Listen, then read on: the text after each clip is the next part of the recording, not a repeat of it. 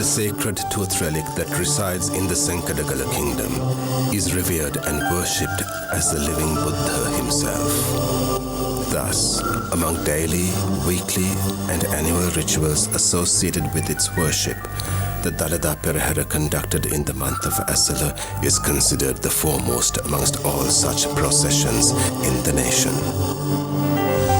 According to the details present in the Mahaparinibbana Sutra of the Digha Nikaya, among the relics of the Buddha there were 4 tooth relics. A tooth from the lower left jaw was washed over by the truth that the Tathagata spake over 45 years and came into the possession of the people of the Tunsinghale as an auspicious piece of samsaric good fortune.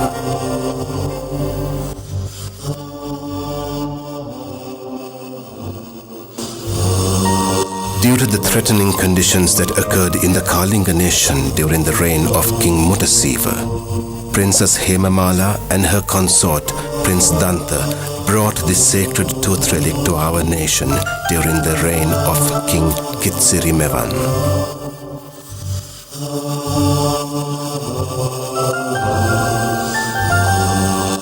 Subsequent to this happy event, which occurred in AD 328, the relic was placed in the Isuramunia Vihara, and King Kitsirimevan commenced the worship of the sacred tooth with the Dalada Perahera.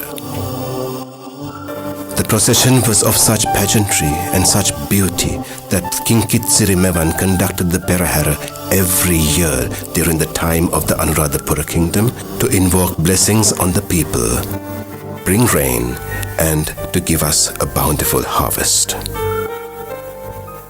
It was in this way that the background was laid for the annual celebration of which the sacred tooth relic was taken in procession along the streets for the devotion and worship of the people of the country. Therefore, regardless of how a king ascended the throne or how his coronation took place, if he did not have the blessings of the sacred tooth relic and the rains and fertility that it promised, he was subject to the censure of the people and not considered by them to be a sovereign king. The successive kings of Anuradhapura, Polonnaruwa, Dampadeniya, Yapahua, Kurunegala, Gampola, Kotte, Sitavaka, and the Kandian kingdoms conducted the Dalada Perahera according to the great traditions of its worship that had been established before them.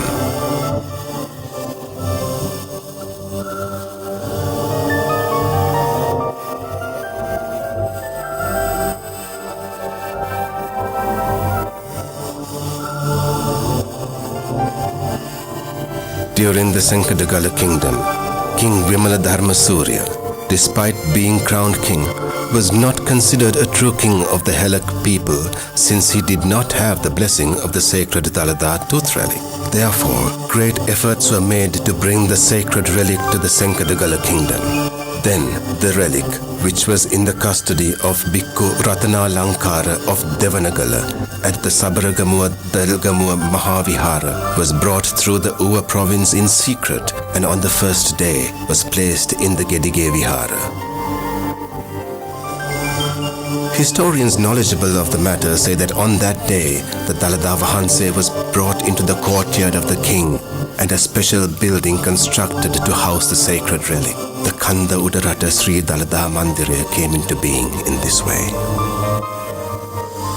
Up until the year 1815, when the Hela kingdom passed into the control of British colonists, the Dalada Perahera was conducted with royal honor and devotion each year in the month of Esala.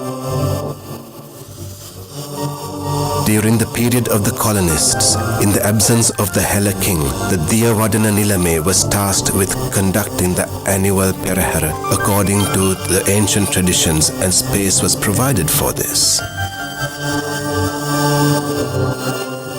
The Dalada Perahera traditions and those of the associated Devalis arose from the devotion of the Buddha and great compassion for the people and were founded on the highest of human qualities.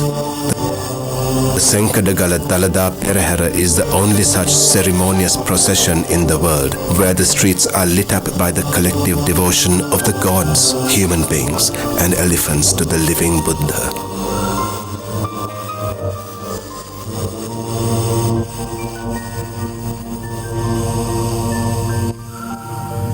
Thus, the Maharandoli or the Grand Randoli Perahera is honored for its pageantry by the great devotion of our people.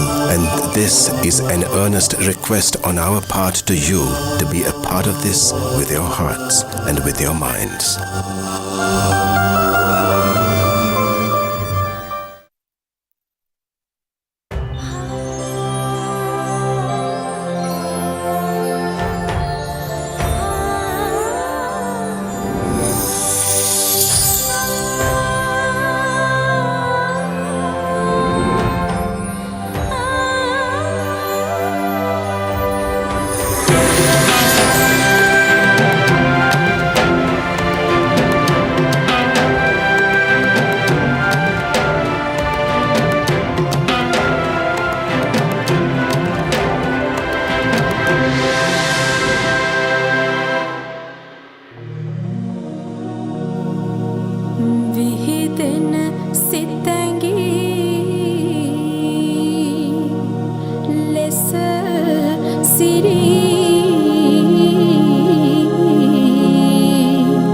Dalada pahasa sedhati janaya puja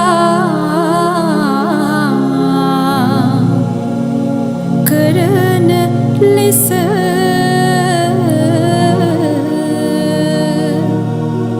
surpura siriya para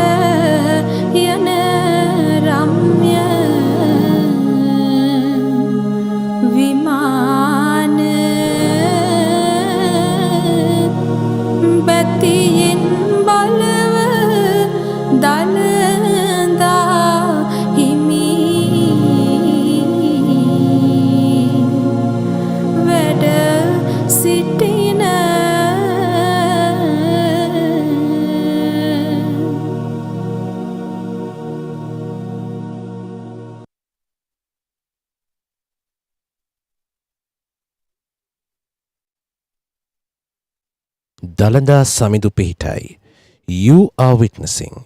We are delighted to welcome you to the live special broadcast of the 5th and final Grand Randoli Perahera of the Kandy Esala Perahera 2026, brought to you by the Media and Special Projects Bureau of the Sri Dalada Maligawa Kandy.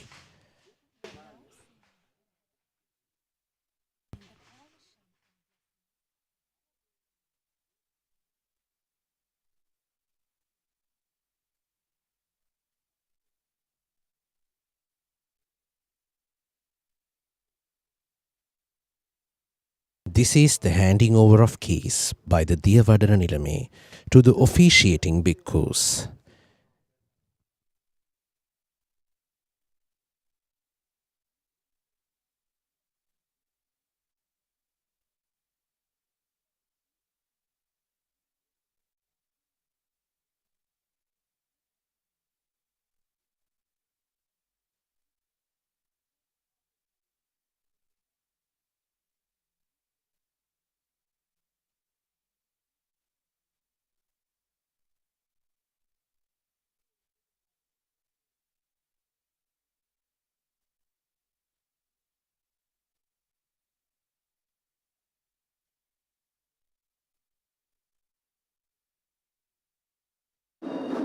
Now the Diyavadana Nilame will be making his way from the upper level to the lower level of the chamber of the Vedasitina Maliga, and he is seen ceremoniously and reverentially carrying the Perahera casket under the protection of the custodian venerating prelate of the Askiri Mahaviharya, Venerable Venduruwe Upali Annayaka Thera, amidst the offering of light, sounds, scents and flowers, all the way from the upper chamber till it is placed on the awaiting tusker.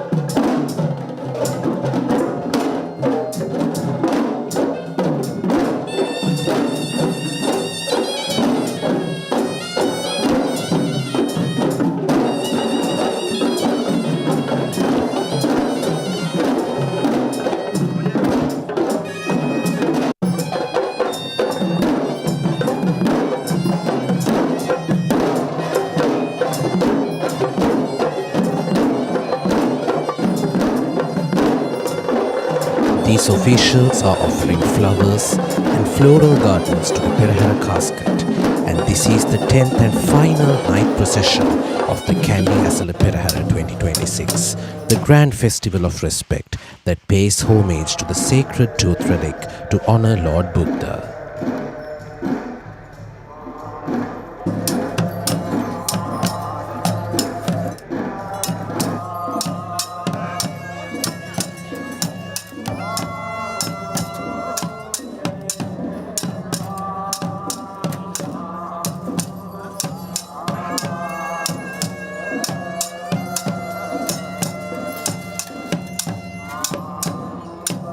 Today, the royal tusker will be Vasana of the Ruhunumaha Kataragama Devalaya, and as per the custom of the 5th Randoli Perahera, he will be walking on white carpets known as Pavada and under the large decorated canopy known as the Uduviyana.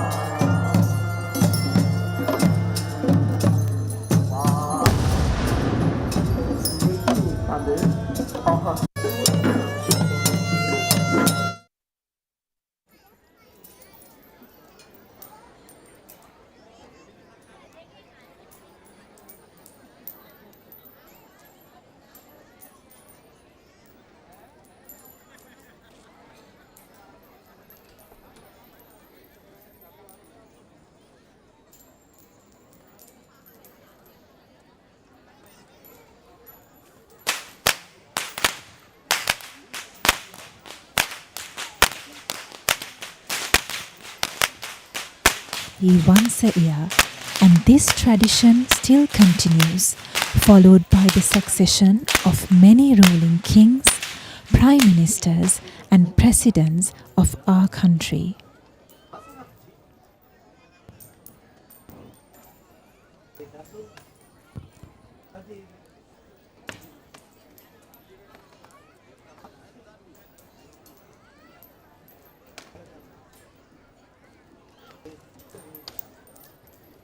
Tonight, the Perahera commenced at the auspicious hour of 6:43 p.m., heading the auspicious direction of north, and shall parade down the Dalada Vidya, Yatinuwara Vidya, Kandy Vidya, D.S. Senanayaka Vidya, and conclude ascending the Raja Vidya.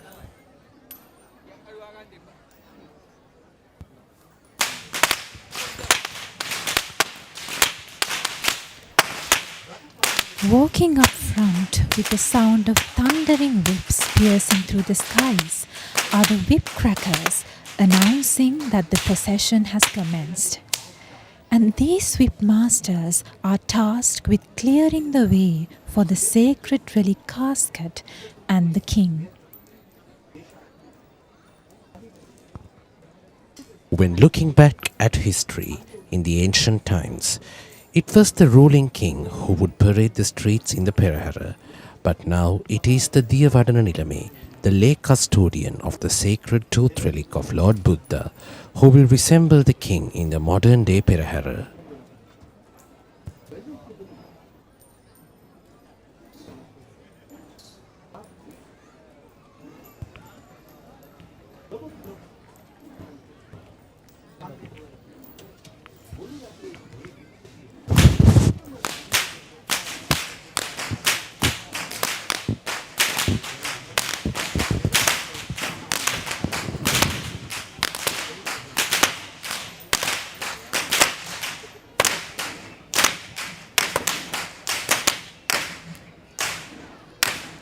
The Perahera is believed to be held in prayer for the timely rainfall, and the elements of the Perahera is structured in a symbolical way that it paints the imagery of a rainfall. Rain would never be showered without the striking sound of thunder, and these whip wielders are the symbolic imagery to depict the sound of lightning and thunder to pay homage to the rain gods, requesting to bless our crops and cultivations with rain.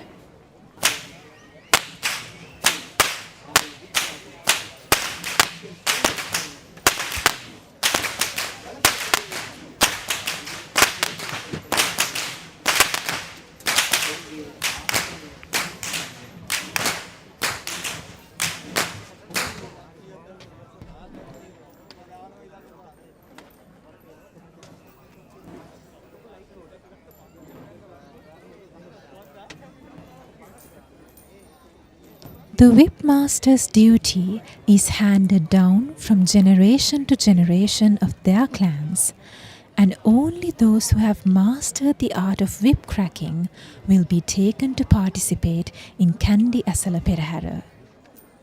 According to traditions, a Perahera which does not have this pedigree are not even being called such.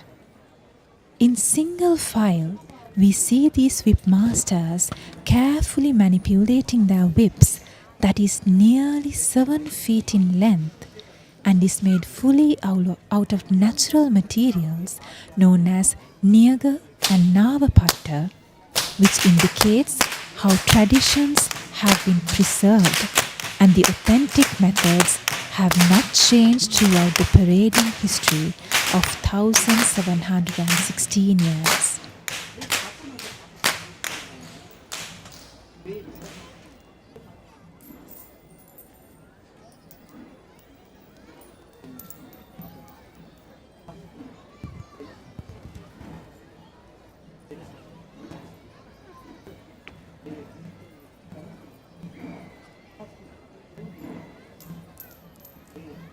Many onlookers who are seated around the city of Kandy to witness this Perahera can be seen throwing thousands of coins to the streets in the belief that this practice will ward off any evil from their loved ones and for the blessings from the sacred tooth relic.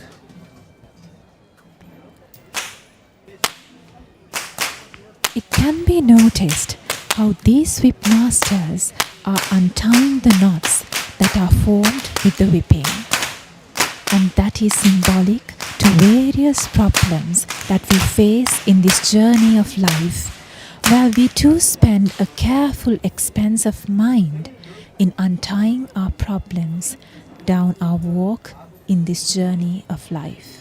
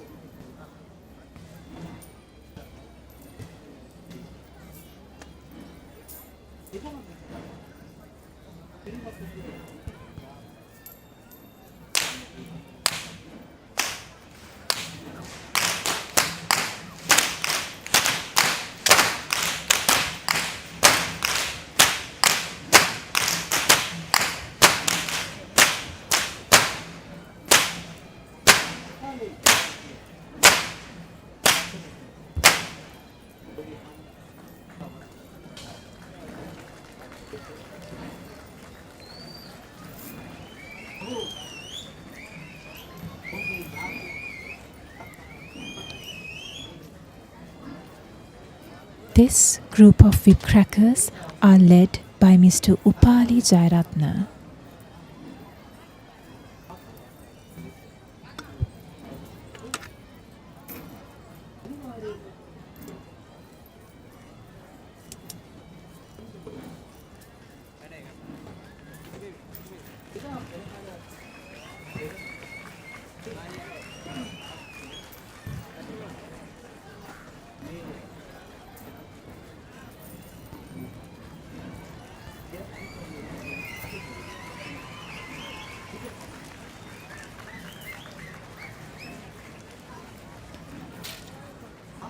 Rain does not come with thunder alone. Just as lightning flashes across the skies, the procession too has its flashes of light dancing across the faces of people lining the streets to watch. These are the fire dancers who are offering fire, inviting the rain gods to water our lands with rain. And this group of fireball dancers are led and trained by Mr. E.D. Tilakaratna.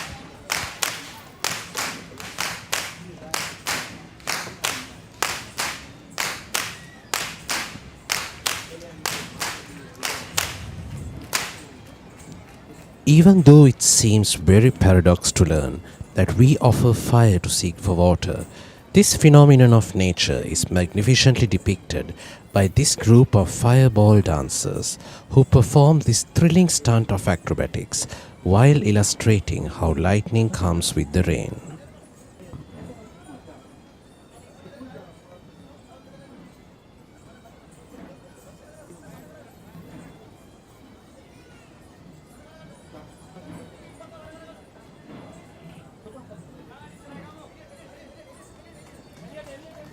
The turning of fireballs is called Pandam Paliya, which paints the night with varied patterns of light using both hands and feet, along with thrilling episodes of fire stunts.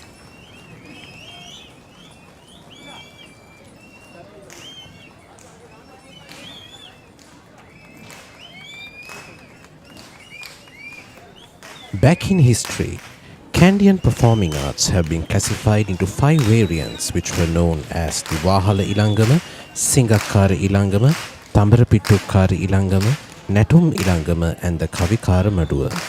Interestingly, it was the king's order that all 5 of these classifications must be performed in the Perahera, which is a royal order that is still being obeyed since the ancient times till the modern days.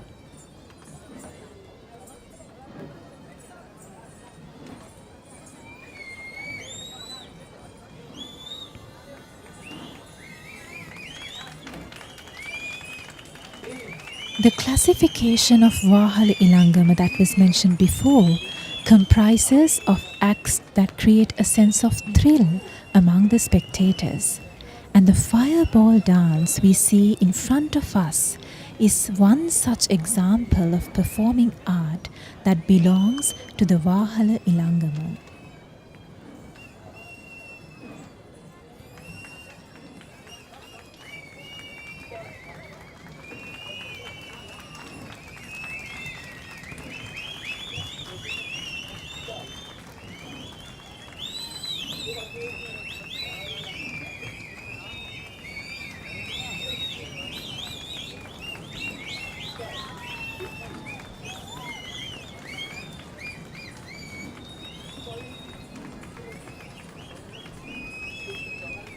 The fireball dance is performed in 3 levels that are known as Binthalaya, the low level, Madathalaya, the mid level, and Ahasthalaya, the sky level. That is definitely the highlighted episode of fireball dance that is performed standing on each other in great discipline and balance.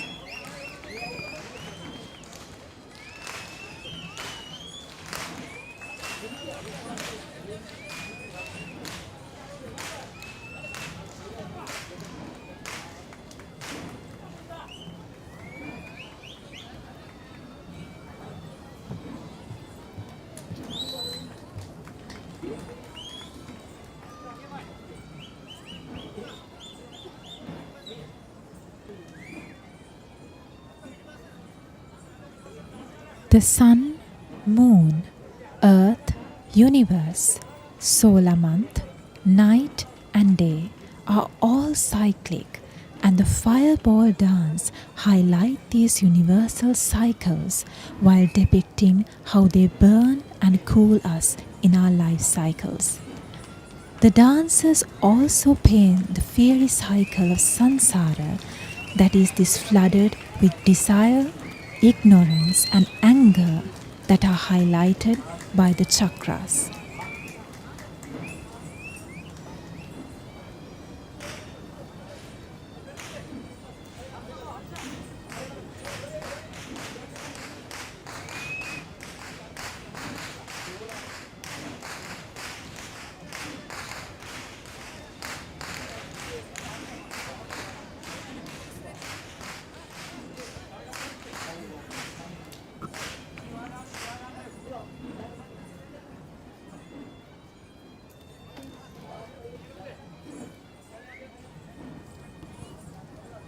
These fireball dancers, as mentioned before, were trained by Mr. E.D. Tilakaratna of the Ragama Walpola Aesthetic Academy, who have been performing in the Kandy Esala Perahera for many years, And on this occasion itself, we are seeing not just one, but several generations of artists representing this team of fireball dancers.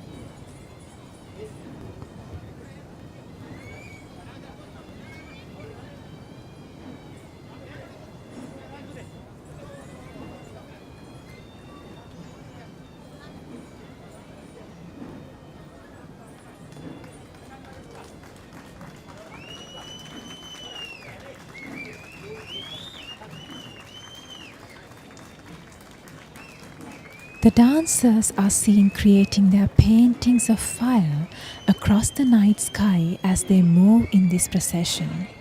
For the children, it is a fire play, but for the experienced elders, it is a devout and a committed fire offering.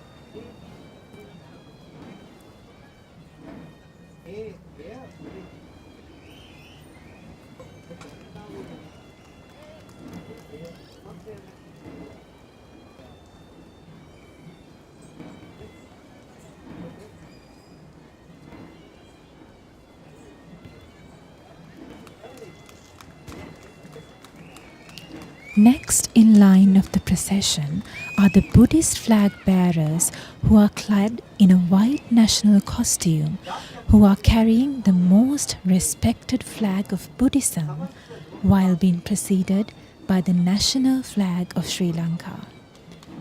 The sight of these Buddhist flags create a sense of tranquility among the spectators, reminding us the fact that this procession is in celebration, devotion, and an offering to the great Lord Buddha.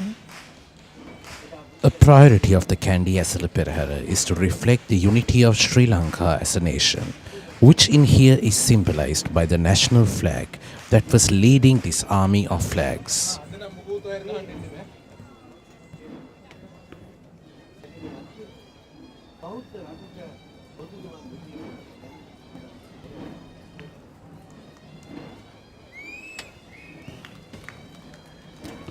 The flag bearers we see here are the inmates of the Pallekele Open Prison Camp who have been starring in this segment in the Perahera for many years.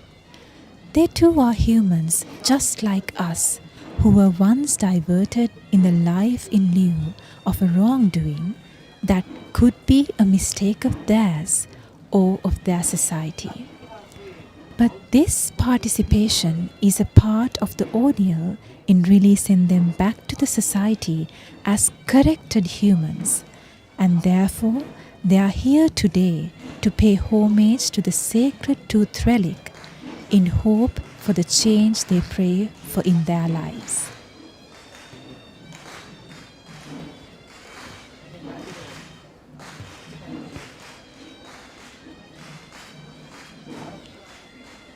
This unique collection of flags in front of us are known as the provincial flags.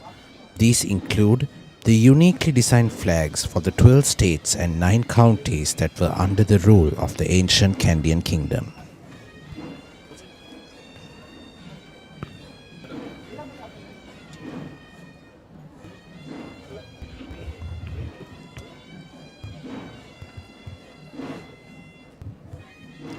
It was the tradition that the respective chieftain of the state, known as the Rala, would participate in the Perahera with their respective flag that is unique to their state to showcase their loyalty towards the king. While this tradition display reminds us on the glory and sovereignty of the ancient Senkadakala kingdom, it also represents the symbol of governance in compliance to the 10 great leadership qualities preached by Lord Buddha, known as the Dasaraja Dharma.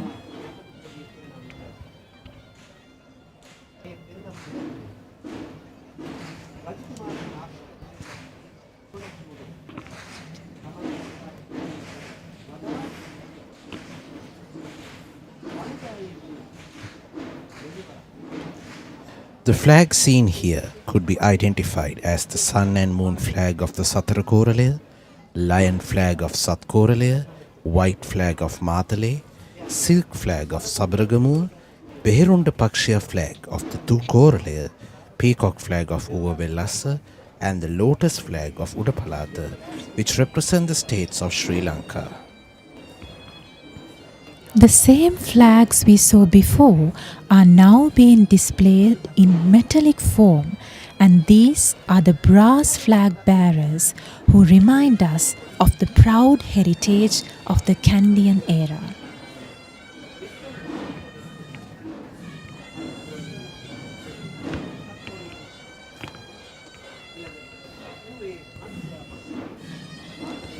These brass stands are metallic representations of the flags belonging to the 9 ancient states and 12 counties, using its exact same elements that are carved with great precision and attention to minute details, which certainly portray the great artistry that takes a lot of time, patience, and energy.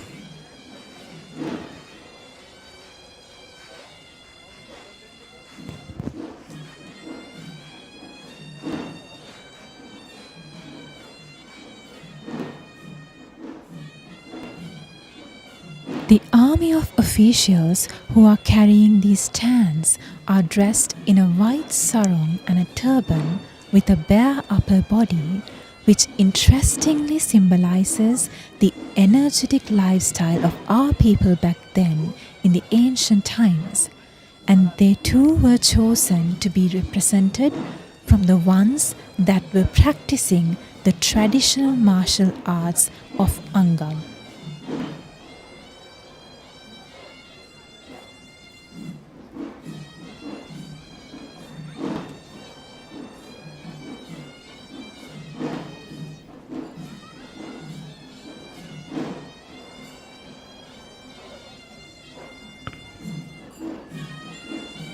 In fact, these brass stands are represented in this Perahera by Mr. Ajit Mahendra.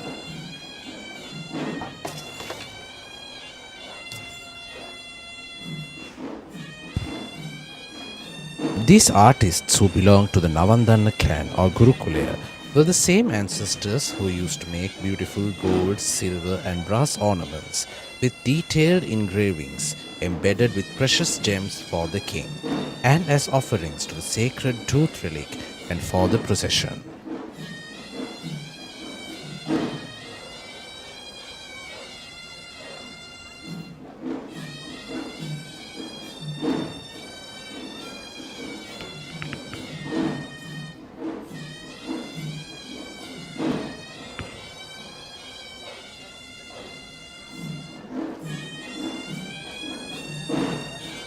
The sight we see in front of us was exactly what the kings wanted to present, to symbolize the unity of the nation, the strength and the sustainability of the kingdom.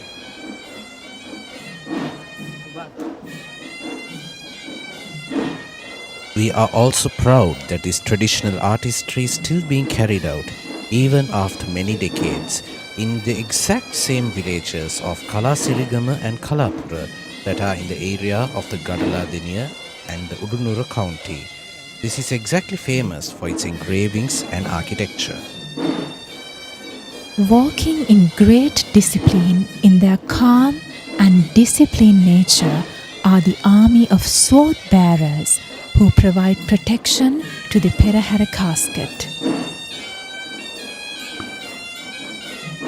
Clad in white sarong and a white headdress, this army is seen carrying the race swords, not in warfare, but in a disciplined walk of calm serenity. The symbolic idea of these sword bearers is the historic protection that is provided with utmost might to the sacred tooth relic. For those who know about the history of the sacred tooth relic, would be patriotically proud of our history and the heroic personalities who always protected the sacred tooth relic with the highest levels of bravery.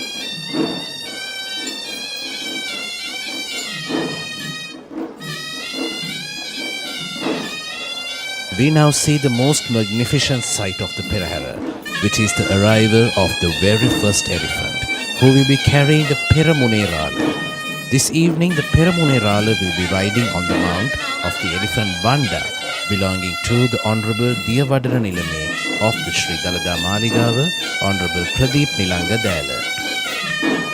It is the norm of the Perahera that the Peramunerala, or the front runner of the procession, is the first person on elephant back.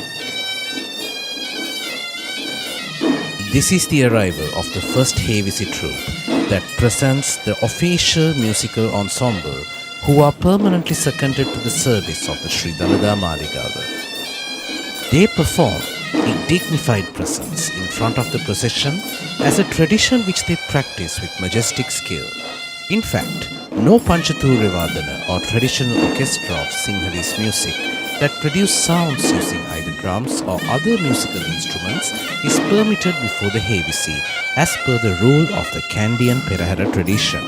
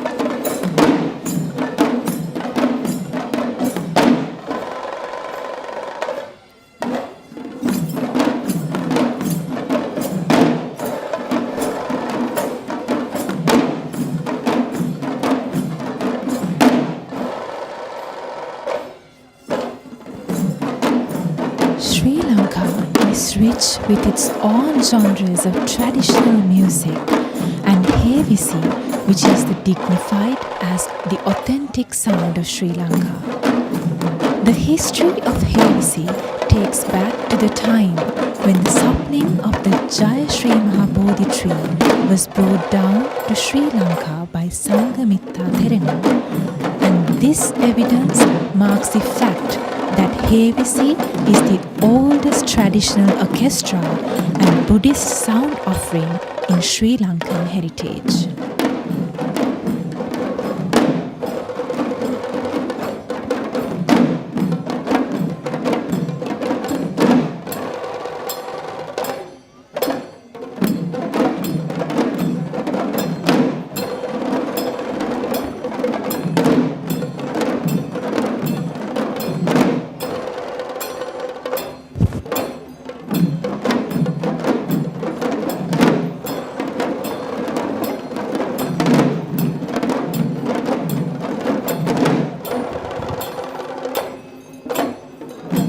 Hevisi is the most prominent orchestra of 5 full musical instruments, which too has its own variants that are authentic to various parts of the country, known as upcountry, low country and suburban.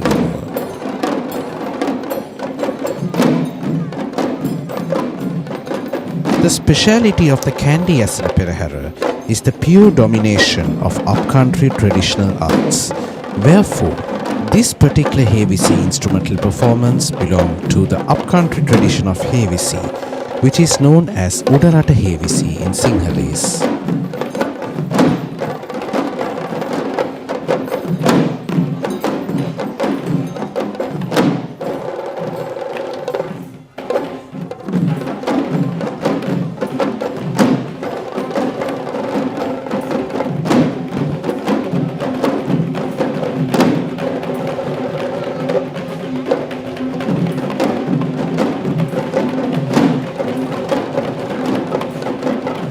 Riding on the second elephant with dignified majesty is the Gajanayaka Nilame of Sri Dalada Maligawa. The Gajanayaka Nilame is the royal official in charge of the king's troop of elephants, and it was a position given to him directly by the king himself.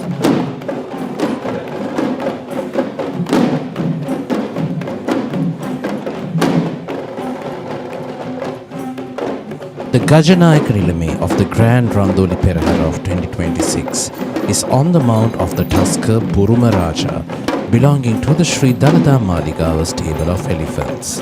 Buruma Raja is a Tusker who was gifted to Sri Lanka in the year 2007 by the request of the present Diyavadana Nilame to the Kingdom of Myanmar due to the shortage of accompanying Tuskers in the Sri Lankan domestic elephant carder.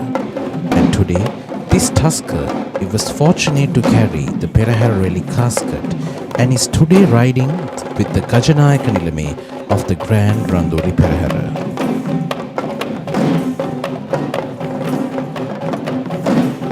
The Gajanayaka Nilame, who is attired in the traditional Sinhala Mullanduma, majestically approaches on a tusker while holding the Ankus or the Ankusaya, which is the official symbol of the Gajanayaka Nilame. The present Gajanayaka Nilame of Sri Dalada Maligawa is Mr. Palitha Jayawardena, who is in charge of all the elephants and tuskers who walk in the procession of the Sri Dalada Maligawa this evening. Next in line is the Kothalapade dance performance that is represented this evening by Mr. Nalin Jayasekara of the Sri Dalada Maligawa.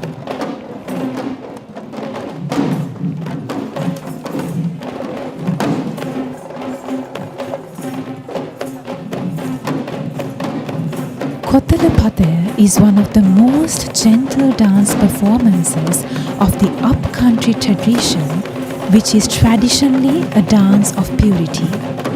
The dancers carry a pot of saffron water on one hand and an areca nut flower on the other hand, and this dance symbolizes the purifying of the root in which the sacred tooth relic casket shall be carried.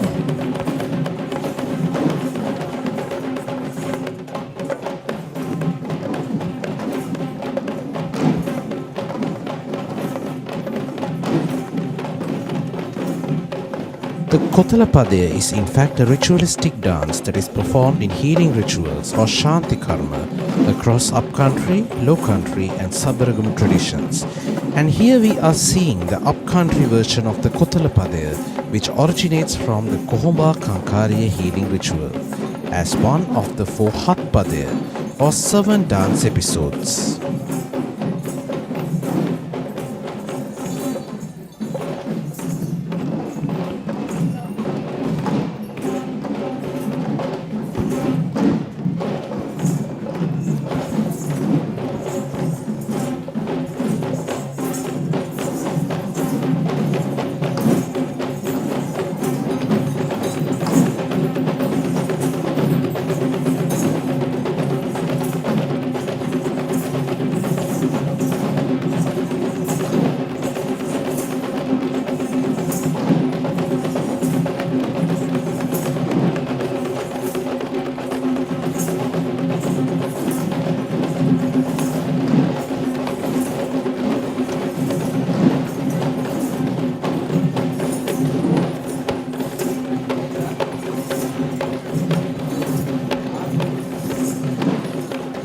The first dance item of the Sri Dalada Maligawa Perahera throughout the 11 days of parading shall be representation of the Udarata Hatpade, focused on either the Bulatpade dance or the Kothalapade dance we see now. It is the tradition that the official on the 3rd elephant of the Sri Dalada Maligawa procession will be carrying a Buddhist flag to symbolize the fact that this procession is a true Buddhist festival.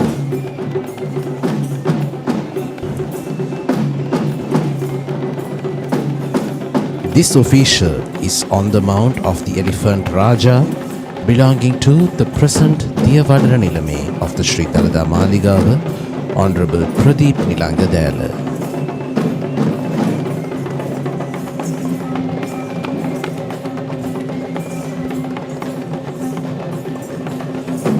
Raja was once a baby elephant who was found lost in the wilds of Putlam in northwestern Sri Lanka, who was brought to the Dehiwala Zoological Gardens and was auctioned in the year 1998 and was purchased by the present Diyavadana Nilame. It is interesting to note that this elephant is in fact a grandfather of many young elephants who are representing the domestic elephants in the country and this Perahera this evening.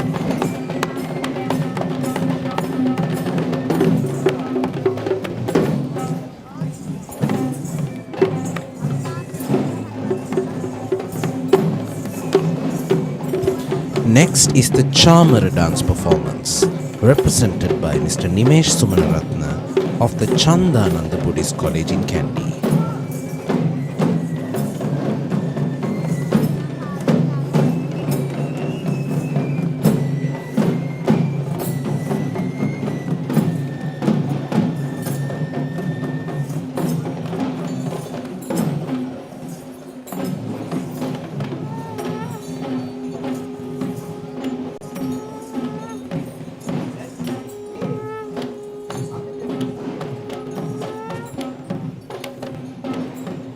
The ancient poetic anthology that was written during the kingdom of Kotte, that is famously known as Salalihini Sandesha, quotes that the white tussles in motion along the majestic elephants are one of the supreme sights of auspicious visualities, and the Chamara dance is certainly an inclusion to add more auspicious value to this Perahera.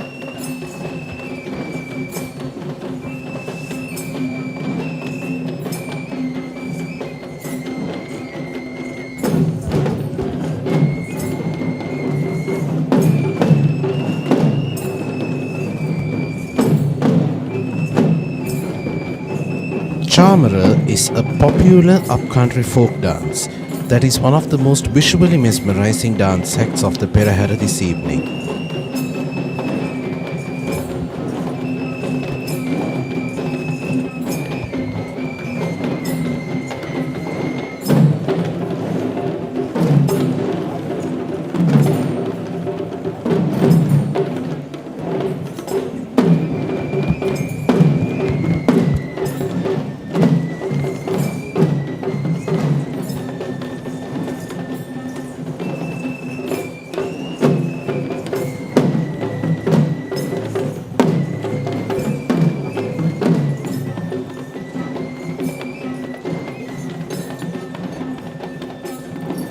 The Chamara is a white tussled object that was used historically as a fanning tool to the sacred tooth relic, sacred requilleries, and prominent individuals including the royalties.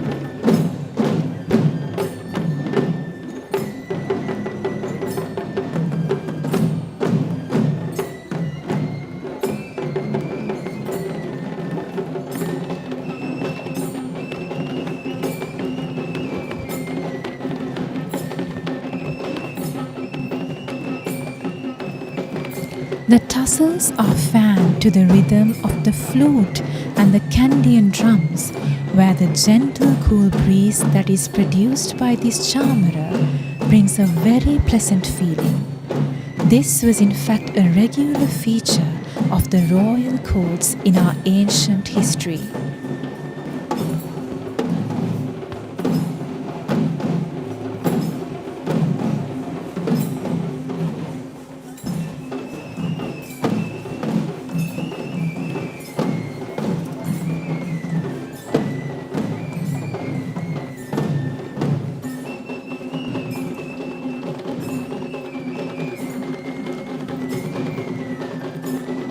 The idea of including the Chamara dance ahead of the Perahera is to symbolize fanning to the impending sacred tooth relic, just like how it was performed from actual form back then.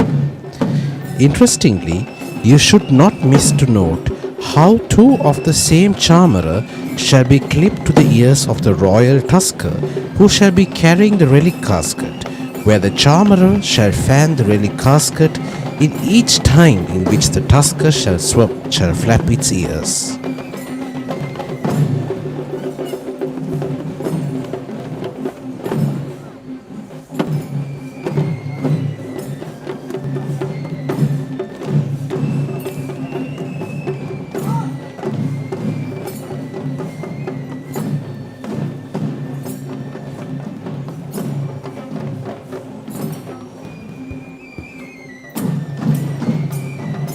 The charmerer dancers swing these white tassels in various stanzas that not just creates a soothing visual to the audience, but also reminds the audience of the ancient times in which the charmerer played a prominent role in cooling ourselves.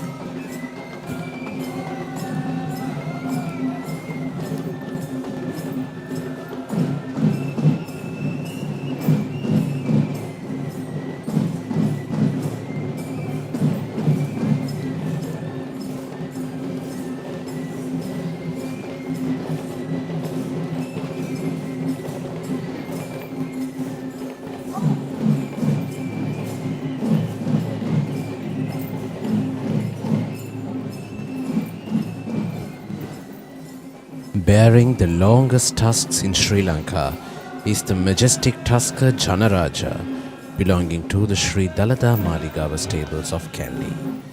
Janaraja is a tusker who was found in the wilds of Anuradhapura in the late 1970s and was brought to the Dehiwala Zoological Gardens until he was offered to the Sri Dalada Maligawa as a presidential gift by the President J.R. Jayawardena in the year 1988, which is the same reason why this baby tusker, who was named Aritha back then, was renamed as Janaraja after being offered to the Sri Dalada Maligawa.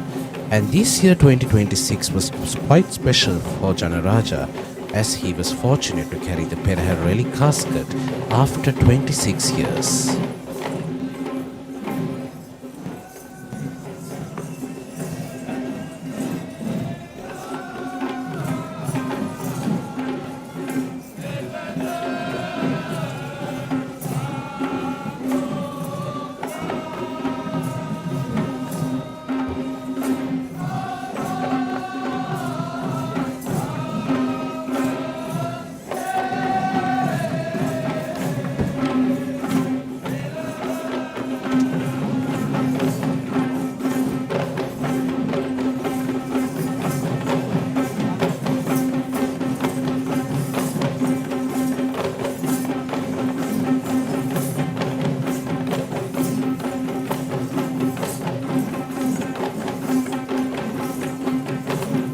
Today is the Nikini full moon Puede of 2026, where the grand Randoli Perahera of the Kandy Esala Perahera festival of 2026 shall be parading down the streets of Kandy to bestow the worship and blessings of the sacred tooth relic of Lord Buddha. Following that, we are seeing the Nayandi dancers represented by Mr. Vasanta Gunatilaka and Mr. Vasanta Rajangana.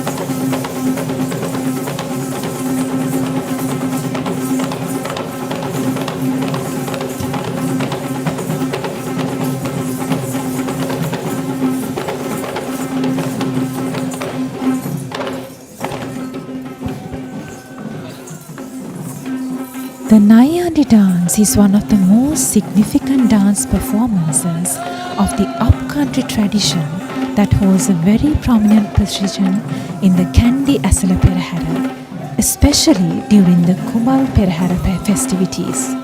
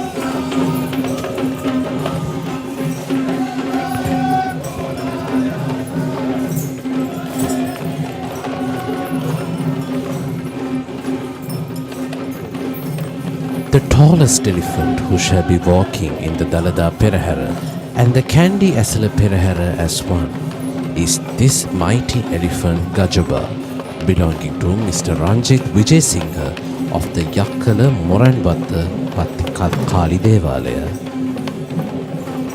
Gajaba is known as the tallest elephant in Sri Lanka who shall be walking in the Dalada Perahera, and is also the royal elephant of the Devinora Vishnu Devalaya, who is designated with carrying the godly ornaments of Lord Vishnu for several years.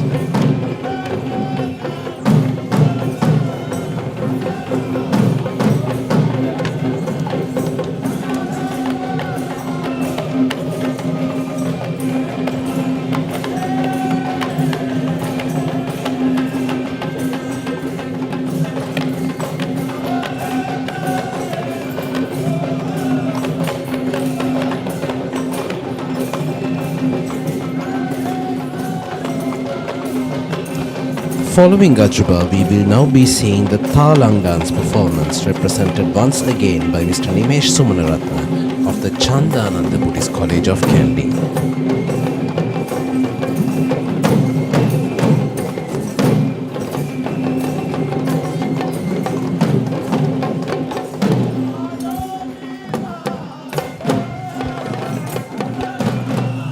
The Thala Potter, or the small set of cymbals, are a vital instrument used in all forms of traditional dancing in Sri Lanka and also in India to maintain the pace and rhythm of the dance.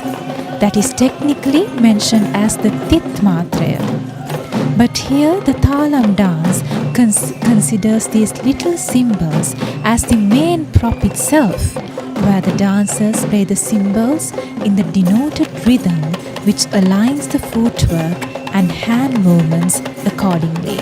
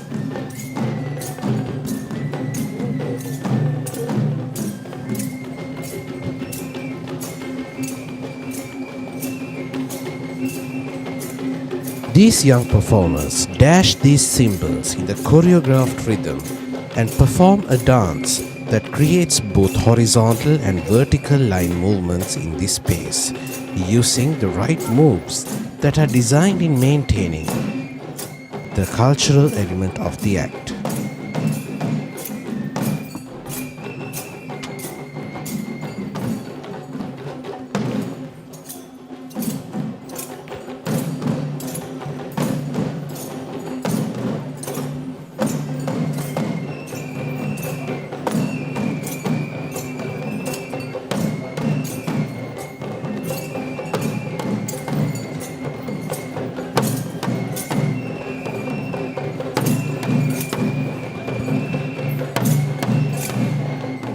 The Thalam Potter is considered as a Gunner dance due to the use of Thalam Potter as the main dancing tool, which belongs to the Gunner variant of the Panchathurya Nada.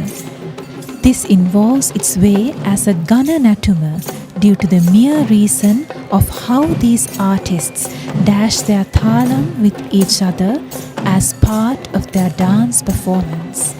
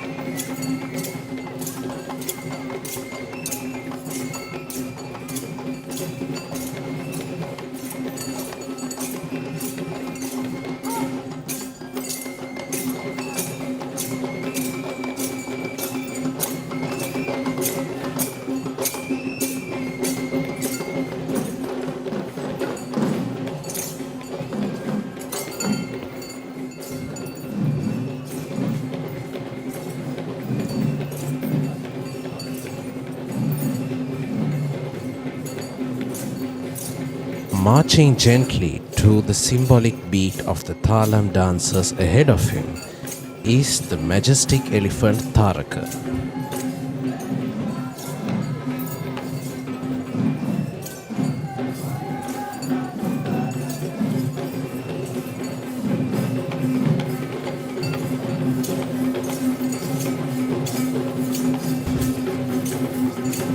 Tharaka belongs to Mr. Kularatna Vijayatunga, the chief trustee of the Kaduwela Sri Siddha Rankadu Pathini Devalaya.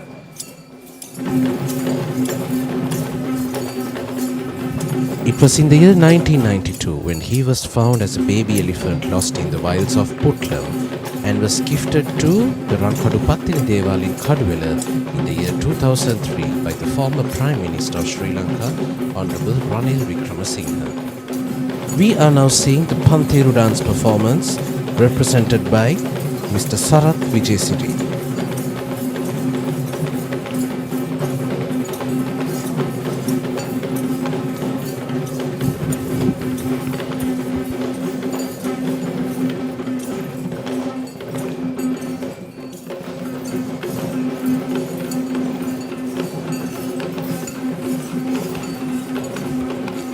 The Pantheru is a musical instrument that is used as a rhythm tool across all three traditions of upcountry, low country and Sabaragama, but the Pantheru dance is exclusively belonging to the Udarata or upcountry tradition of dance.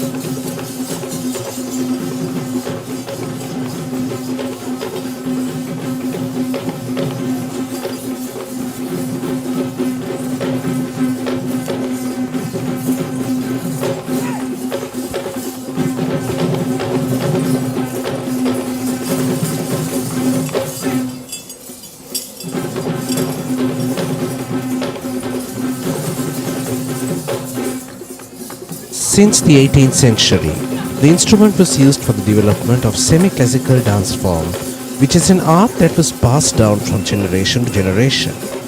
This dance is considered as a Gananatuma also, which is a part of the Panchathuranadir, since the Pantheruva is an instrument belonging to the Gana classification, as it needs to be dashed in order to be instrumental.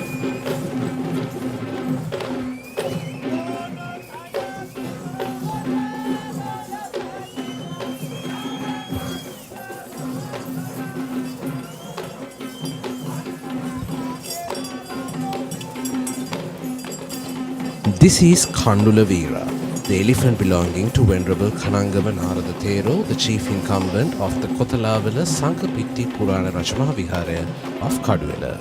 He was found as a baby elephant lost in the wilds of Kahalakele in Sri Lanka, was the mascot of the Sri Lanka army as Kandula IV, and was gifted to the Kadwala Sankapitti Vihara in the year 2013 by the former minister Mr. Vimal Veeravansha.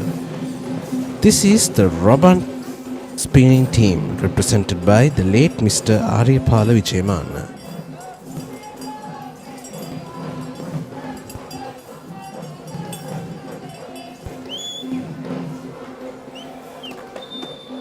The rabana or the hand tambourine is a very popular object in the folk dancing tradition in Sri Lanka. But this is no such dance, even though we see the presence of the tambourine in play. This performance, which involves spinning of the tambourine, which makes it more of a sporting performance than a dance item, and that is why this act is known as Rabban Karakavima or Rabban Krida in Sinhalese.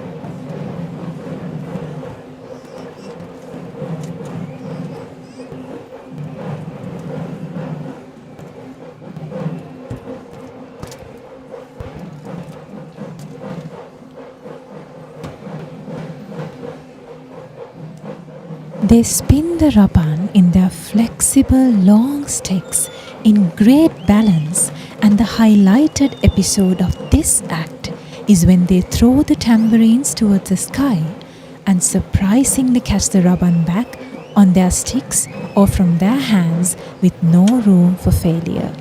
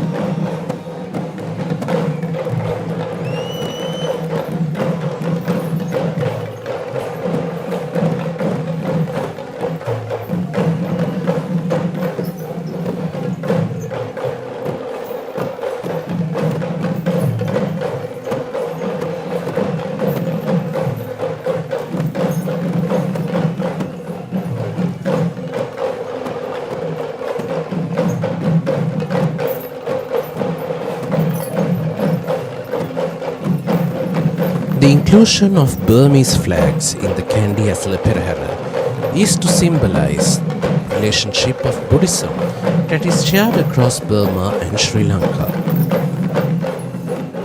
Burmese flags are being carried by the elephants Raja belonging to Mr. late Asanka Vijayasinghe of Balangoda, and he is walking alongside with the elephant Kandulatissa belonging to the Ratnapura Mahasaman Devalaya of Ratnapura.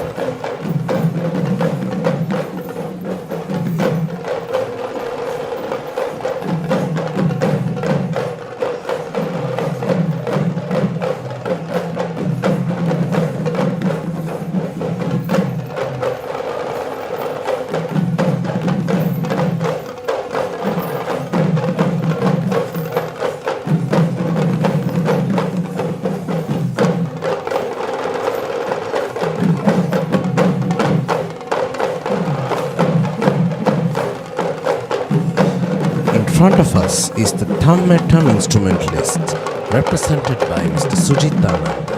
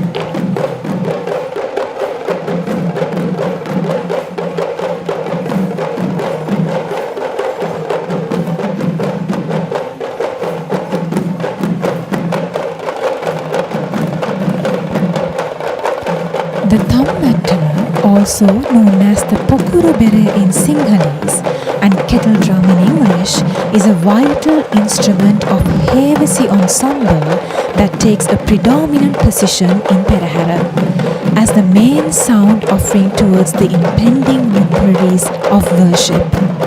However, this act celebrates the Thammattama as an individual performance, excluding any other musical instrument we saw in the Hevesi troupe.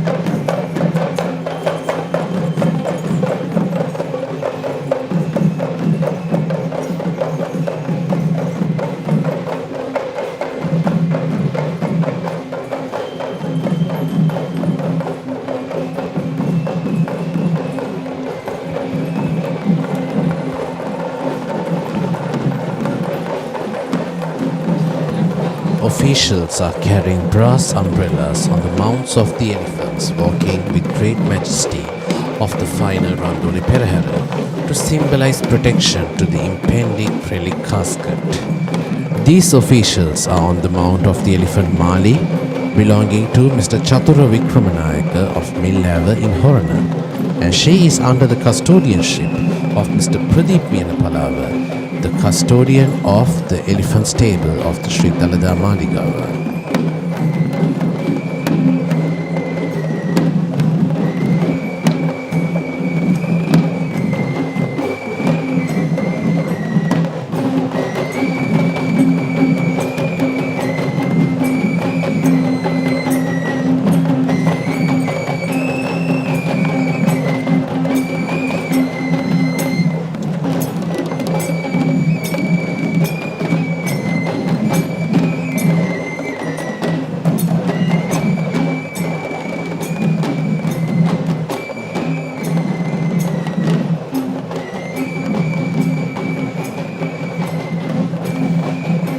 This is the Savarang dance performers represented by Mr. Supun Vijay Vikrama of the Nalanda Buddhist College of Kandy.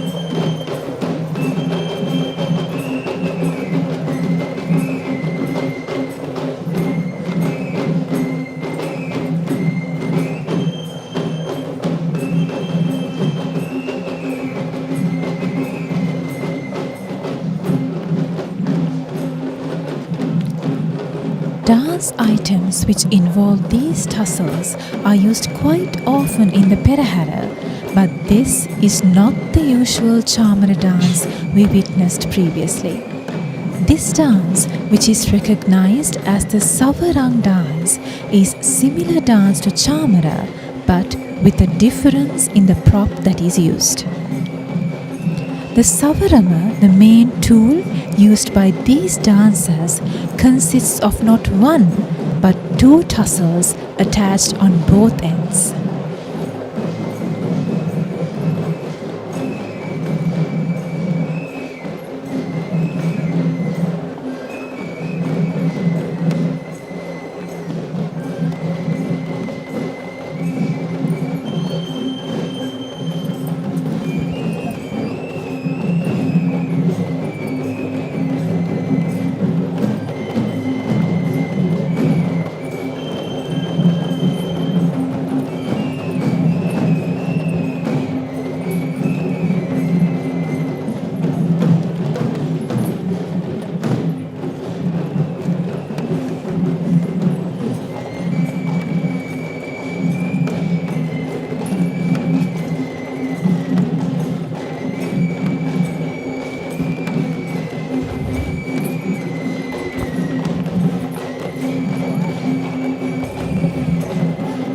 The stand that is carried by the elephant, by the officials seated on the next elephant we will be seeing, is known as the snake head canopy, which is once again defining protection to the impending relic casket.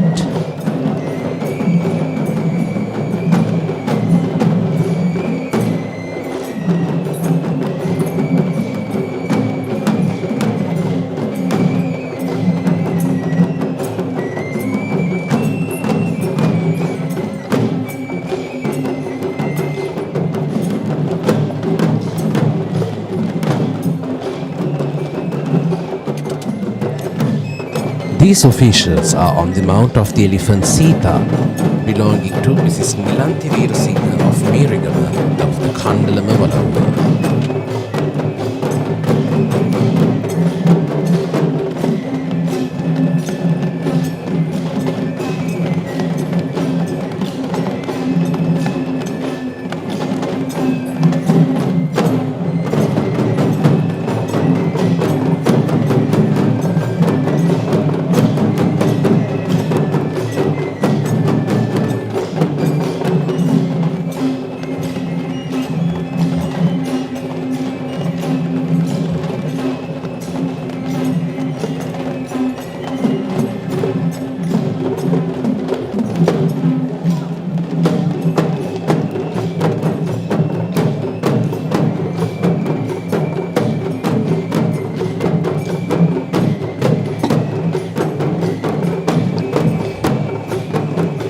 most of the elephants we are being seen today in the Grand Randoli Perahera were the senior elephants who were captured by the licenses that were issued by the former minister, Mr. P.B.G. Kalugalla in the year 1975. In fact, this elephant Sita was one of those elephants who was caught under such licenses, and she has been taking part in this procession for more than 50 years.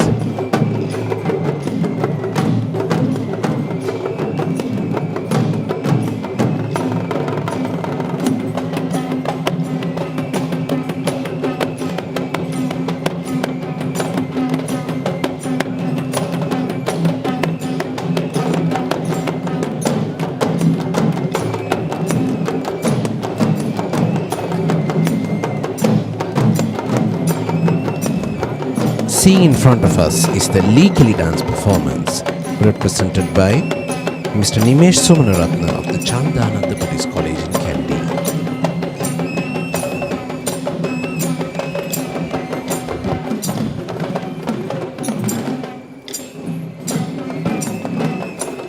Lee Kelly is also another interesting folk dance of the upcountry tradition that consists of performers having two wooden sticks on their hands who shall dash them together in rhythm individually and even among pairs or at times groups.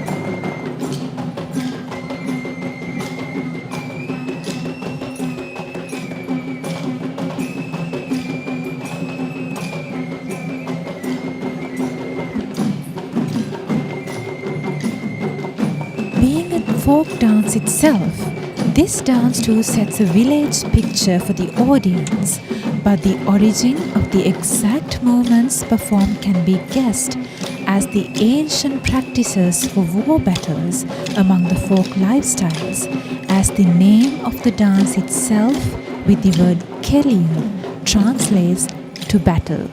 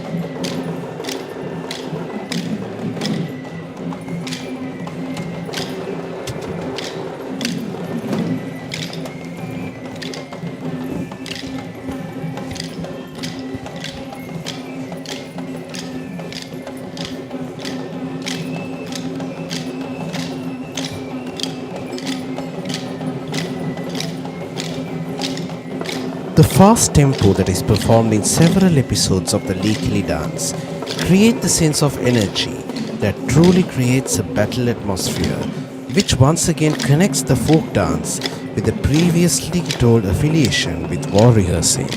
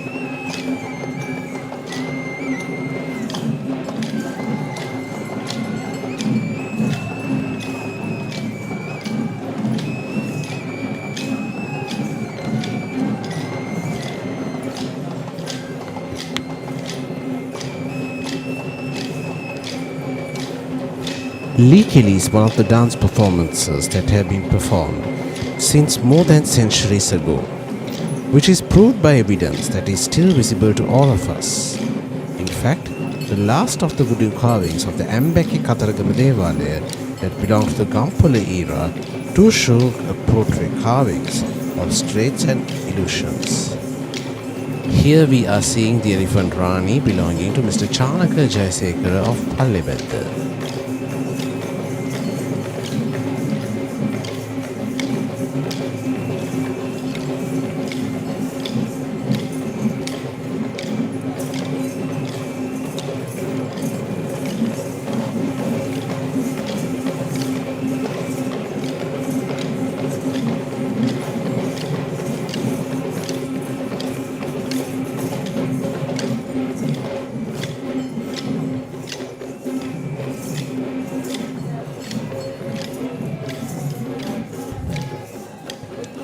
Next is the Pantheru dance performance, represented by Mr. Palita Hapuda.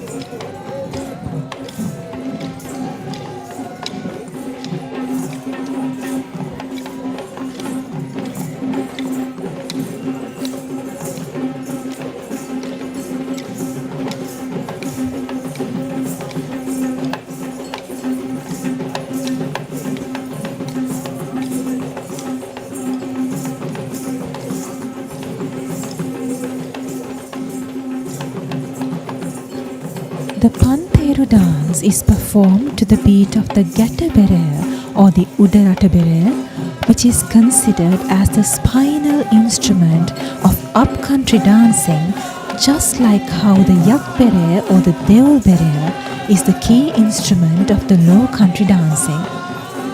This cylindrical drum with narrowing sides have knots on it, which is the reason why it is known as Gattaberere, based on its Sinhalese translation.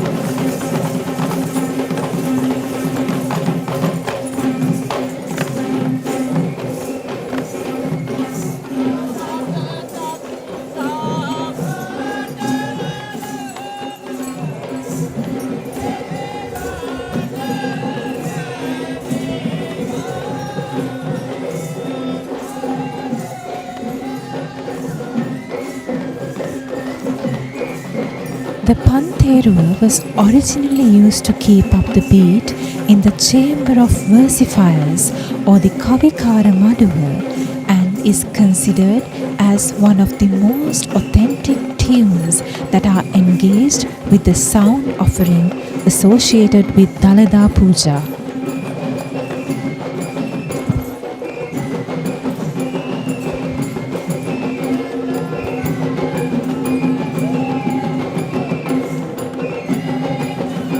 The elephant who we just noticed is none other than Rani, belonging to Mr. Richard Konakupura of Balangoda.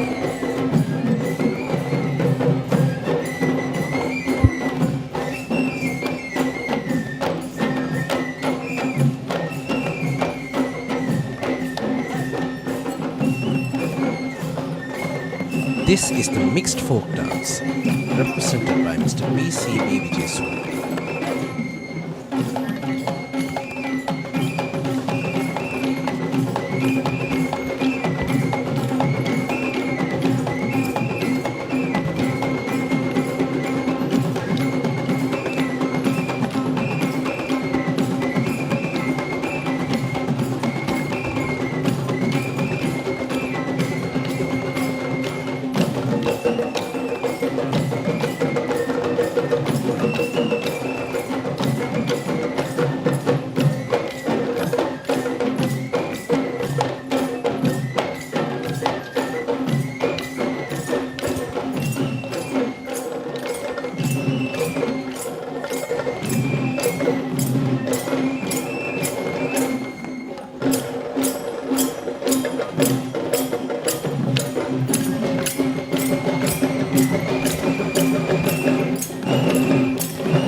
Traditional dancing in Sri Lanka is segregated into two main types, which are the Shastriya Natum, or the dance performances that are based on healing rituals, and the other being Gami Natum, or folk dance performances.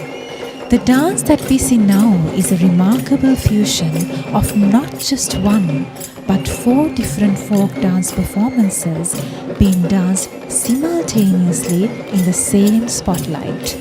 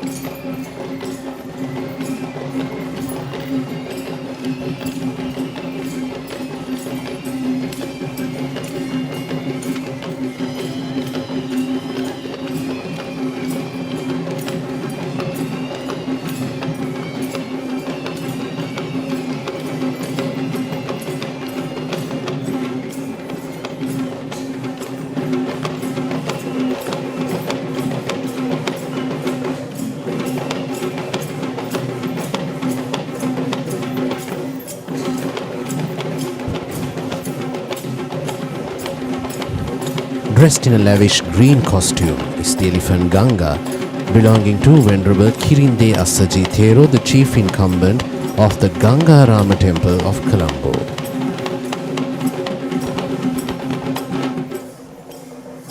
This is the Raban dance, represented by Mr. Jagat Rajapaksha of the Central Sri Lanka Dancing Academy.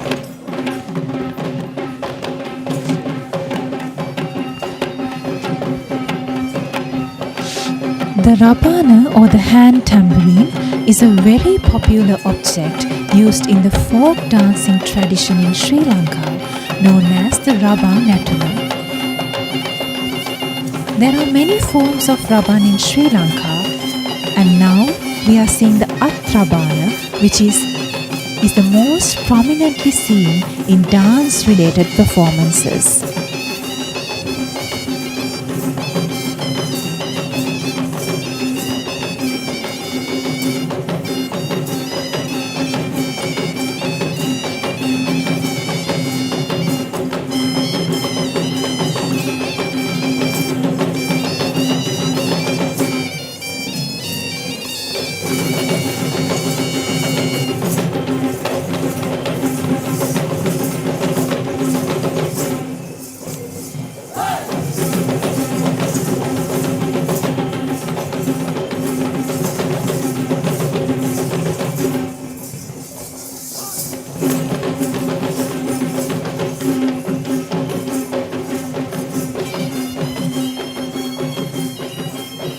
The rabana is at times recognized as a drum of prosperity.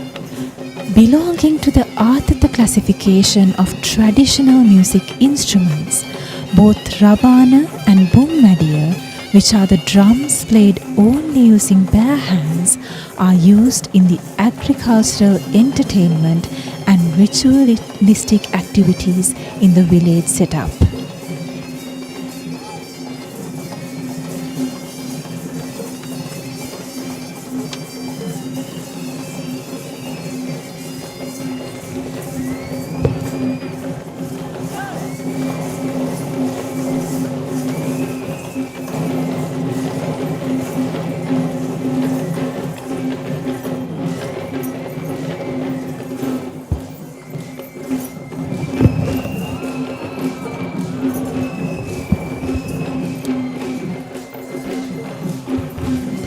Following this interesting troupe of Raban, we are seeing the elephant Kanchana belonging to Mr. Udar Galapati of Kirula.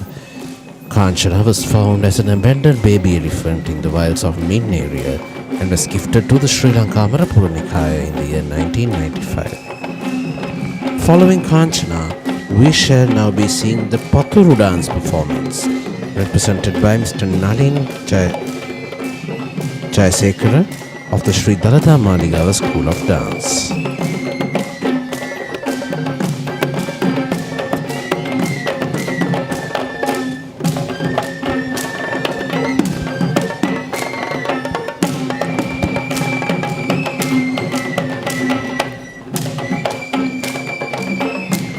Paturu is an up-country style folk dance act that is known for its faster tempo when compared to other folk dance acts that are performed in the country.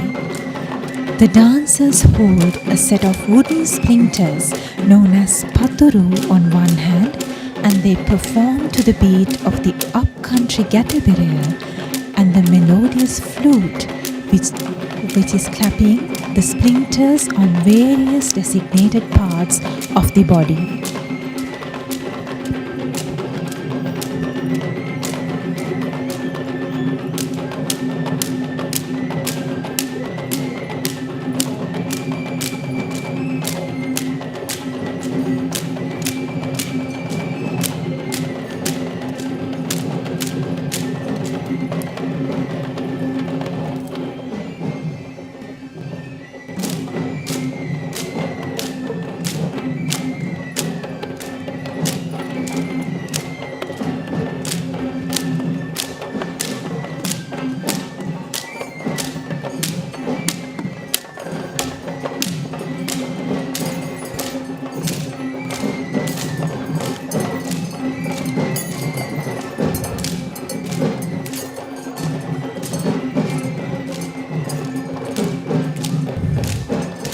This is a Buddhist flag being carried on the elephant Rani belonging to the late Mr. Richard Konukumbura of Balangoda.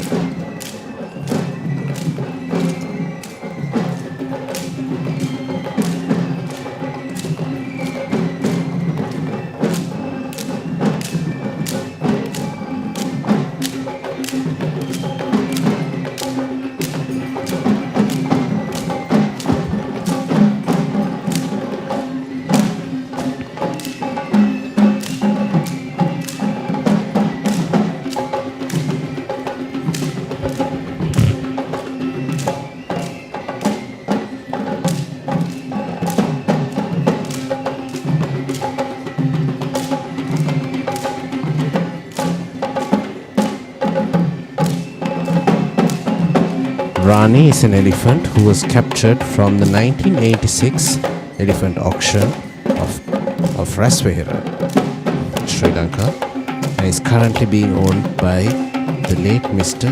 H.R.S. Nishankar of Kegal.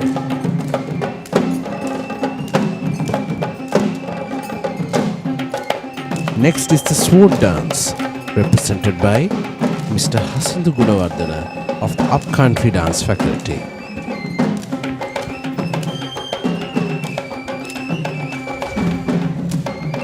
The Kadunatuma or the sword dance is not at all meant to promote violence in this Perahera, but that is meant to reflect the love, peace and care that is preached by the doctrine of Lord Buddha.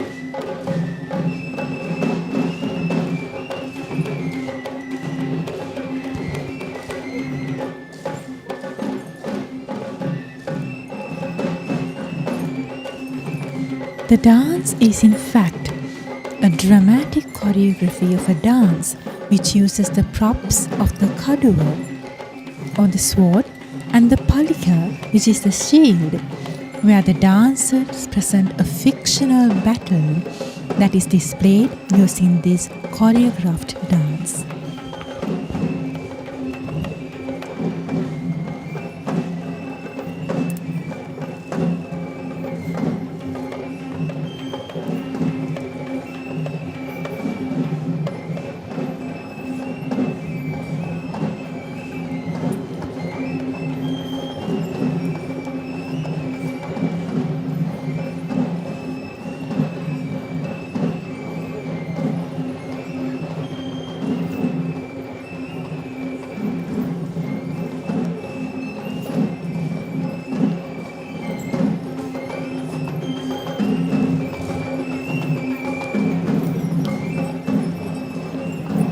Walking with great majesty is the future of the sacred tooth relic.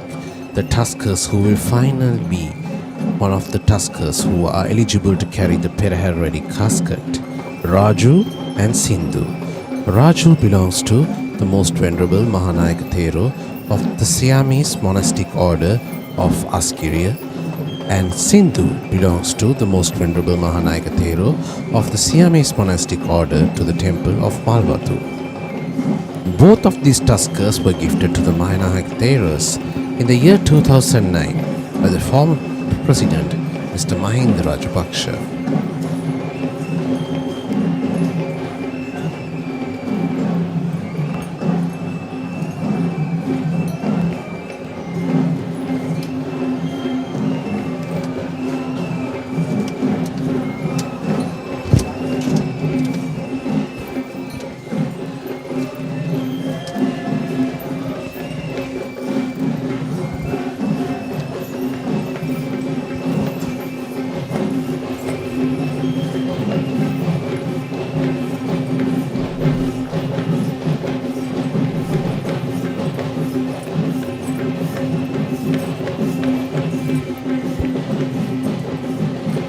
For the second time, we are now seeing the Nayandi dance troupe, this time represented by Mr. Saman Nilvitha.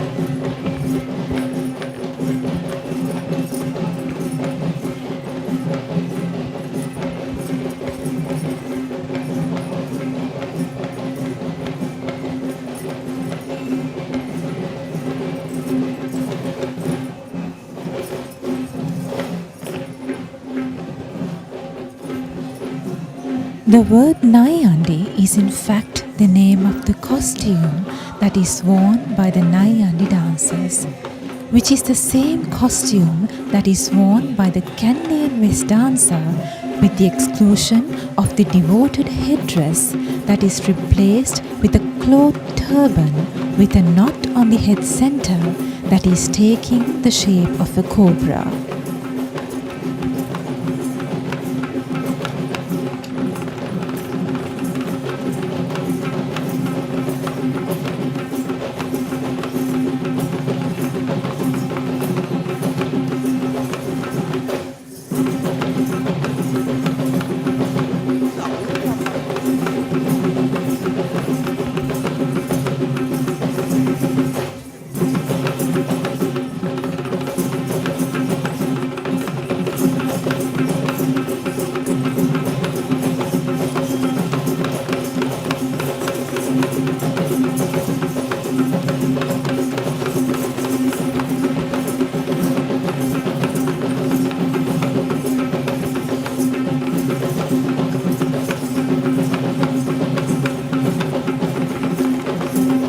The Nayandi dance is said to be belonging to the classification of Rupanatum due to its visual richness in attraction, and this dance is also known as Adaves, meaning half of the West costume, and at times even known as Tanikachi, that relates to the special head turban that is worn by the Nayandi dancers.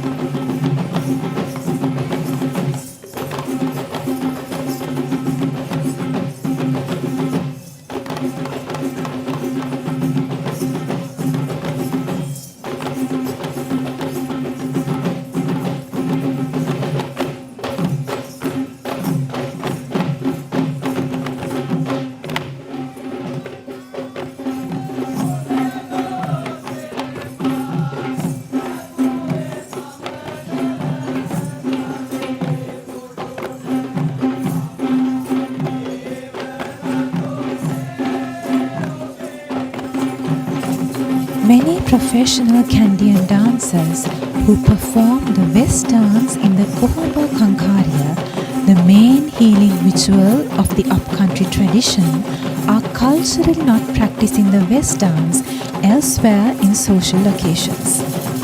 Due to the same reason, any such ritualistic West dancer would only perform the Nayandi dance in any other social gathering events, just as the Perahera itself.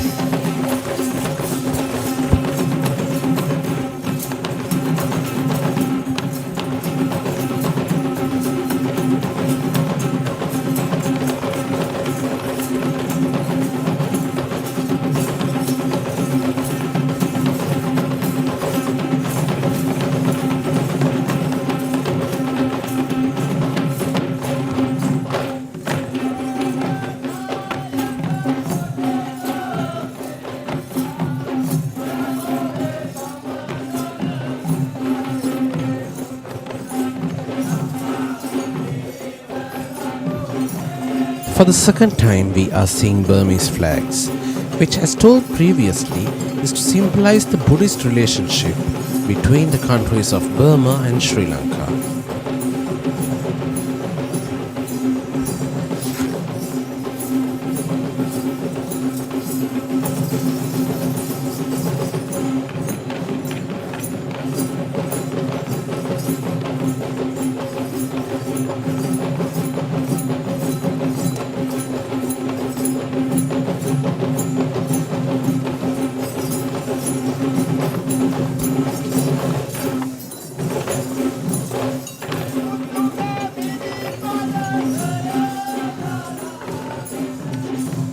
The Burmese flags are carried on the mounts of two majestic elephants. Vijitaraja, belonging to Venerable Dimbulagala Rahula Alankara Thero, the chief incumbent of the Dimbulagala Aranya Senasanaya. On the other side, the elephant Raja, belonging to Mrs. Sita Senanayaka Mallava of Hettimulla.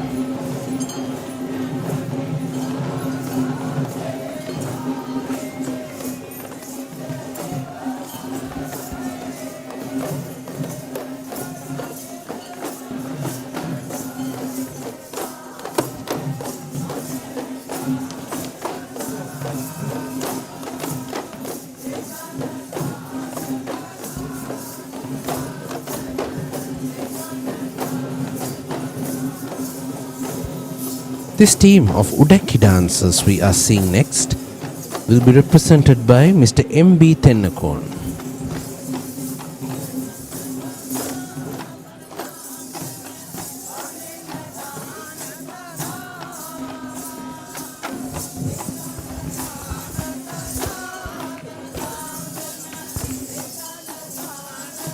The Udakya is an hourglass shaped hand drum that belongs to the Arthata category of the Panchaturanada, since it is played only using hands.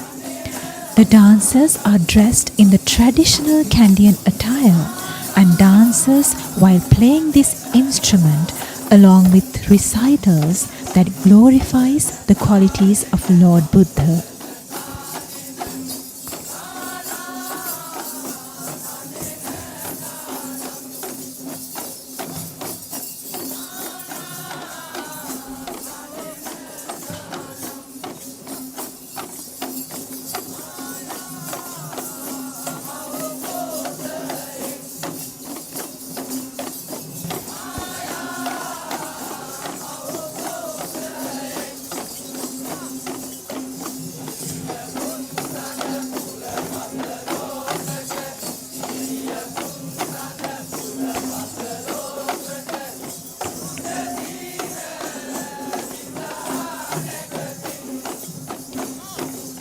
Udakki Gataya is a very special episode of the Udakki dance performance where we saw the performers grouping up into subgroups to create a knot out of their drums. That is fascinating to see how it has been tied and removed in complaint to its dance orientation.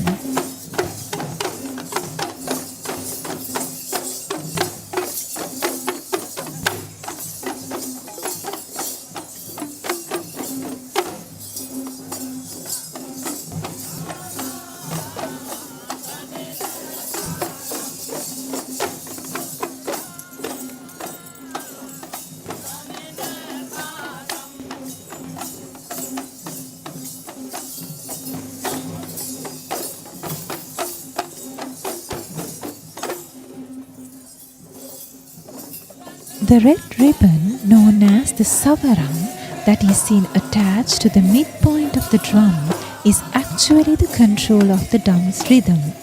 And in the midst of the dancers dancing, singing and playing, they also do need to be mindful of the rhythm that is manipulated using this technique.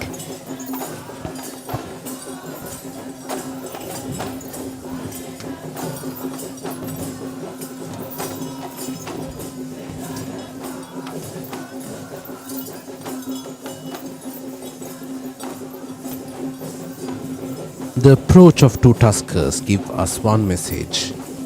The sacred relic casket is on its way. These two tuskers are Mian Raja, belonging to the Sri Dalada Maligawa stables of Kandy, alongside with the elephant Kotte Raja, belonging to Venerable Alutnuvara Anurudha Nayaka Theru, the chief incumbent of the Kotte Raja Mahavihara of Colombo.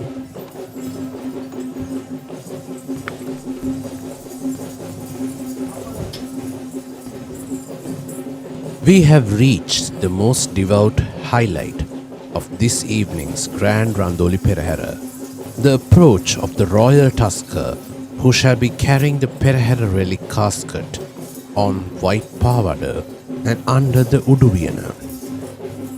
The troupe of West dancers we are seeing here is tasked with escorting this royal tusker. These teams of West dancers are represented by Mr. Ishanta Ihalavela and Mr. Lasantha Vansekara.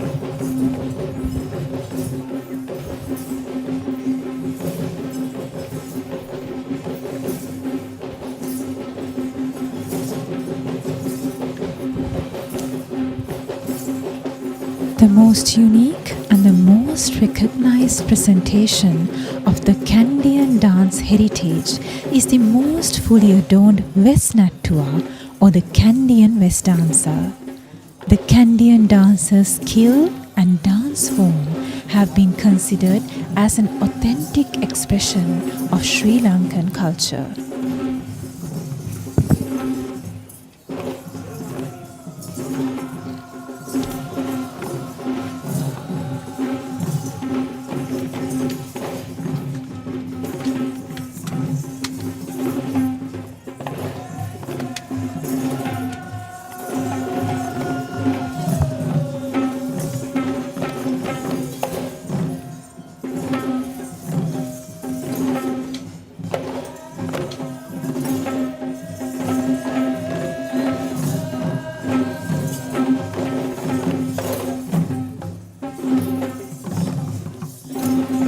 The West dance is more than just a ritual. It is a sacred recitation for protection against misfortune. Therefore, the costume of these dancers are also considered sacred.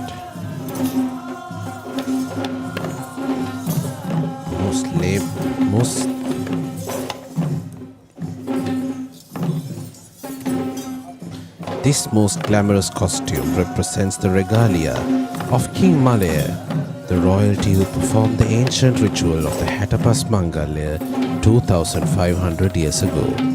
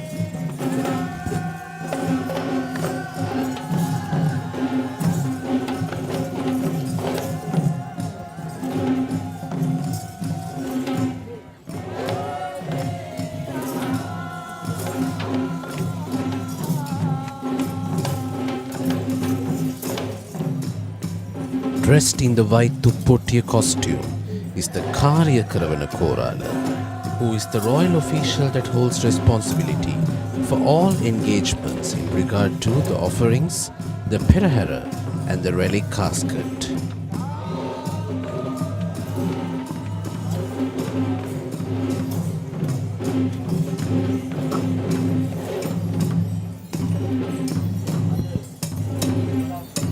The very special orchestra that leads the Relic casket are the Nagasingham instrumentalists, which is an Indian influence ensemble of music that plays its authentic music to escort the royal tasker as a part of the traditions considered by King Parakh Narendra Singh.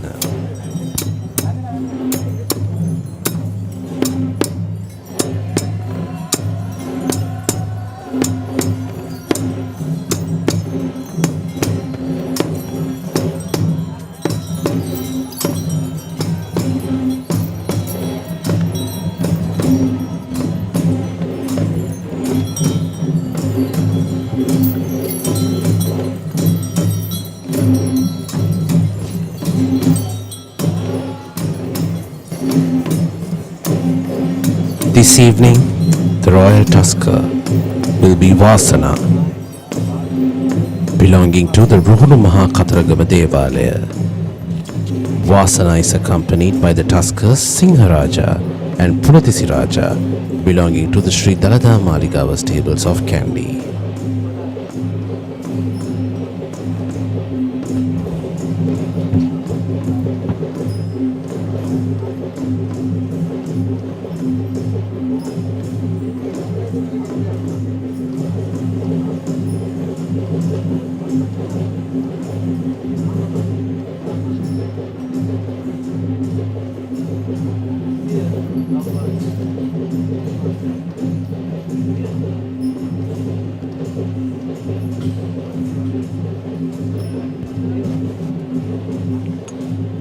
We are seeing pictures of His Excellency the President of the Democratic Socialist Republic of Sri Lanka paying homage to the sacred tooth relic casket in the Grand Randoli Perahera.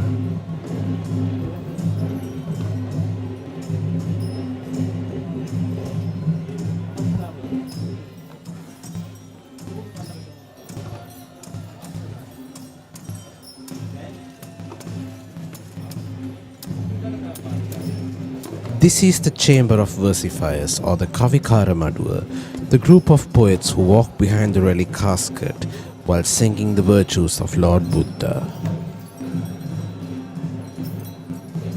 These versifiers are holding several instruments including the Pantherua and the Udakkiya, and the speciality of this Kavikara Madua is that the recitations shall only perform when the relic casket is taken out of the relic chamber and shall sing until it is placed back after the Perahera. This too is in fact an offering of King Veera Parakrama Narendra Singh to the sacred tooth relic.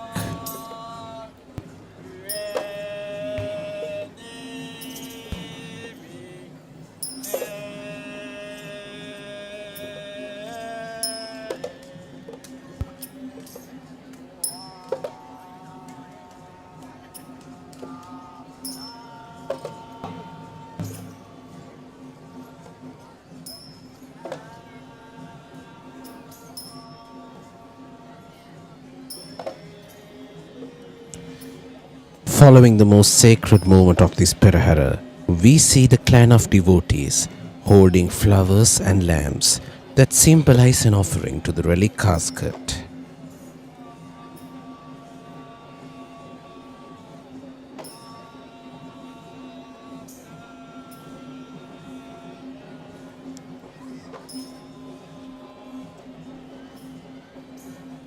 The youth we see in this occasion are dressed in the most modest costume that we shall ever see in this Perahera, a plain white robe that illustrates the simplicity and modest behavior that is accepted out of a true Buddhist, which is even highlighted in the most gentle walk that we shall see from these devotees.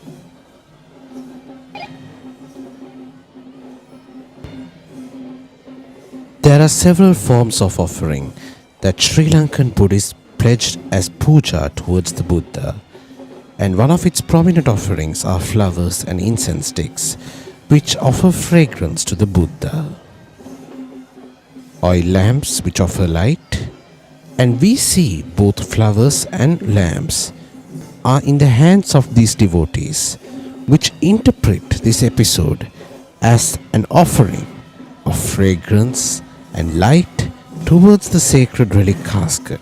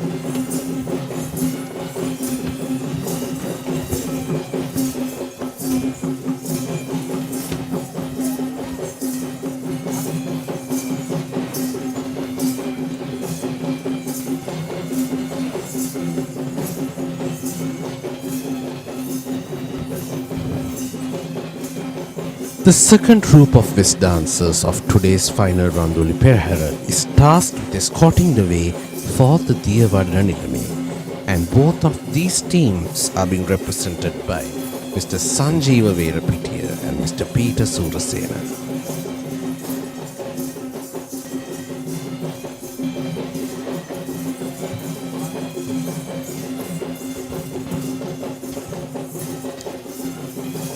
As mentioned before, the West dance is more than just a ritual.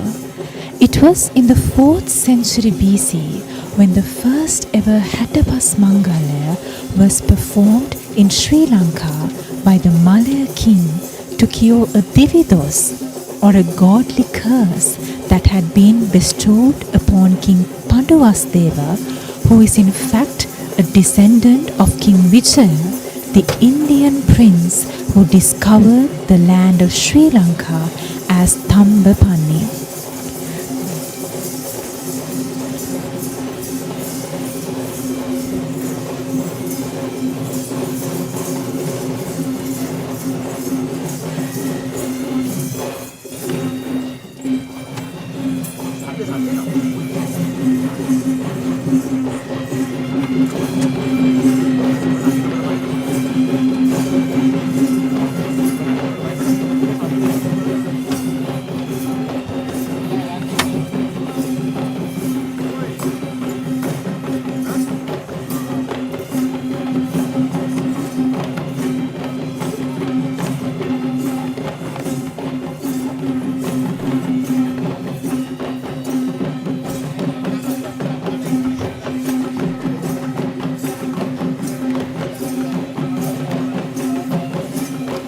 The story of the King Vijaya and his tribal wife Kuveni is in fact the birth story of the royal tradition of Kandian dancing, which is quite interesting to learn. According to history, Kueni was a princess of Yaksha tribe in Sri Lanka who became the wife of King Vijaya upon his arrival to Sri Lanka, being the first young lady who he witnesses just after discovering this copper-sanded land of Sri Lanka.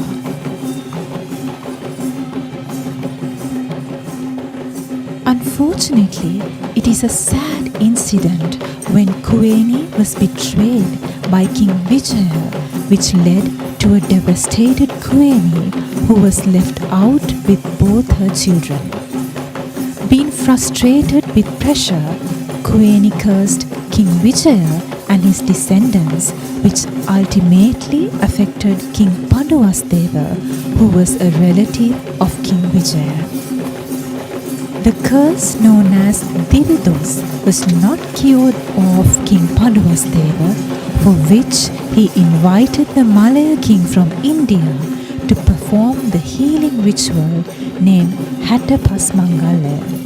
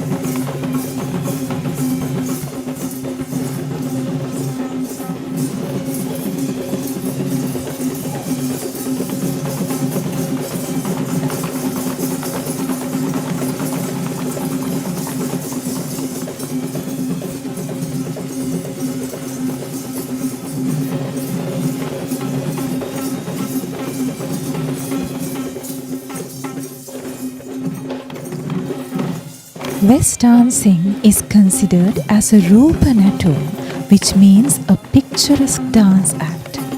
The visual beauty of this dance is commended by this majestic costume that depicts the illustration of a god, believed to be one of the Malaya kings.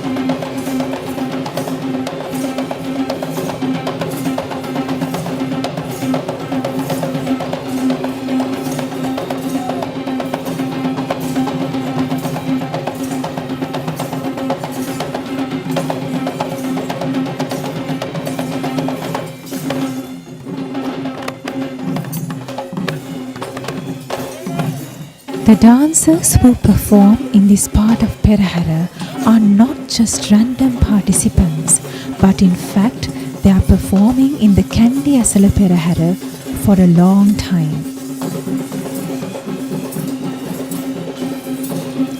We now see the lay custodian of the Sri Dalada Maligawa, the Diyavadana Nilame, Honorable Pradeep Nilangadala, who walks with utmost pride and majesty while bringing in a true sense of ancient royalty to this Perahera. The Diyavadana Nilame is the royal official who granted water to the kings in history and is now designated as the lay protector of the sacred tooth relic of Lord Buddha, which makes him one of the truly respected lay leaders in Buddhism in Sri Lanka. Honorable Pradeep Nilangadala is a devoted Buddhist who is honored internationally for his services rendered towards Buddhism and for his outstanding leadership in preserving Sri Lanka's traditions and cultures for many years ahead.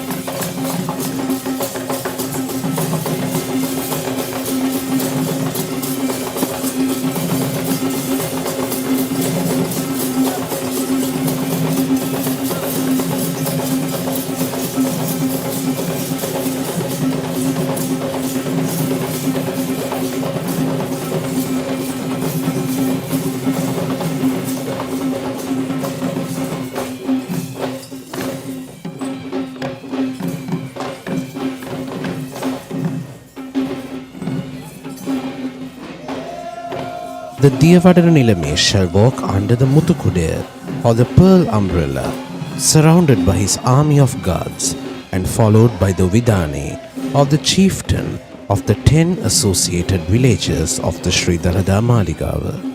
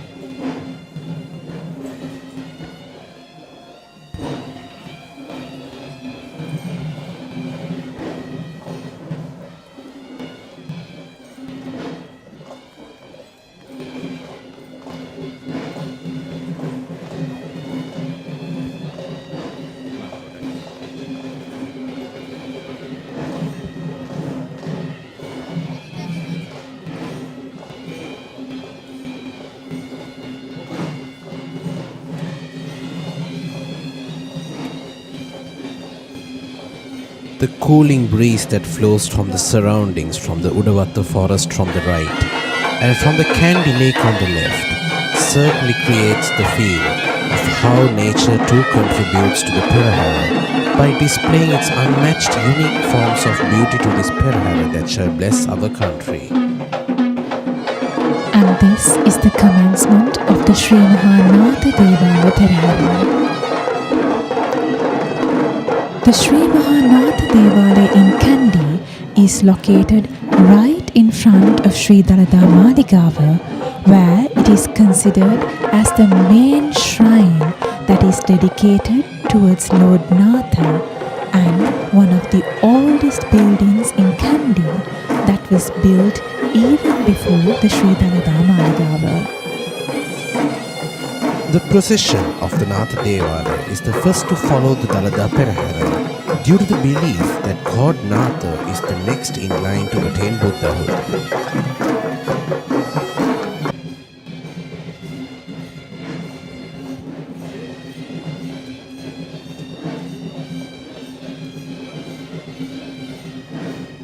The first in line of the Sri Mahanatha Esala Perahera are the Buddhist flag bearers.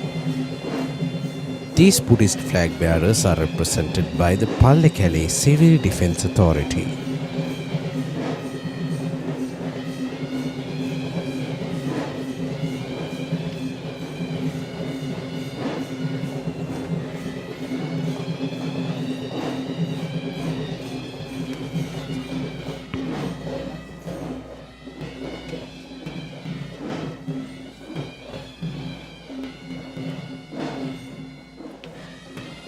A special flag that can be noticed in the Sri Mahanatha Devala Perahera is the state flag of Matale.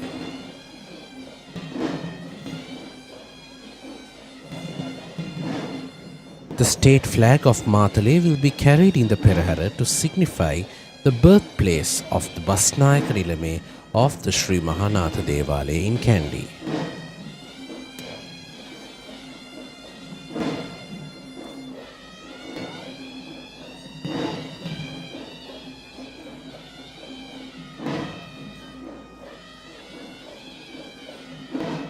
The colors displayed in the Buddhist flag represent the perfection of Buddhahood and Dhamma and his preachings.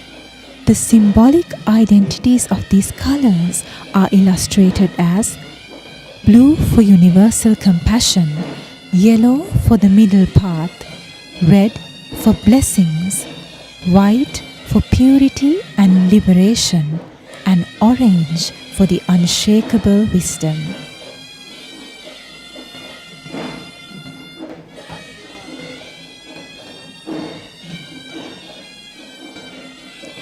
The premises of the Sri Mahanatha Devali in Kandy is recognized since as the Jaya Bhumiya, or the land with luck, since the time of our ancestors, based on the indication by an ancient Brahmin named Senkanda.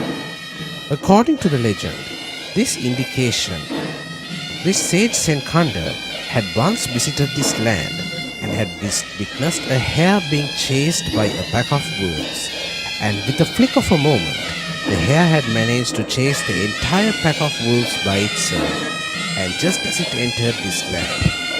Interestingly, it was because of this same Brahmin that evolved the name of Senkadagala to the city of Kandy.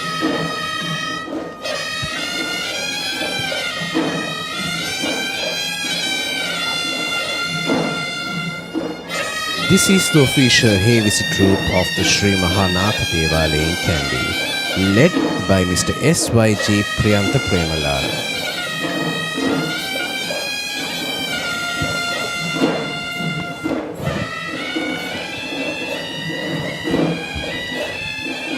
Just like how the Hevisi troupe of the Sri Dalada Maligawa procession engages in their own routing offerings, the Hevisi troops of the four Devala Peraharas are the actual lineages who still perform in the daily, weekly, monthly and annual rites and the rituals of the particular Devalaya, as Hevisi is not just a part of the Sri Dalada Maligawa's rituals, but is also similarly important to the offerings of the Devala shrines.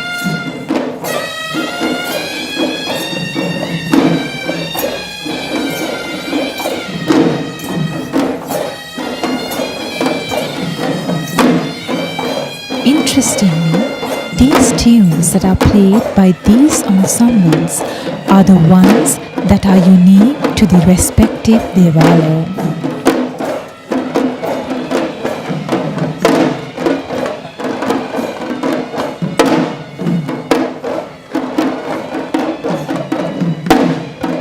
It is fascinating to know how all of the blend of these instruments individually contribute to the symphonic sound of the overall ensemble.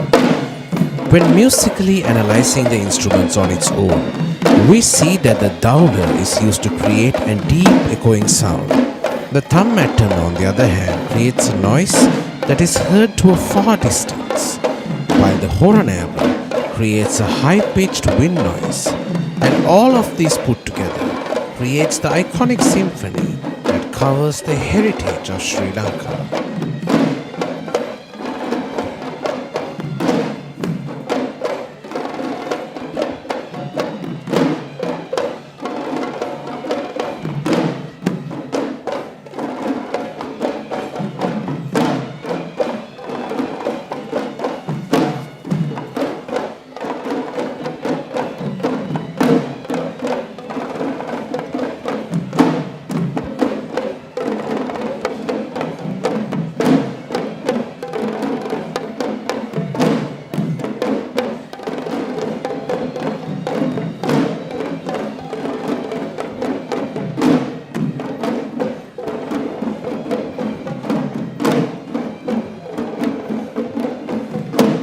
The Sri Mahanatha Devala is believed to be built as an offering towards God Natha by King Vikramabahu III, and the royal buildings including the palace had been built in its surroundings.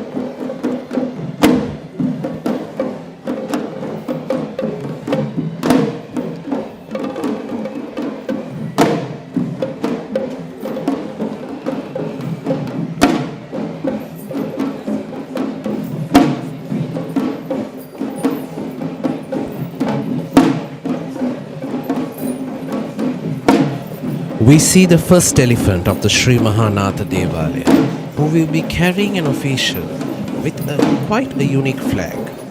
It is the tradition that the first elephant to take part in the procession of Natha shall carry an official with a unique flag that is described as the flag of Sankanagala, which depicts a variation visualistic art of God Natha. This evening, the elephant who will be leading the procession of the Sri Mahanatha Devalaya is Rohana, belonging to Mr. Varuna Kannangar of Horana.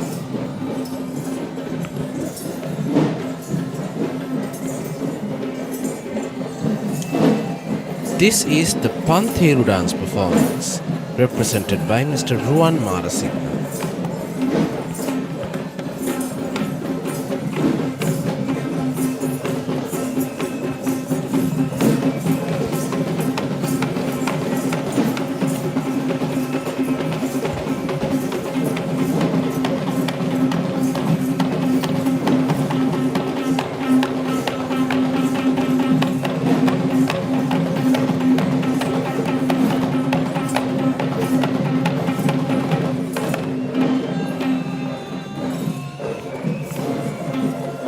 The Sri Mahanatha Devalaya is built in the form of a Gedige Devalaya, which is of an Indian architectural style during the Gampal era. That is the main shrine dedicated towards God Natha, and adjoining the main building is a smaller shrine that is dedicated to God Gambara. It is believed that the Dutch armies had used this same space as their resting place when they arrived to meet the king.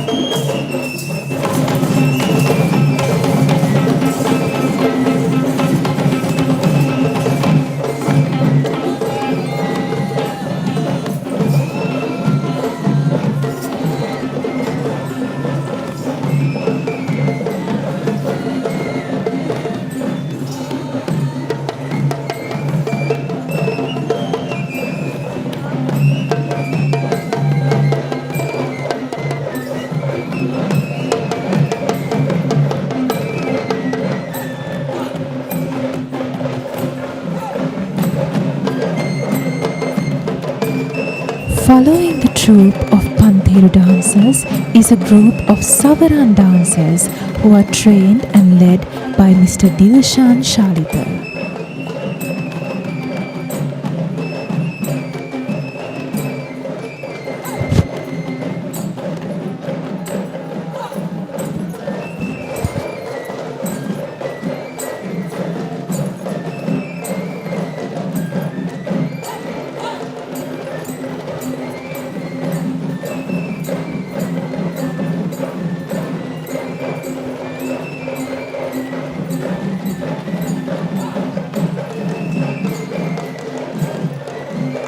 An amazing fact behind the Sri Mahanatha Devalaya is that it was the sacred site which was used for the naming and crowning of the new kings during the ancient Kandian era. The inheritors of the crown would customarily visit the Vishnu Devalaya first and then arrive at the Sri Mahanatha Devalaya to pick their favored name as the king among the golden name plates and then be crowned amidst all worship and respect.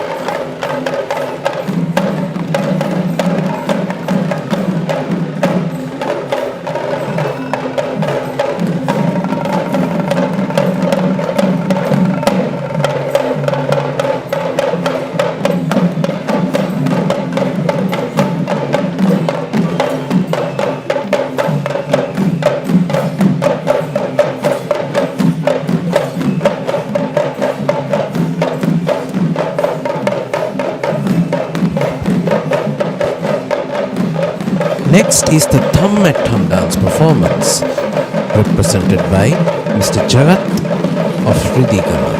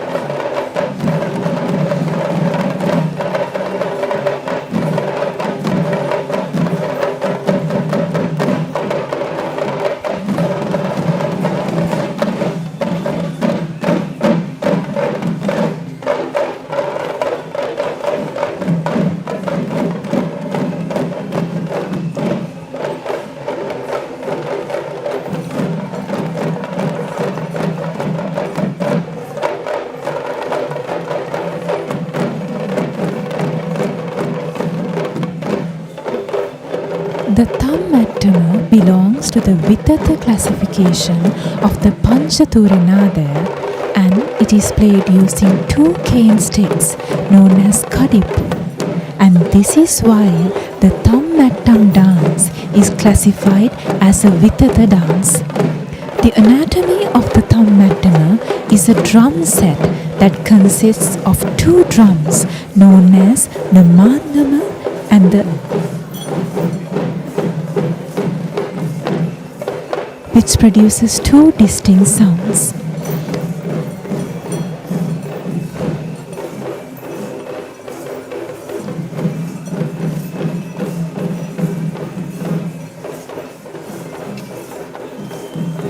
Here we see the Gajanayaka Nilame of the Sri Mahanatha Devala in Kandy, who is responsible for all the elephants who will be taking part in this evening's procession.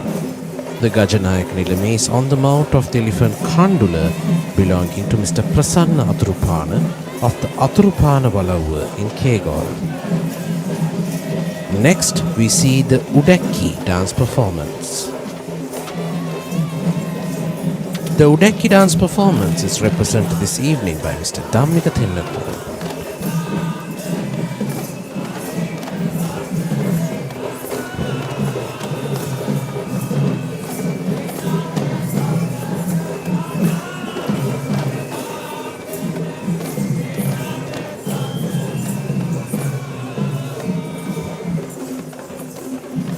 When we look at the legend of Lord Natha, the well-known fact behind God Natha is the belief that he is the next in line to attain Buddhahood as Maitri Bodhisattva, where he is identified as Avalokiteshvara in Indian cults. The iconography of God Natha is known as a gentle young man of fair complexion who holds a lotus flower on his left hand. He is in fact famed as one of the most dominant gods associated in the hill country.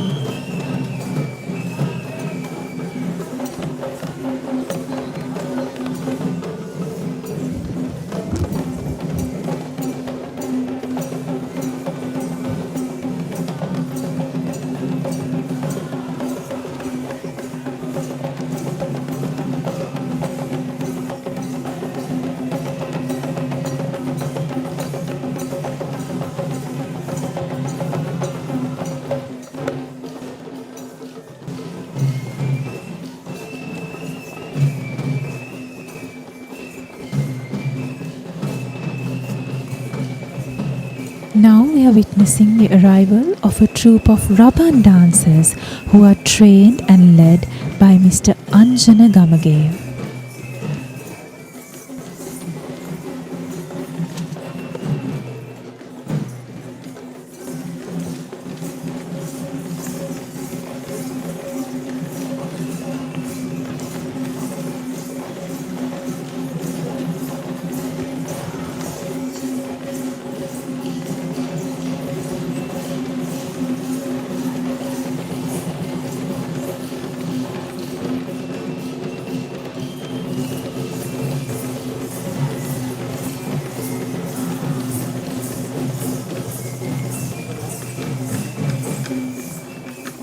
The legend of God Natha takes us down through many cults in Buddhism, including the Mahayana and Theravada traditions, where he is predominantly associated as the future Buddha.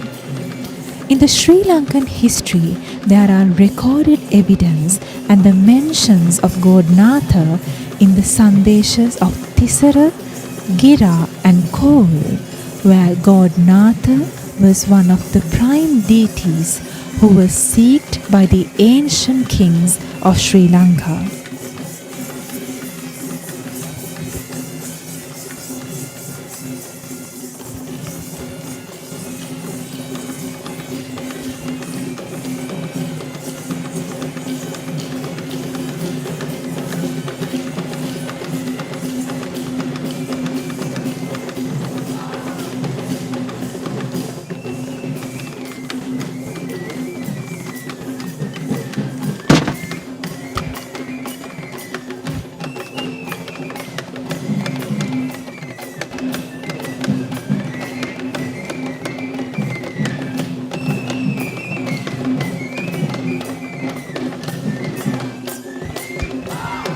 This is the Lekeli dance troupe represented by Mr. HMC Upali Dharmaratna.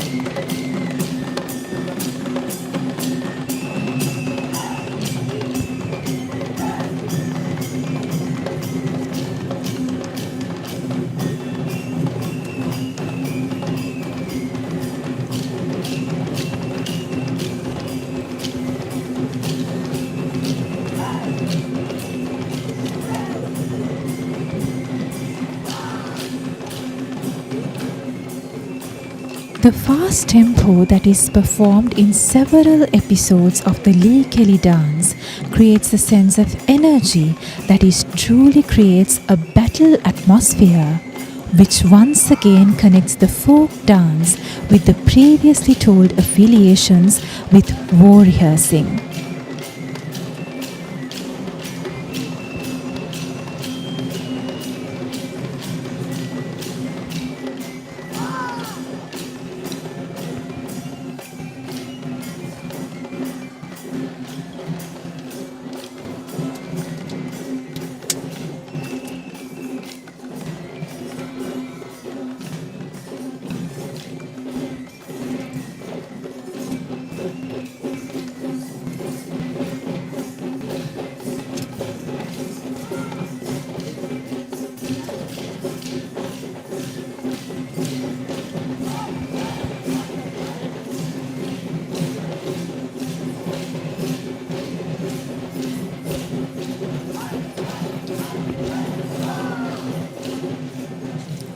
Let's welcome the Nayandi dance troupe, represented by Mr. Indika Pradeep Attaragama.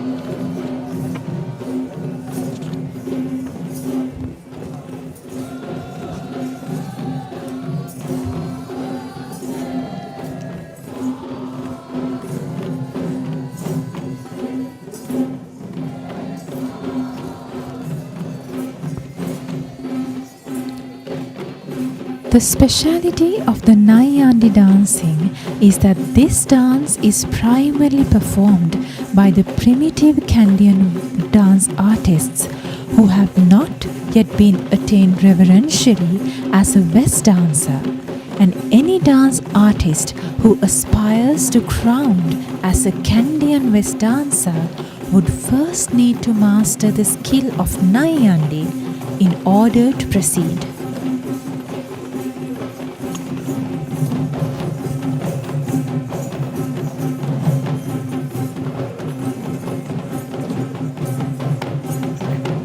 The Sri Mahanatha Devala in Kandy is built in the form of a Gedige Devalaya, which is of Indian architectural style during the Gampala era.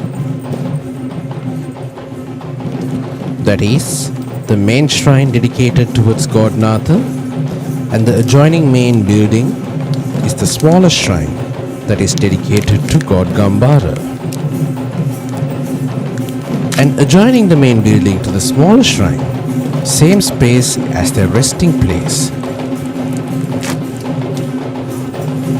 It is believed that the Dutch armies had used the same space as their resting place when they arrived to meet King. Another highlight of the Natha Devala premises is the historic Ashtapala Bodhi tree that is famed as the Valbodhiya, which is much worshipped by all devotees who visit the Sri Dalada Maligawa.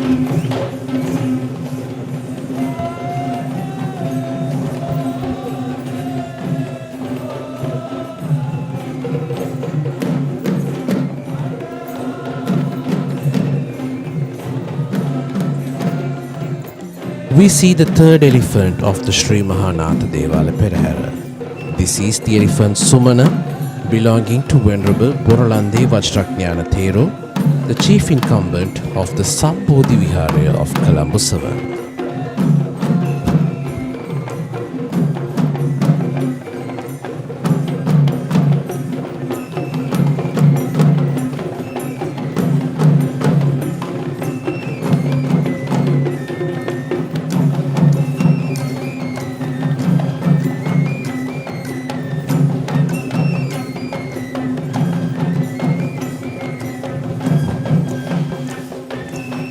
Following the elephant, we have a troupe of Raban dancers who are led by Mr. Arjuna Gamage.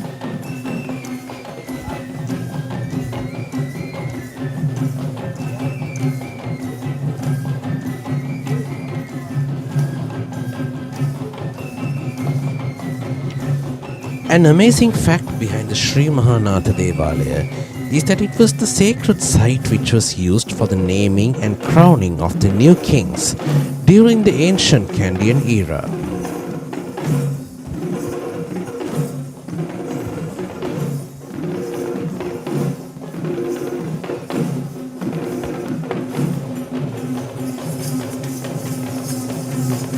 The inheritors of the crown would customarily visit the Vishnu Devalaya first and then arrive at the Sri Mahanatha Devalaya to pick their favored name as the king among the golden nameplates and then be crowned amidst all worship and respect.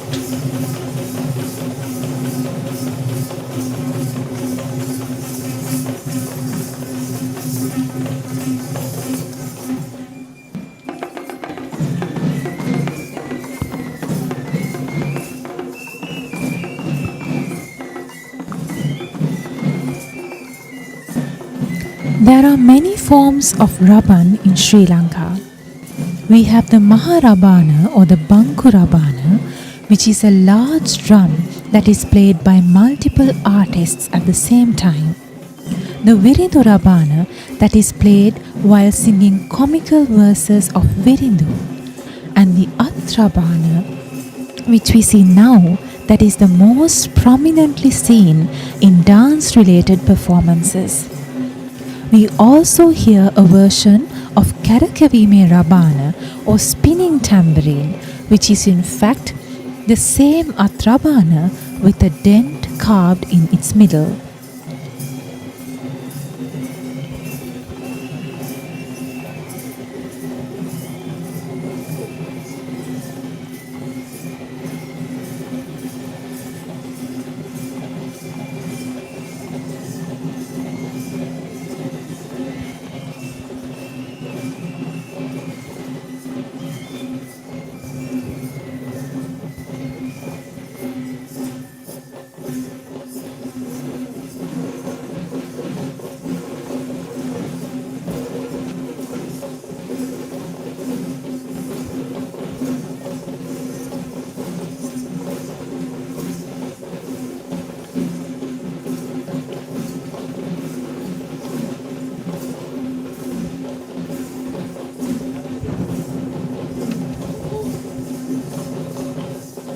We have just reached the highlight of the Sri Mahanatha Devala Perahera, where the ceremonial elephant who will be carrying the requelaries of God Natha will be entering the streets.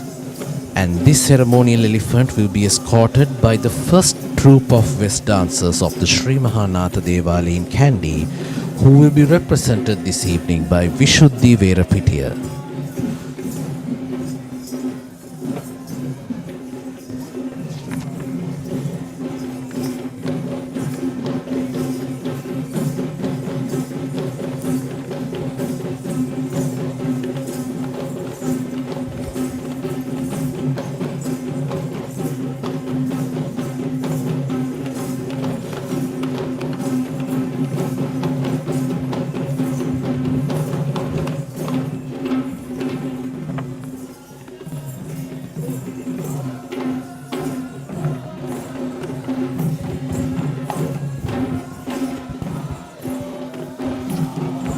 West dancing was considered as a part of royalty itself, where it was formally associated with the kings since ancient times.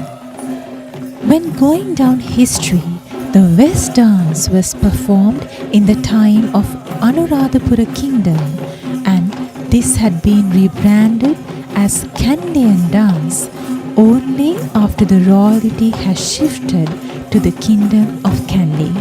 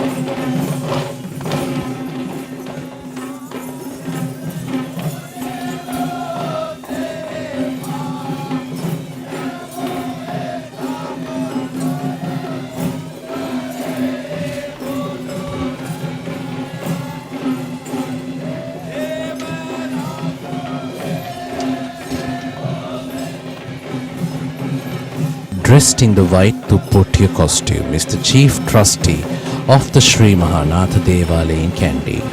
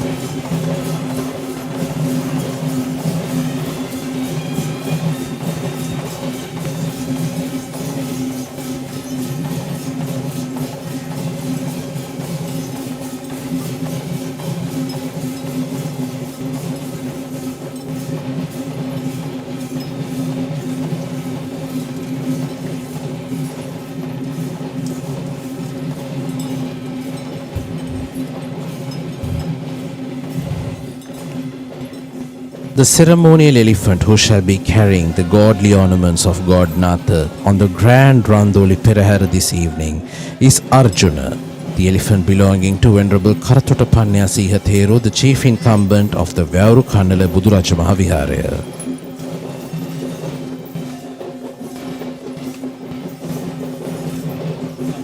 Arjuna is accompanied by the elephant Kandula belonging to Venerable Devalegama Dhammasena Thero, the chief incumbent of the Tissa Maharama Raja Mahaviharaya, alongside with the elephant Kueni belonging to Mr. Mahinda Millangoda of Kegol.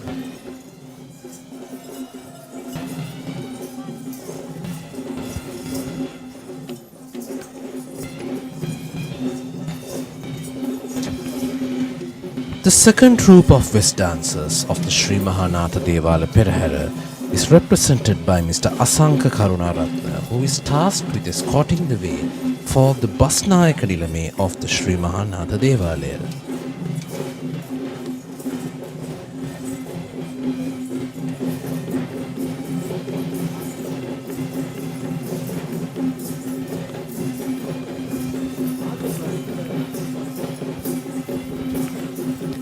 The costume that is worn by the West dancers are very unique, as it is believed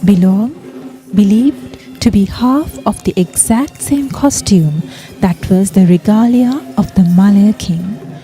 The colors of white and red takes prominence as the only shades that are present in the West costume, that is different to the multicolored costumes that we see in our low country tradition of dance. It is interesting to hear that this costume consists of 64 different pieces of accessories.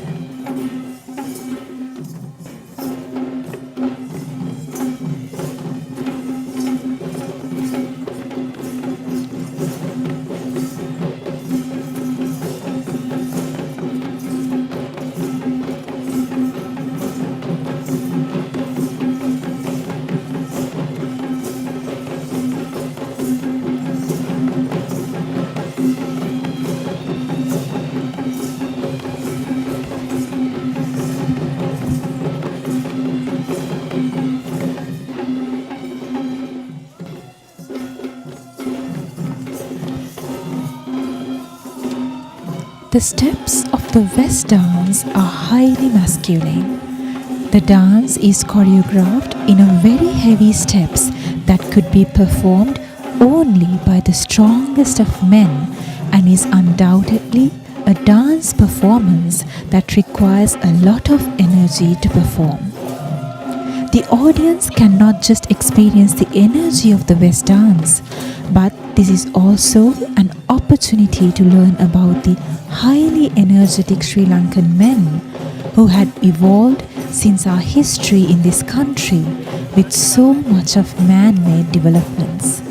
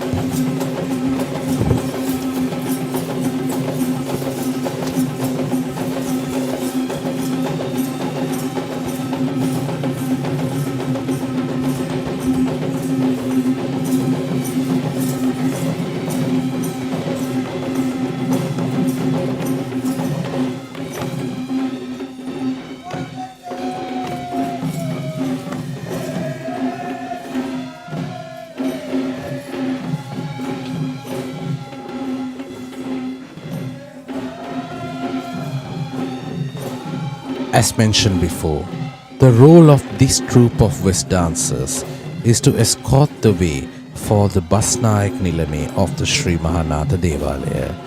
This evening we are seeing the Basnayak Nilame of the Sri Mahanatha Devalaya in Kandy, Honorable A.W.S. Bandaranayaka, racing the final Randoli Perahera. Basnayak Nilame A.W.S. Bandaranayaka is also the Basnayak Nilame of the Ambekya Kataragama Devalaya of Udunuwara.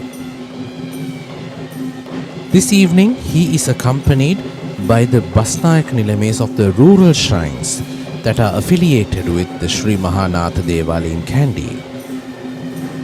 We see the Basnayak Nilame of the Vegiriyanatha Devalaya in Udunuwara, Honorable Dimuthu Bambaradeniya, and the Basnayak Nilame of the Dodangwalanatha Devalaya of Yatinuwara, Basnayak Nilame, Honorable Mahesh Thanne, accompanying the Basnayak Nilame of the Sri Mahanatha Devalaya in Kandy.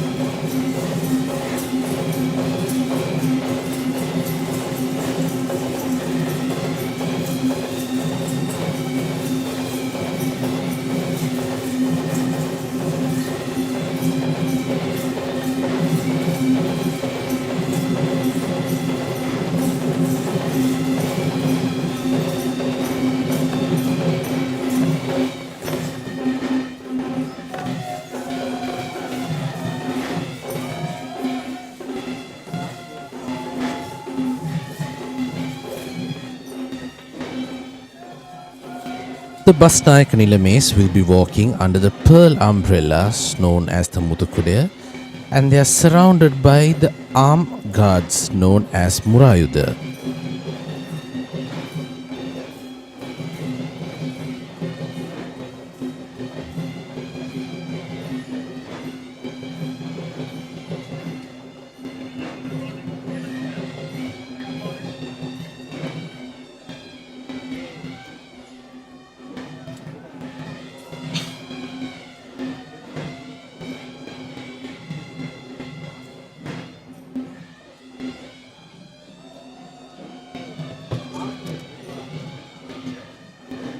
And that marks the end of the Sri Mahanatha Esala Perahera as we begin to commence the next episode of the final Grand Randoli Perahera as you join this live broadcast of the Grand Randoli Perahera of the Kandy Esala Perahera 2026, brought to you by the Media and Special Projects Bureau of the Sri Dalada Maligawa.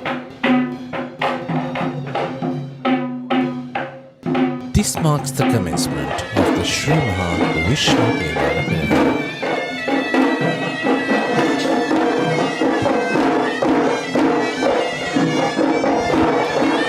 The Sri Mahavishnu Devalaya in Kandy, that is also prominently identified as the Mahadevalaya or the Great Shrine, is the main shrine in the hill capital that is dedicated to Lord Vishnu among the Satara Mahadevalaya in Kandy.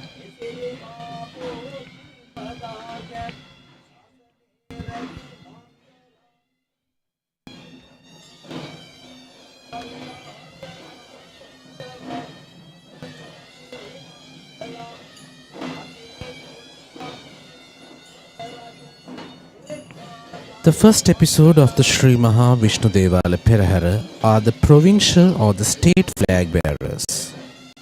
These state flag bearers are represented by the Civil Defence Authority of Pallekele.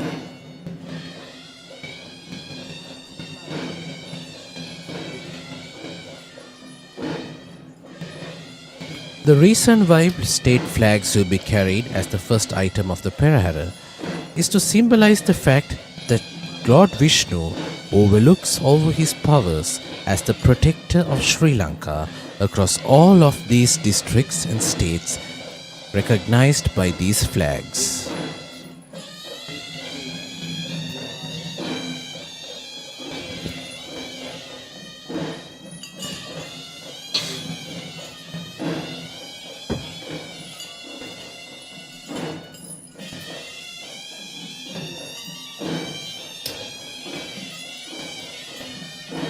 It is the ancient tradition that the first elephant to take part in the procession of the Sri Mahavishnu Devalaya shall carry an official holding a very special flag that is affiliated to the customs of God Vishnu, which is the Irahanda Kodiya, or the flag that illustrates the sun and the moon. The Irahanda Kodi is believed to be taken from the city of Devinora to the city of Alutnora, a simple justification to show how the sun and moon flags relate to Lord Vishnu, an interesting communication that Lord Vishnu shall be the protector of Sri Lanka till the eternal existence of the sun and the moon. The first elephant to lead the procession of Lord Vishnu is Haritha. Haritha belongs to Mr. Tusitha Ranawak of Deniyaya.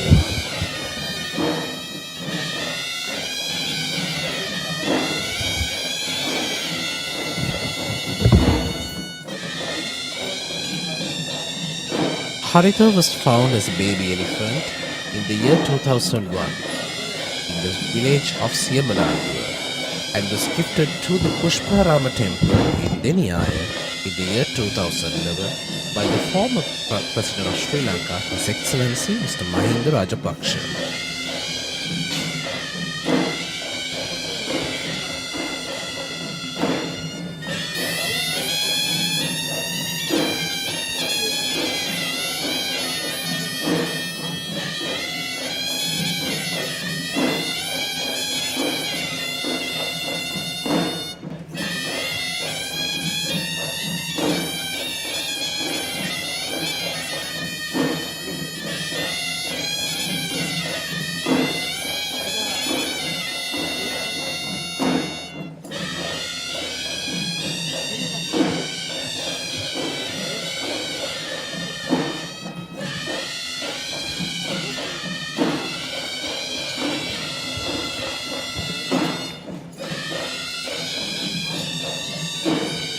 The Sri Mahavishnu Devalaya in Kandy is located northeast of the Sri Dalada Maligawa, which is accessed easily via the Rajavidya and is considered as the most prominent religious site in Kandy that is only seconded to the Sri Dalada Maligawa.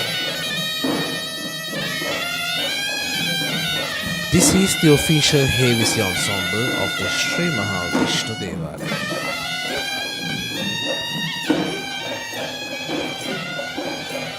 The Hevisi troupe of the Sri Mahavishnu Devalaya is notably special among all of the other Hevisi troupes that we see throughout this procession based on several importances. As we know, the inaugural ritual of the Esala Perahera is the cup situima, or the planting of jack in the auspicious hour. And this piece of jack plant is being cut from the village of Alutnora that is located in the footsteps of Kaduganawa, which marks the entrance to the district of Kandy. The chosen piece of jack plant, or the copper, is ceremoniously brought all the way from Alutnora Sri Dadimunna Devalaya premises to the Dadimunna Devalaya in Kandy on the mount of a tusker among a distance of 25 kilometers. The Dadimunna Devalaya in Kandy is located in the Sri Mahavishnu Devalaya premises itself.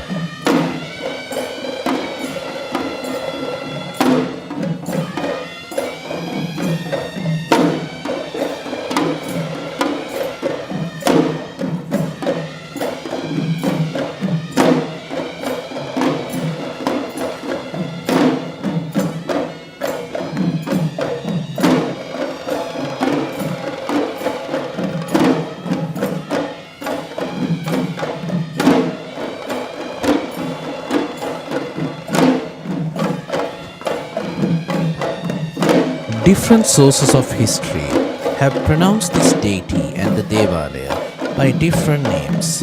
Well, one such evidence noted by the English prisoner Robert Knox had called the deity in this Devalaya as Alutnora Deviyo, who had been brought to Alutnora in Kegol from Devinora in Matara while another legend identifies this god as Upulwan Devi, which translates to the blue color god.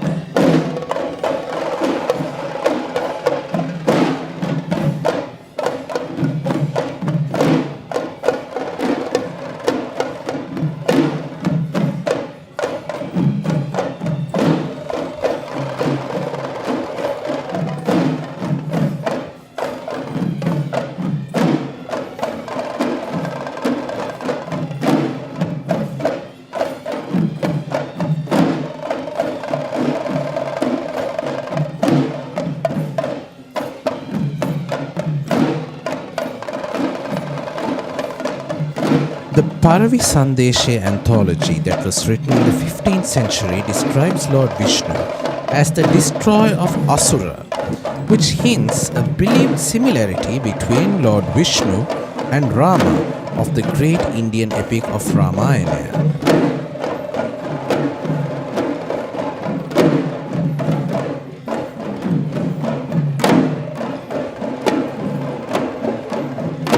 Interestingly, the poetic anthology of the Ahale Polo Vamanava that was written in 19th century calls this shrine as the Rama Devale, or the shrine that is dedicated to Rama.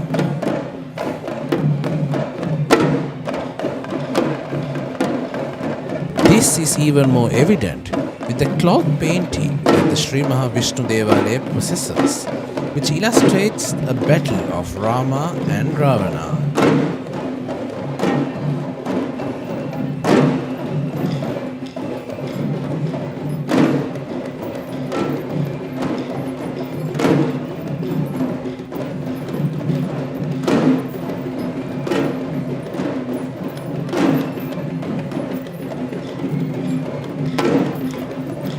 This is the Gajanayaka Nilame of the Sri Mahavishnu Devalaya, the royal official entrusted with the custodianship of all the elephants that shall be taking part in the Sri Mahavishnu Esala Perahera. The Gajanayaka Nilame is on the mount of the elephant Suranivala, belonging to the Alutthuvara Thedimunda Devalaya, that is affiliated to the Sri Mahavishnu Devalaya in Kandy. This elephant, who was found in Sevanagala in the year 1988, was gifted to the Alutthuvara Thedimunda Devalaya in the year 2017.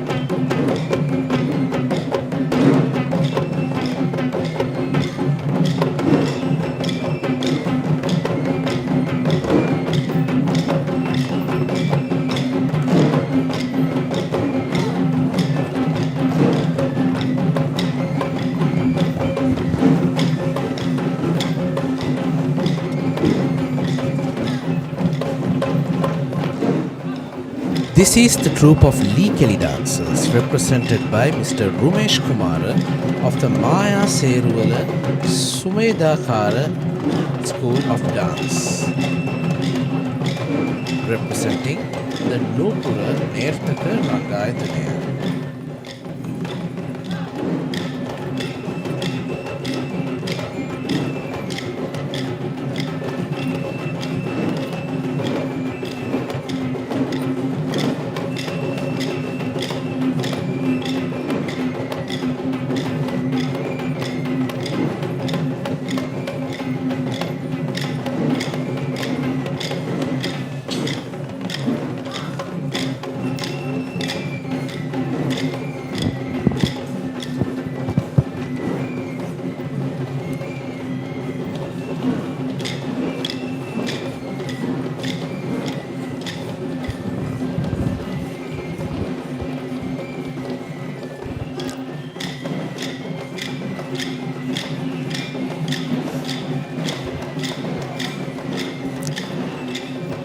Among the diverse religious beliefs that are observed in this island nation of Sri Lanka, Lord Vishnu is a virtuous god who is popularly being worshipped by both Sri Lankan Hindu and Buddhist devotees.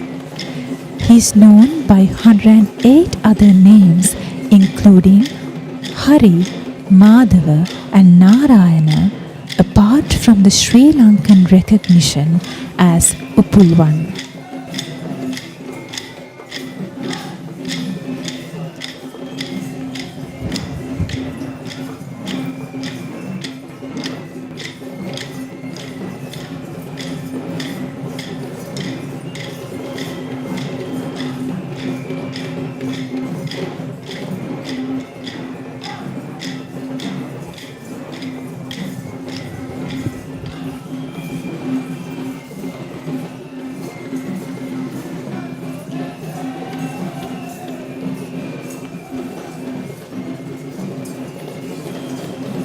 A special addition to the Perahera of 2026 is the addition of the 5 honors that were presented to the people of the Satara Koralaya by the ancient kings, that has been added as icons to the Perahera of the Sri Mahavishnu Devalaya.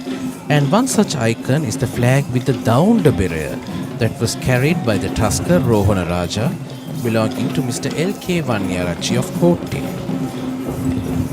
This is the troupe of Pantheru dancers represented by Mr. K.P. Dharmasiri.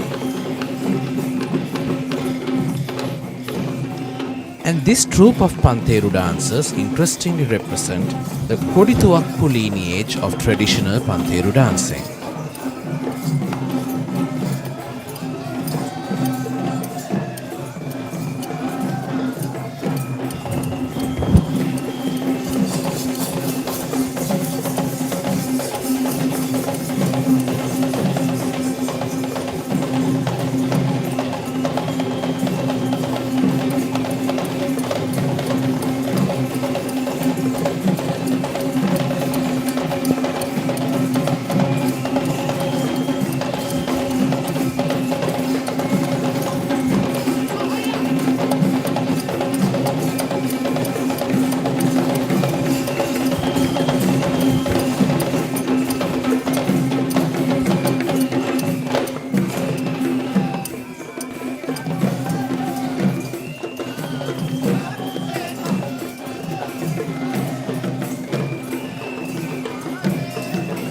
Following the troupe of Pantheru dancers, we are just seeing another addition of the 5 honors that were added to this year's Perahera. This is the Pachalansya, or the Green Lance flag.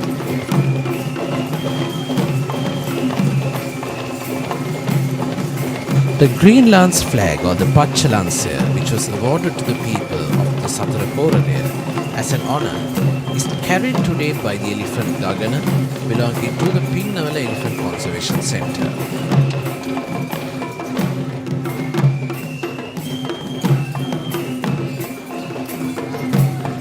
This little elephant, who was born at the Pinnavala Elephant Orphanage in the year 2011 to the elephants Mayuri and Wasaba, is now a dedicated participant of the Kandy Esala Perahera for 10 whole years.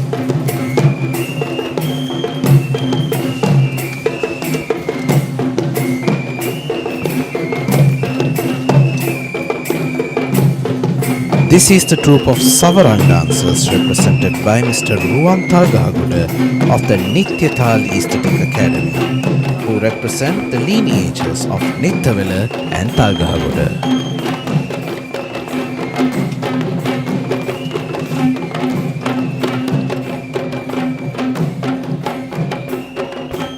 The concept of Trinity in Hinduism, which is known as Trimurtiya, consists of 3 main gods: Lord Brahma, the creator of the world; Lord Shiva, who is the destroyer of the world; and Lord Vishnu, who is the preserver of the world. Apart from the Trimurti, another similar concept of Hinduism named Smartha involves Lord Vishnu, where 5 deities, including Lord Shiva, Lord Shakti, Lord Ganesh, Lord Surya, and Lord Vishnu himself, which promotes equal faith to all 5 of these deities.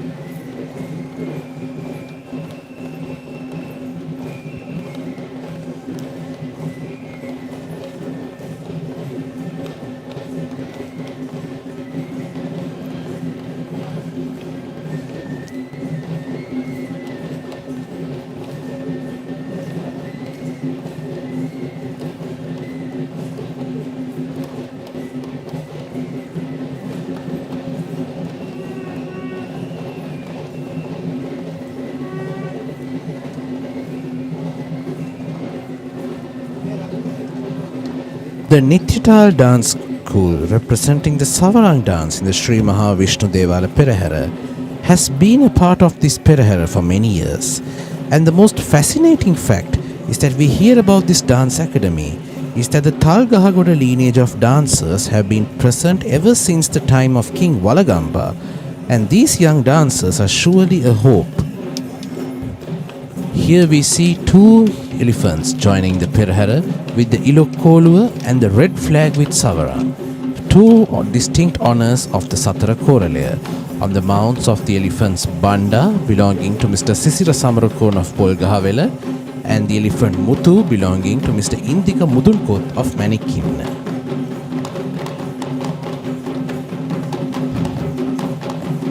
We are seeing next the troupe of Nayandi dancers, and these Nayandi dancers of the Sri Mahavishnu Devala Perahera are led by Mr. Sirisena Nittavela of the Nittavela Mulguru Kalayatanaya and representing the Nittavela lineage of dancers.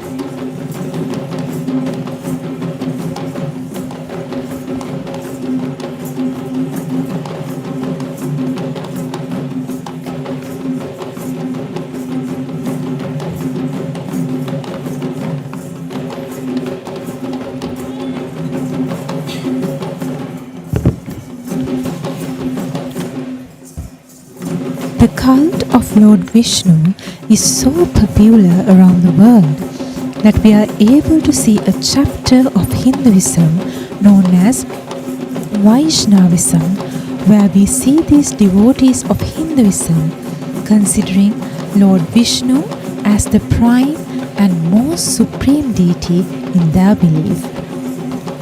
The name Vishnu is said to mean the one who is everything and inside everywhere, and the one who is free from fetters and bondage.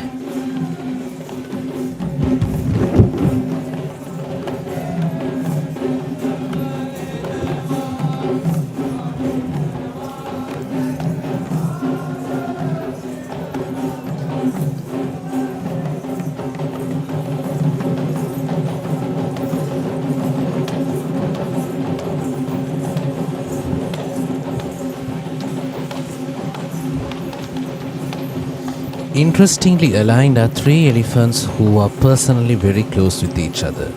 Kumari belonging to Mr. Nimal Jayatilaka of Minuwangoda, Devi belonging to Mr. Varuna Kannangar of Horana, and Pooja belonging to Mrs. Kamini Samrasinghe of Kegol.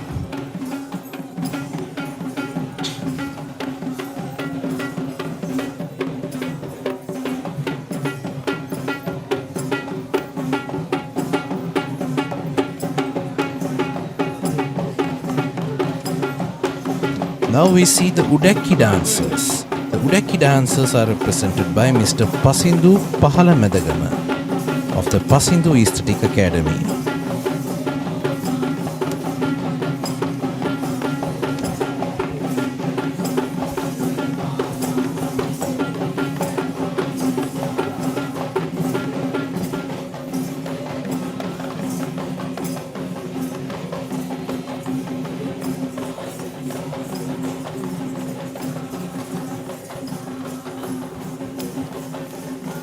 The cult of Lord Vishnu is not just limited to Hinduism, but has a long-standing affiliation with Buddhism too.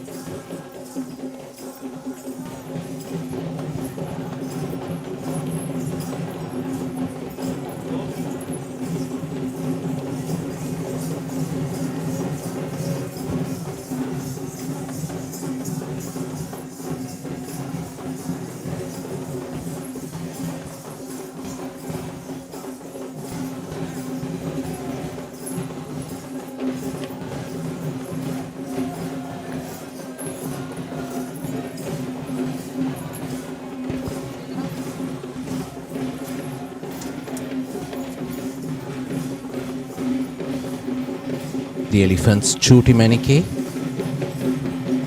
None and Surani. Chutimanike belonging to Mr. Bharata Amaratunga of Meegoda, the elephant None belonging to Mr. Sithira Jayalat of Ratkarawa, and the elephant Surani belonging to Mr. Deepthi Kumara of Biyagama.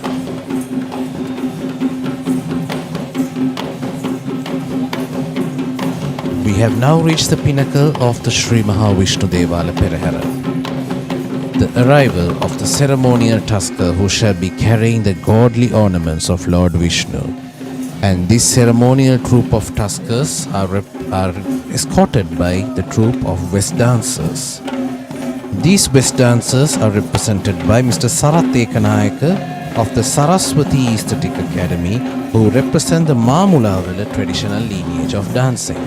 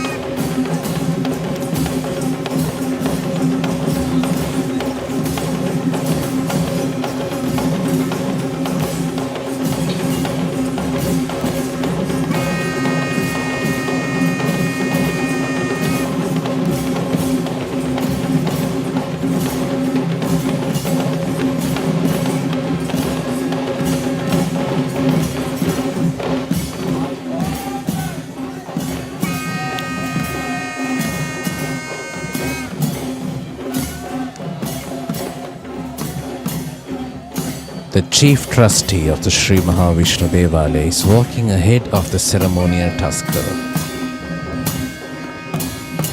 The ceremonial tusker will be escorted by the Nagasingham instrumentalists as per the traditions of the Randoli Perahera.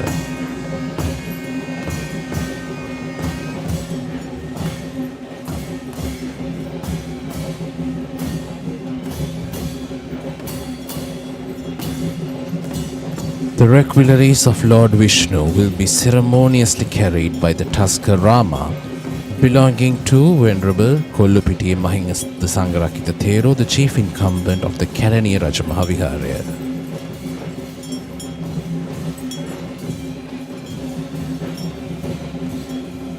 Rama is accompanied by the elephant Vasana, belonging to Mrs. Krishanti Alapatha of the Ratnapura Alapatha Valauva, and the elephant Rani, belonging to the traditional native physician Mr. W.P. Deepthi Kumara of Biyagama.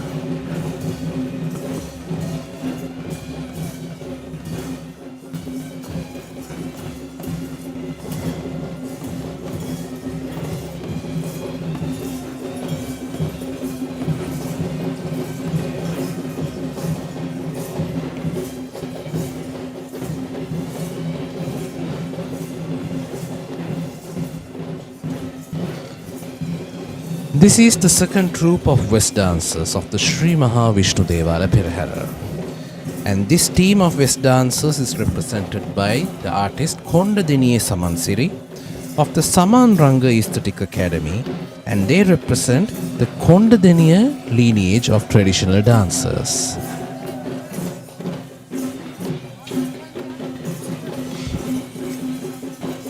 Legends believe that Lord Vishnu is the future Buddha after God Natha, which is the evident reason as to why we see the procession of the Sri Mahavishnu Devalaya following after the procession of Sri Mahanatha Devalaya according to the tradition of Kandy Esala Perahera.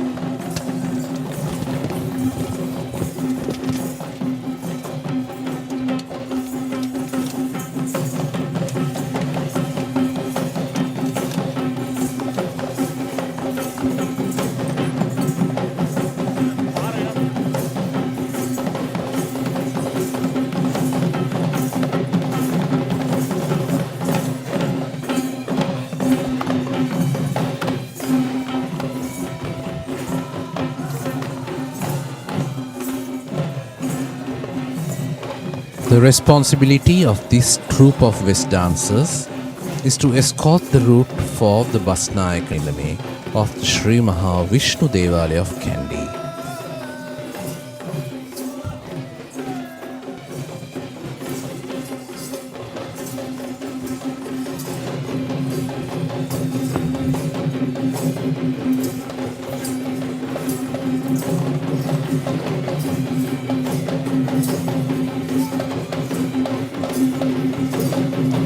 It is with utmost respect that we welcome the Honorable Basnayak Nilame of the Sri Maha Vishnu Devalaya in Kandy, Honorable Mahindra Ratwatte, who is also the Basnayak Nilame of the Alut Nuwara Dedimunda Devalaya.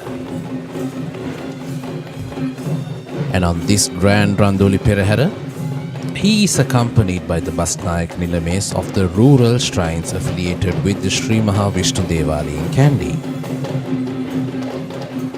We see the Basnayak Nilame of the Lanka Vishnu Devalaya, Honorable Priyanta Amanugama, the Basnayak Nilame of the Gadaladeniya Vishnu Devalaya, Honorable Priyantayapa Bandara, and the Honorable Basnayak Nilame of the Hagurankita Vishnu Devalaya, Honorable Sumit Ekanayaka.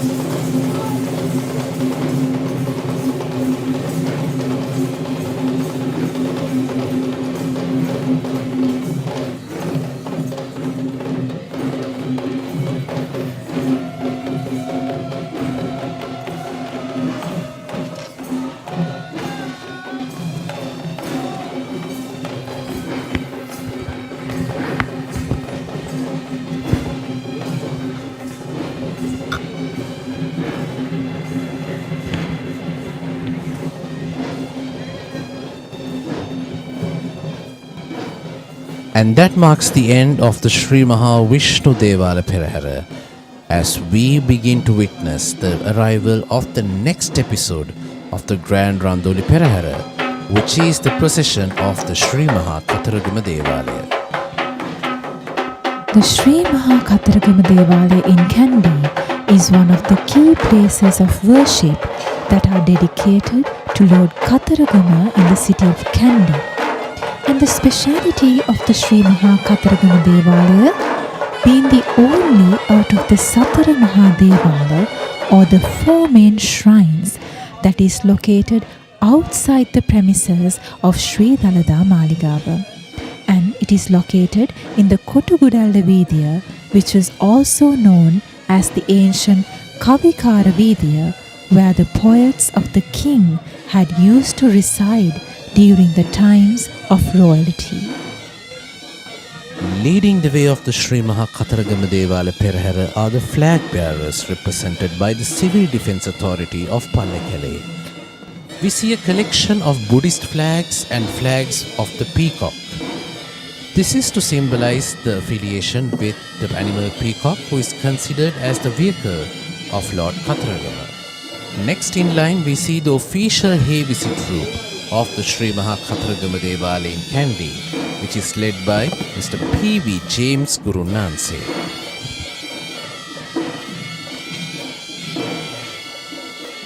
The hay visit troop of the Sri Maha Kataragama Devalaya is quite notable when compared to the other troops of hay visit due to the difference in its tune and tempo. The style of Hevisi not just depends on the regional or situational variances, but also varies among the several lineages that perform this traditional duty.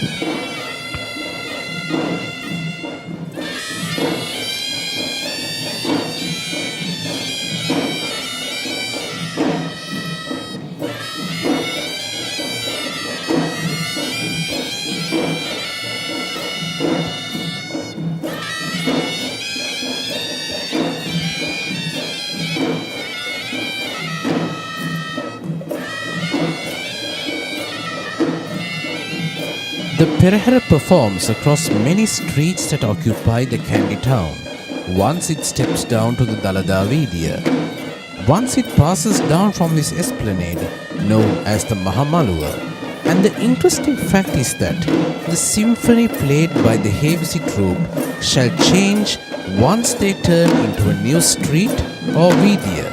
And the same Valinade series of steps are performed at the transition movement in between the changing tunes.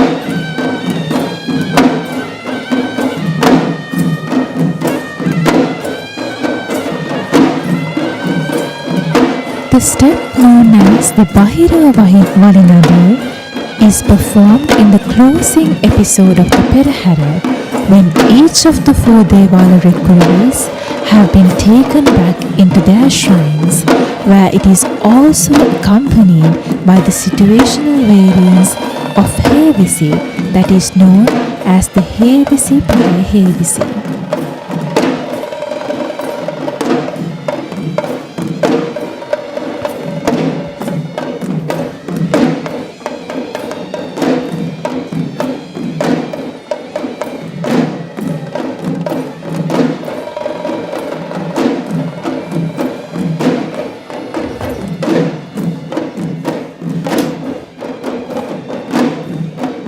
The Sri Maha Kataragama Devalaya had been built during the reign of King Narendra Singha, who ruled the country from the years 1707 to 1739, where it was considered as a personal Devala shrine to the Kandian king, where the devotional rituals in order to maintain and receive blessings of Lord Kataragama.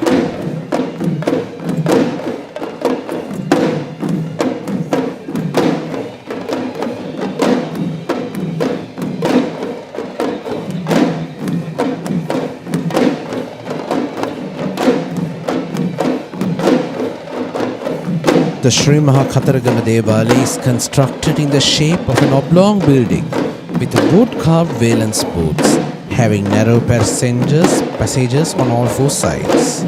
The premises host a main shrine dedicated to Lord Kataragama, along with several other shrines dedicated to several gods, including Lord Ganapati and Ledosh and Lord Ishvara.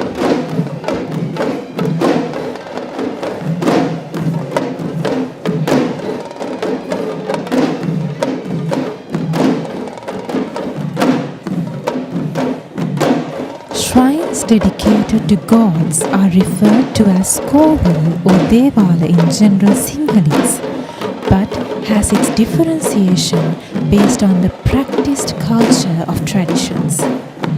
Kovils are usually managed with pure Tamil cultured practices of Hinduism, while Devalas have a certain degree of Sinhala Buddhist influence behind them.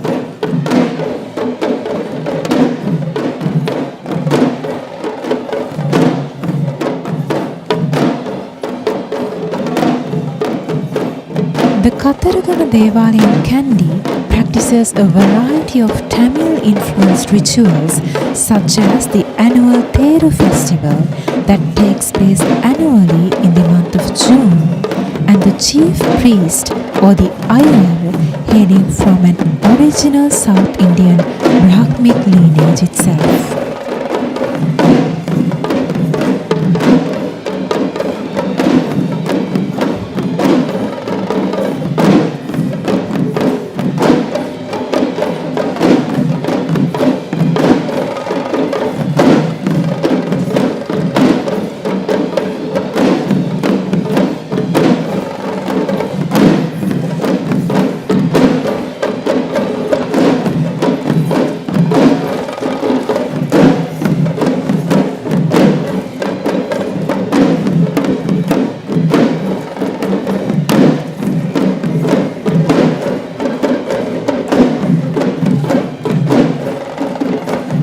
The Buddhist affiliation of the shrine is not less, especially with the administration headed by a Sinhalese Basnayaka Nilame, and the Buddhist temple that is located within the Devala premises, and that's what makes this shrine as a Devalaya instead of a traditional kovil.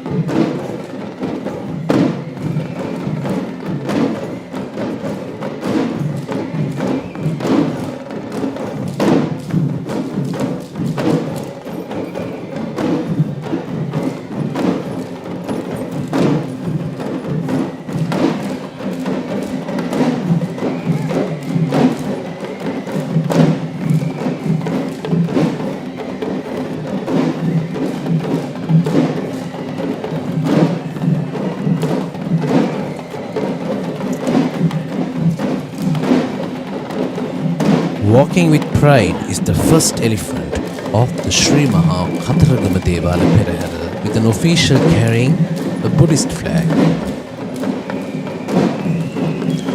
It is believed that Lord Katharagama is the protector of Buddhism in Sri Lanka, which is why we see the flag of Buddhism carried ahead of the Sri Maha Katharagama Devala Perahera. This flag is on the mount of the elephant Hesara, belonging to Mr. Ajit Galagi of Hambantutta.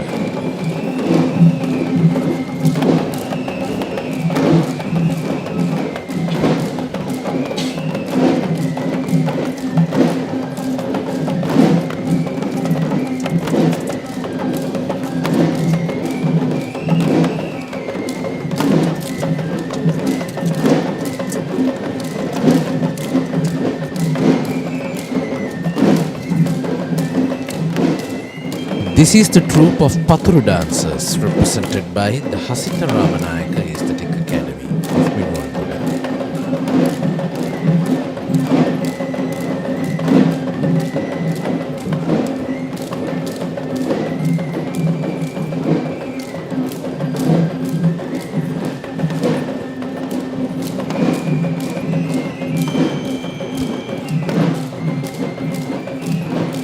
The Ruhuru Maha Katharagama Devalaya that is located in the southeastern Sri Lanka is the headquarters shrine of Lord Katharagama that was visited by the majority of Sri Lankans from history till now.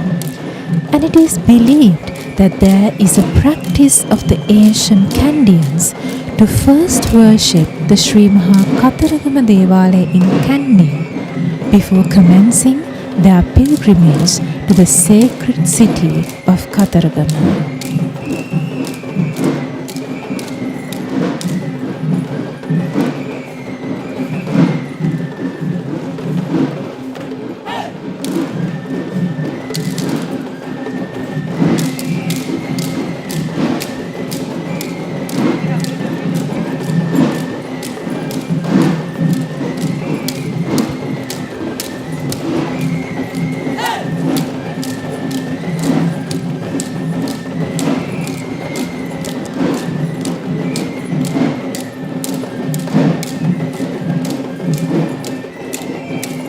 It is believed that Lord Katharagama is the younger son of Lord Shiva and Goddess Parvati, and he is considered an important deity of the Indian subcontinent since ancient times, worshipped as Mahasena and Kumara in North India and predominantly worshipped in the state of Tamil Nadu and other parts of South India, Singapore, Sri Lanka, Malaysia and the Mauritius.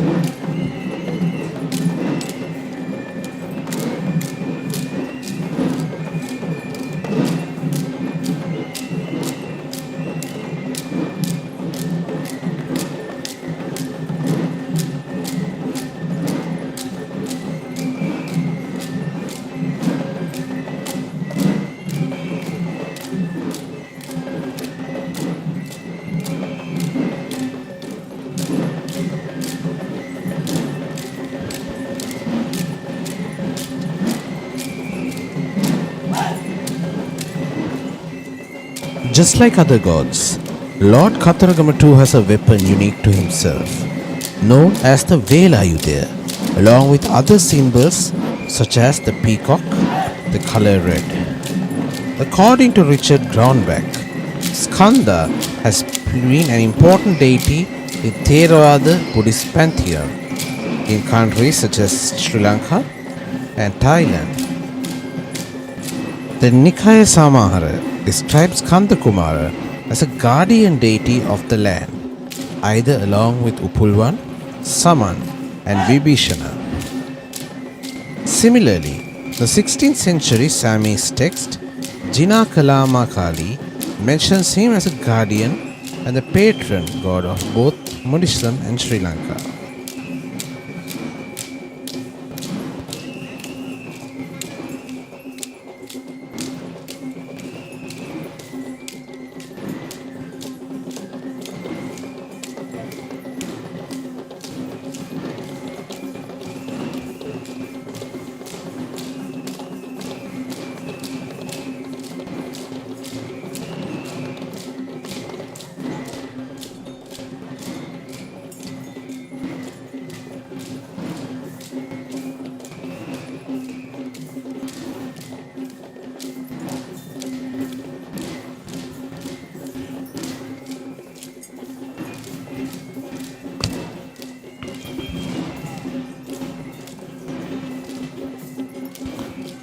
This is the Gajanayaka Nilame of the Sri Maha Katharagama Devali in Kandy, walking with majestic pride on the elephant manikin belonging to the late Mr. Anura Kempitiya of Kegol.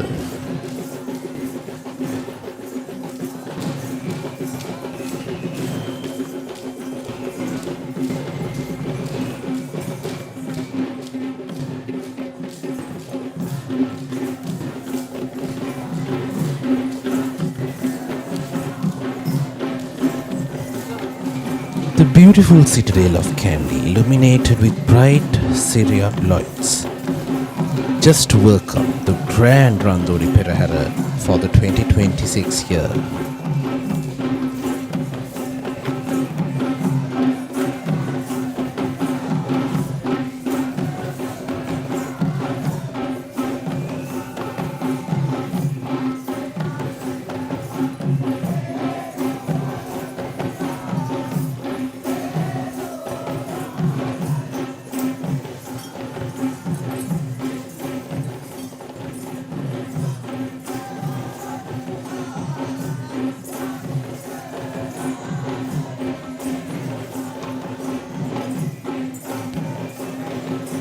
The legend of Lord Katharagama narrates his arrival in Sri Lanka as a very interesting story of romance.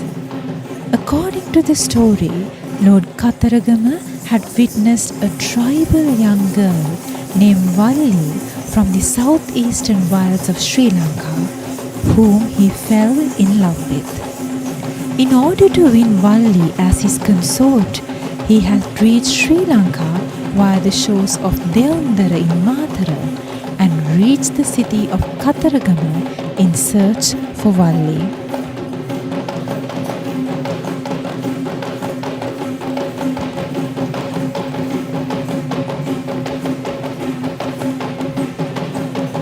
now you're seeing a troupe of Pantheru dancers of the Sri Maha Katharagama Devalaya.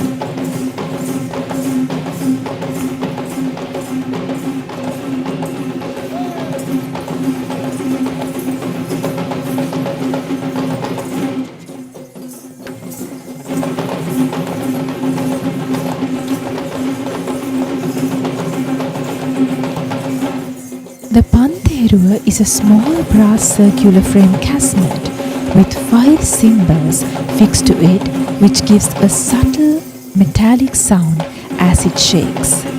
It was originally used to keep up the beat of the chamber of versifiers or the Kavikara Maduva, and is considered as one of the authentic tunes that are engaged with the sound offering associated with Dalada Puja.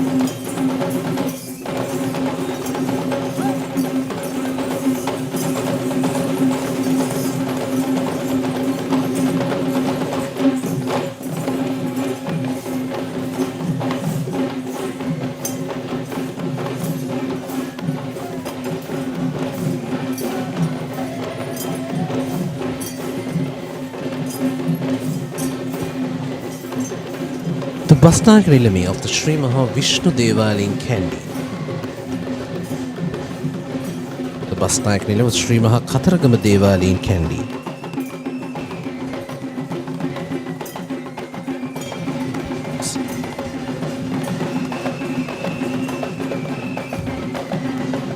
We witnessed the elephant Podiraju belonging to Mr. Chamila Bandaranayaka of Gannoruwa.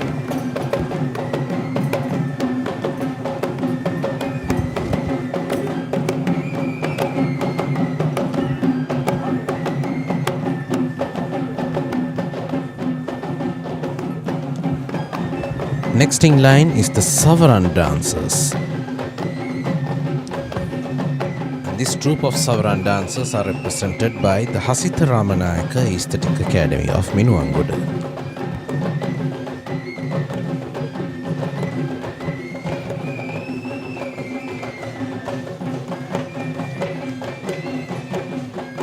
Lord Katharagama is believed to be the divine force behind the ancient King Dutugamanu in his battle against the Chola invaders of the Dravidian King Elara. The present Ruhunu Maha Katharagama Devalaya was in fact the commitment of the vow that was made by King Dutugamanu, who built the Ruhunu Maha Katharagama Devalaya, inaugurated its Esala festival that commemorates the divine marriage between god Katharagama and goddess Valli, and commanded that the procession needs to be held annually regardless of any circumstance.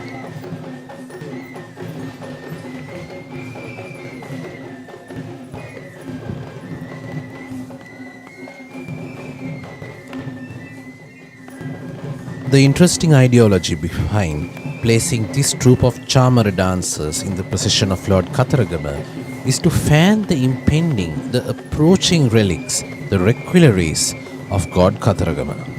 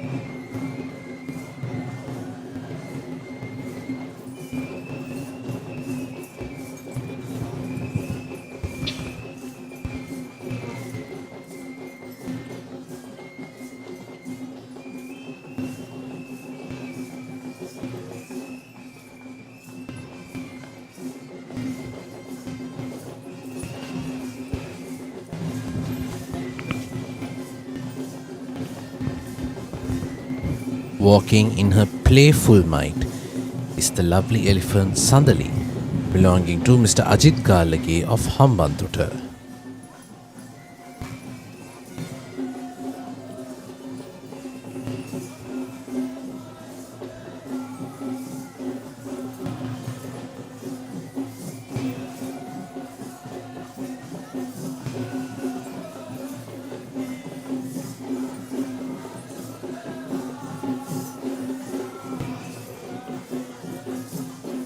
This is the troupe of Nayandi dancers of the Sri Maha Katharagama Esala Perahera, who are represented this evening by Mr. Pradeep Nishankar of the Pradeep Nishankar Aesthetic Academy of Pusallava.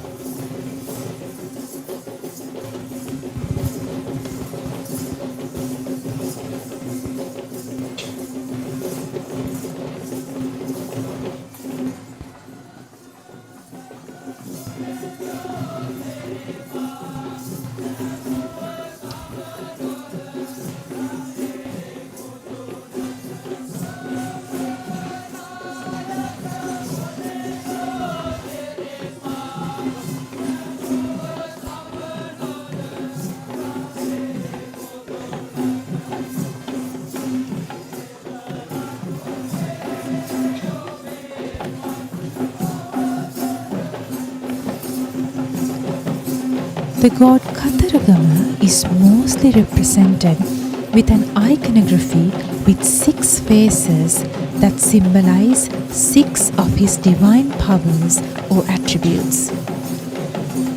The first, which radiates light that dispels darkness. The second, that expresses compassion and pity for humans. The third, that shows goodness and gentleness towards the peaceful. The fourth, that shines beautifully as a moon while exploring the fugitive. And the fifth, that blesses the victims of the battlefield.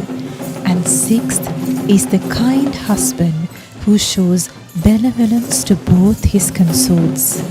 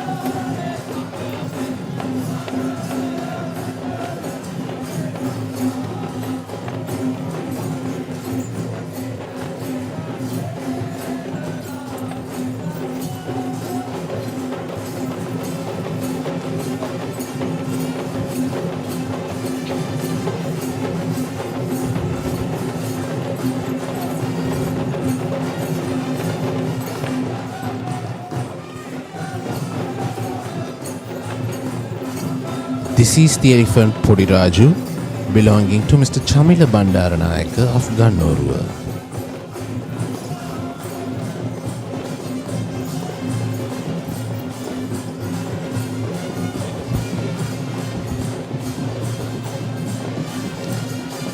The Sri Lankan orientation of Kavadi dancing has segregated into several variants which are known as Bhakti Kavadi, Kiri Kavadi, Agni Kavadi and Paradi Kavadi, which have their own unique features different to each other.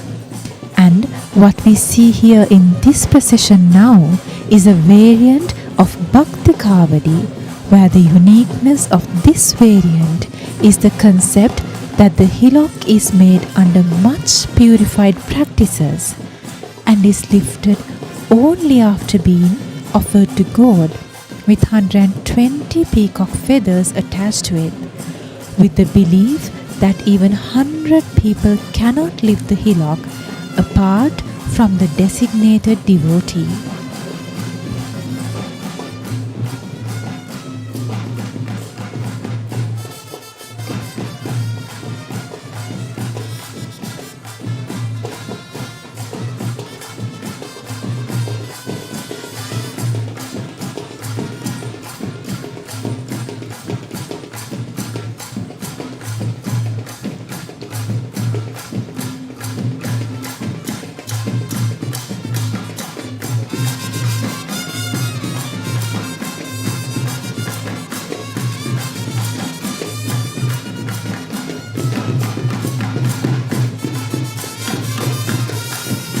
The Sri Lankan orientation of Kavadi dancing has segregated into several variants which are known as Bhakti Kavadi, Hiri Kavadi, Agni Kavadi and Paravi Kavadi.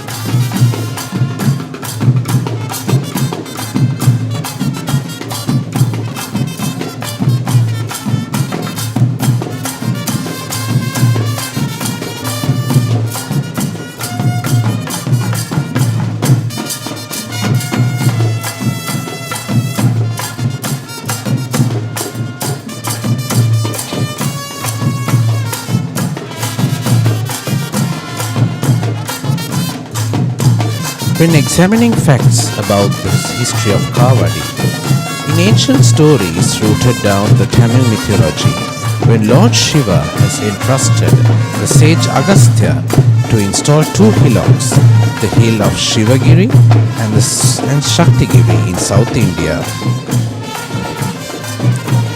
The vibrance of the procession is multiplied by many, with the peacock dance coming into the picture. Sri Lankans identify the peacock as a unique creation of nature due to its distinct features of physical appearance. But the speciality of the peacock in this Perahera is beyond its attraction to this dance, depict the beauty of the peacock as the godly vehicle of Lord Katharagama.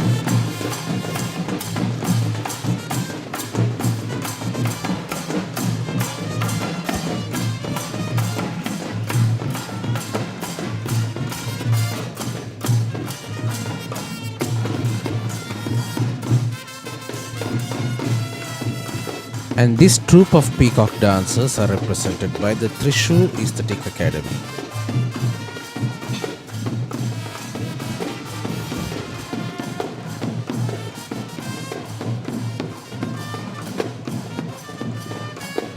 The peacock is in fact depicted in traditional Sri Lankan upcountry dancing in the Peacock Symphony known as the Mayura Vannama, that uses traditional upcountry dance movements to illustrate the charming beauty of the peacock. But this dance is rather a creative dance that is not connected with the Sri Lankan Mayura Vannama, but instead a much similar to Malittam dance that is rooted to the South Indian states of Kerala and Tamil Nadu.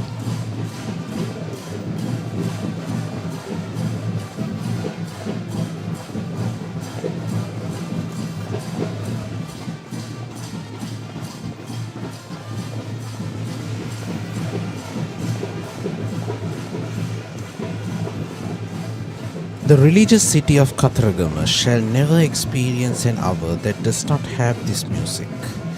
As most of the pilgrims who flock to the city of Katharagama consider performing a Kavadi dance around the sacred site as a part of their venerated offerings. This offering, in fact, has no barriers to age, gender, and are granted by the divine law.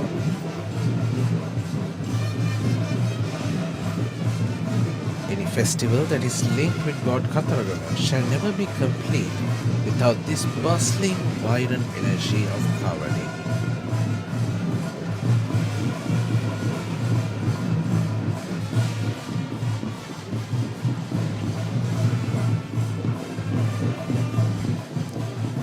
Among the many different offerings that are made towards Lord Kataragama, Kavadi dancing is renowned as one of the most prominent dances of devotion that is performed to impress the likings. Kavadi is in fact a Tamil word that translates to burden in English.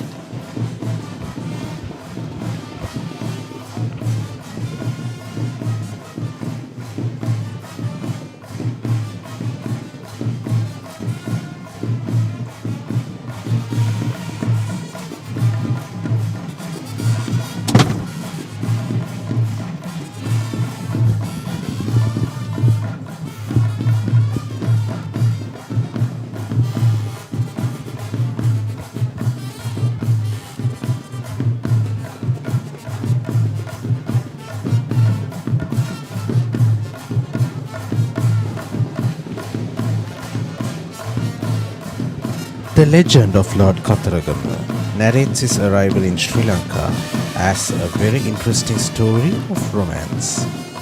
According to the story, Lord Kataragama had witnessed a tribal young girl named Valli from the southeastern wilds of Sri Lanka, from whom he fell in love with. In order to win Valli and his consort, he had reached Sri Lanka via the shores of Devundra in Mathaga and reached the city of Kataragama in search for Valli.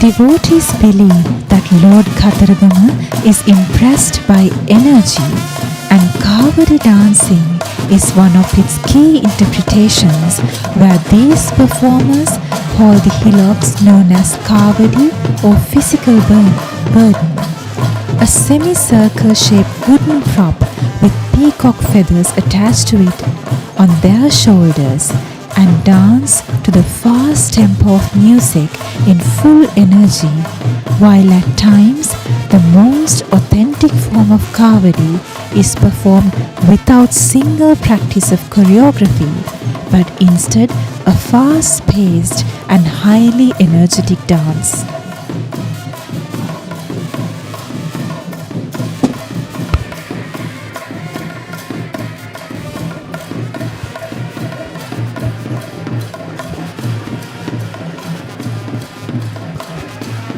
Apart from the Sri Maha Kataragama Devali in Kandy, there are several other shrines around Kandy which are dedicated towards God Kataragama, which include the Wallahagoda Kataragama Devali in Gampala, the Ambeke Kataragama Devali in Udnuwara, and the Ganegoda Kataragama Devali in Doluwa, along with the Morape Kataragama Devali in Pussallava.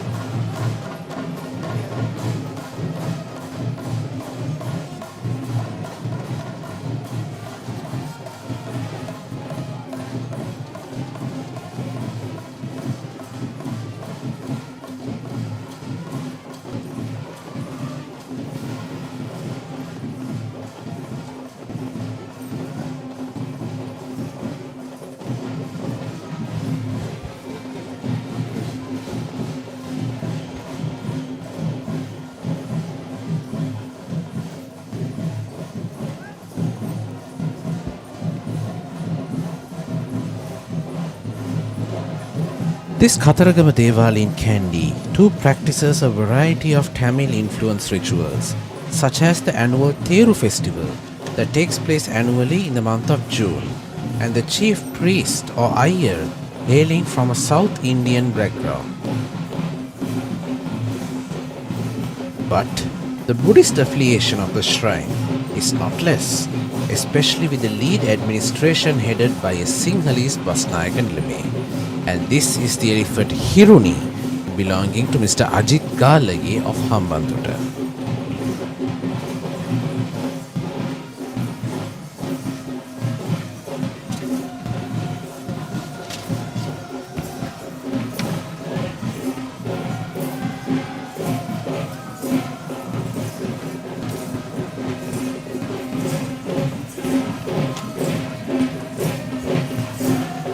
And this is the arrival of the first West Dance troupe of the Kataragama Mahadevala Perahera.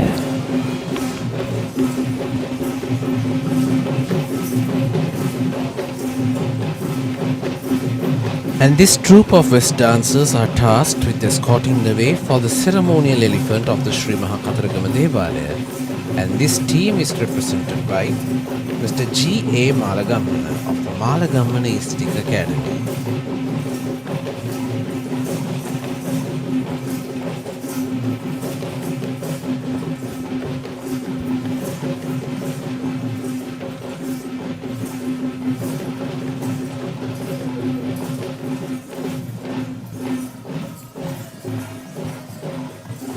West dancing is considered as a Rupa Natuma, which means a picturesque dance act. The visual beauty of this dance is commended by this majestic costume that depicts the illusions of a god believed to be the Malaya king. In addition, the backflips, the single-legged twirls, acrobatics, and the leaps are surely the most spellbinding moments of the West dance.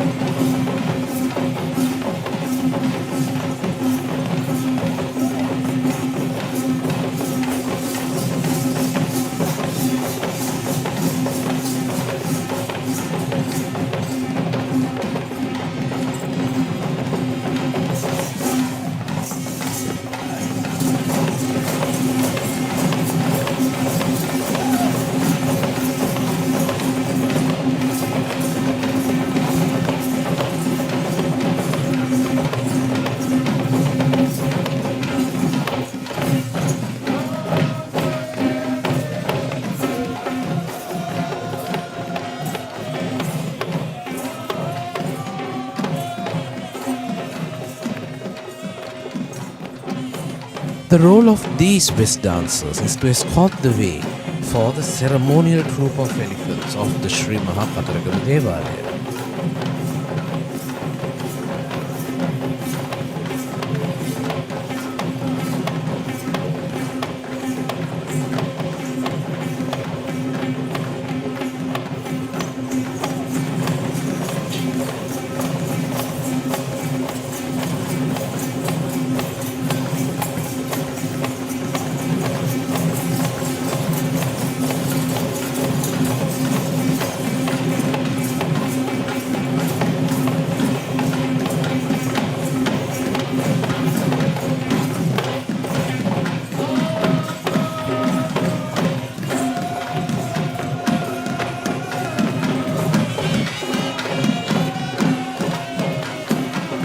Unlike the other four Devala shrines, the chief priest or Iyer of the Sri Mahakataragama Devalaya is of Hindu origin.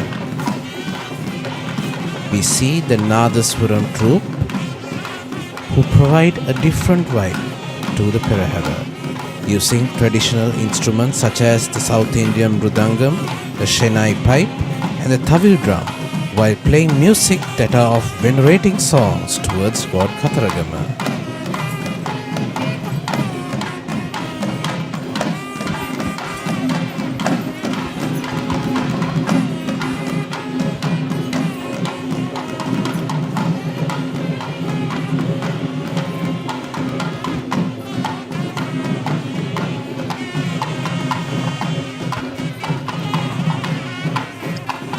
Unlike the other four Devala shrines, the chief priest or the Iyer of the Sri Mahakataragama Devalaya in Kandy is not of Sinhalese origin, but is in fact an Indian national who is of a traditional Brahmic lineage and is delegated to perform this venerative task since many generations, where it was his father who performed this duty before him. This evening, the requelaries of God Kataragama will be majestically carried by the elephant Aruna, belonging to Venerable Higoda Chandimatero, the chief incumbent of the Handala Rajamahaviharaya. Aruna is accompanied by the elephant Gamunu, belonging to Mr. Ratnasiri Arangal of Veyangoda, and the elephant Denuka, belonging to Mr. Ajit Galagi of Hambantota.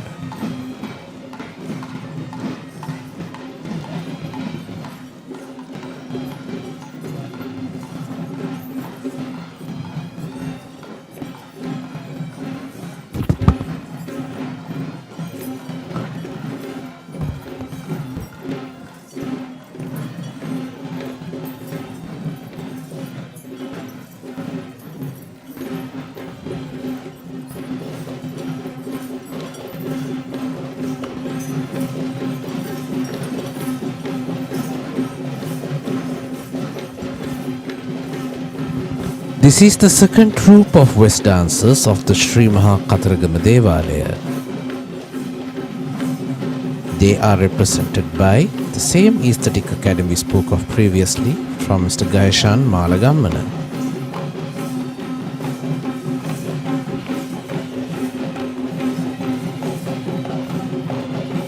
Being a West dancer is no easy deal.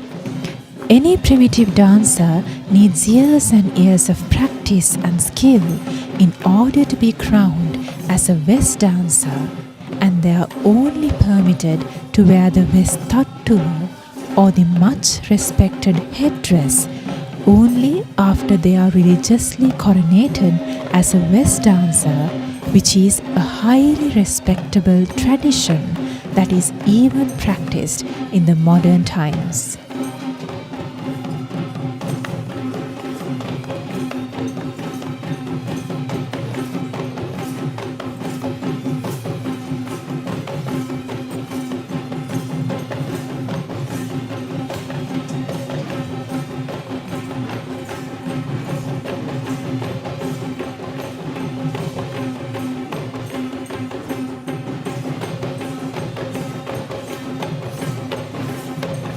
The task of these West dancers is to escort the way for the Honorable Basnayak Nilame of the Sri Mahakataragama Devalaya in Kandy.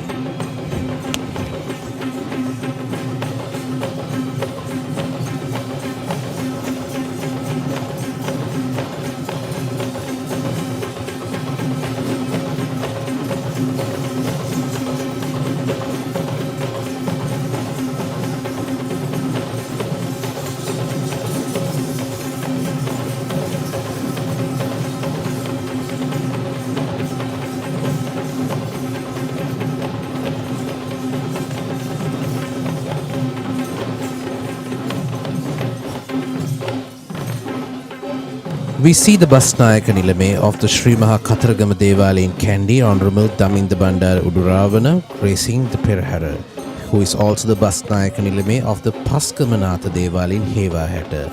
He is accompanied by the Basnayaka Nilame of the Ganegoda Kataragama Devalaya, Honorable Asankaranavana, the Basnayaka Nilame of the Morape Kataragama Devalaya of Pusella, Honorable S.K. Ratnayaka, and the Basnayaka Nilame of the Ganegoda Kataragama De of the Wallahagoda Kataragama Devalaya of Gampola, Honorable Srimat Bandara Velivita.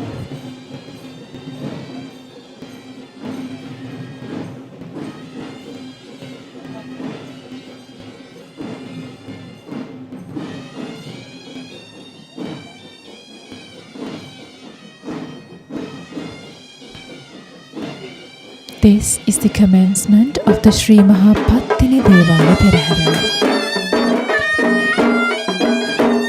The Sri Mahapattini Esala in Kandy is the only shrine of the Kandian Satara Mahadevalaya that is dedicated to the virtuous goddess Pattini, who is also the only female representation among the guardian deities of the sacred tooth relic. This Devalaya is located in the premises of the Sri Dalada Maligawa, which can be easily reached via the Deva Vidya.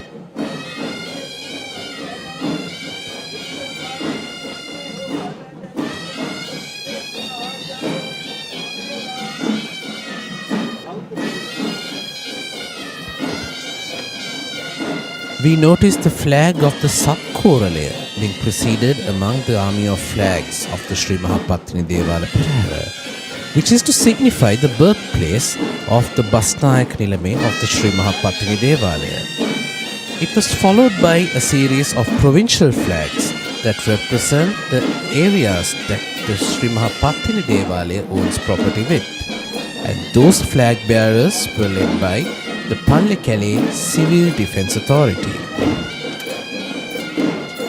This is the official Hevisi ensemble of the Sri Mahapattini Esala. They are represented by Mr. M.G. Palita Nishanka, Mr. M.G. Sirisena and Mr. M.G. Premadasa.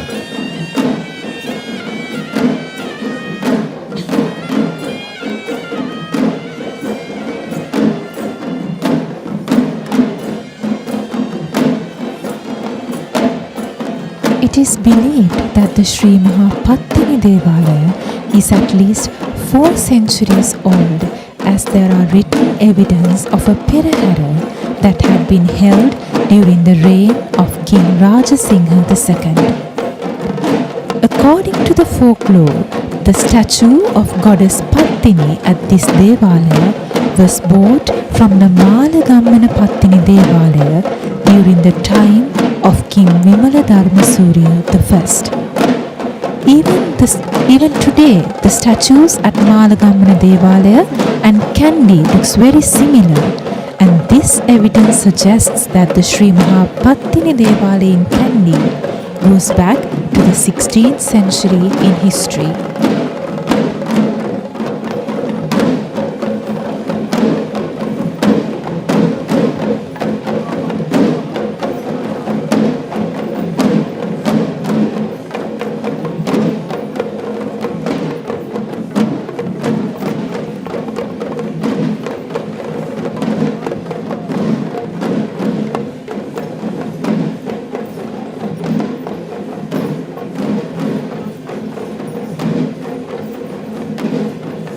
This is the Gajanayaka Nilame of the Sri Mahapattini Esala Perahera, who is responsible for the troop of elephants that we see in the procession of Sri Mahanatha Dev of Pattini Esala this evening.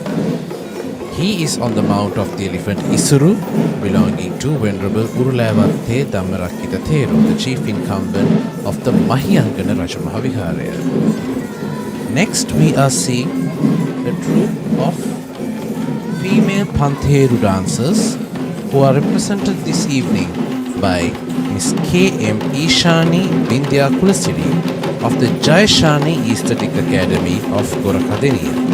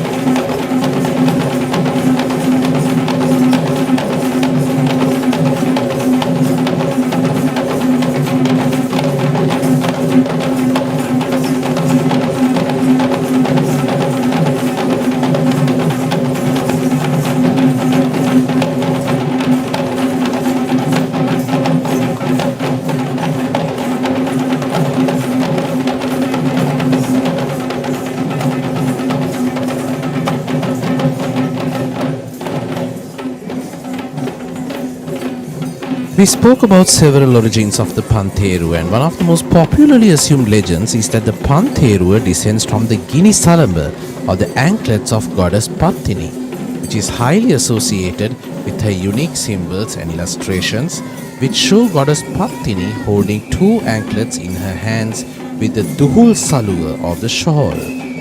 Here we see the Tusker Mihin Raja belonging to the Palatua Rajamahaviharya of Matara to Most Venerable Yatamane Gunaratana Theru. The next dance item is the Thalam dance, represented by Miss Dhananjana Jayaratna of the Dhananjana Aesthetic Academy of Kaduganna.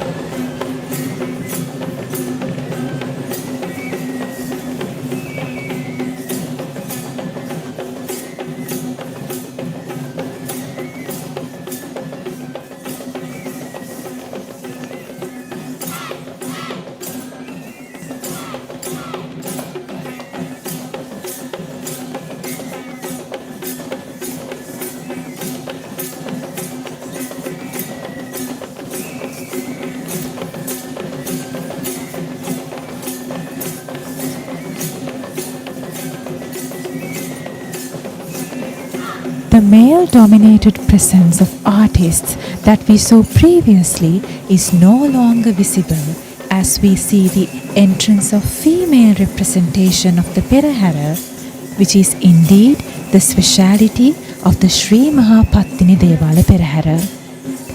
Being the only goddess that is venerated in this religious pageant, this segment of the Perahera not just celebrates the virtues of goddess Pattini, but it also celebrates the greatness of women and their value to the existence of this world.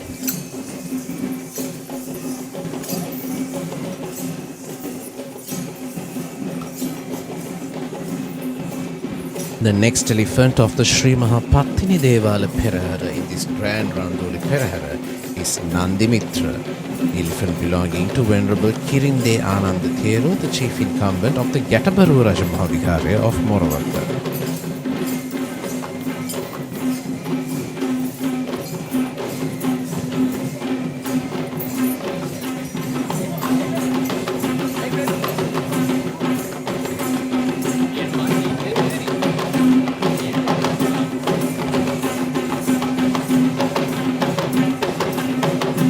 This is the female Nayandi dance, represented by Miss B.G. Lakshmi Kumari of the Ketumati Aesthetic Academy of Murtalawa.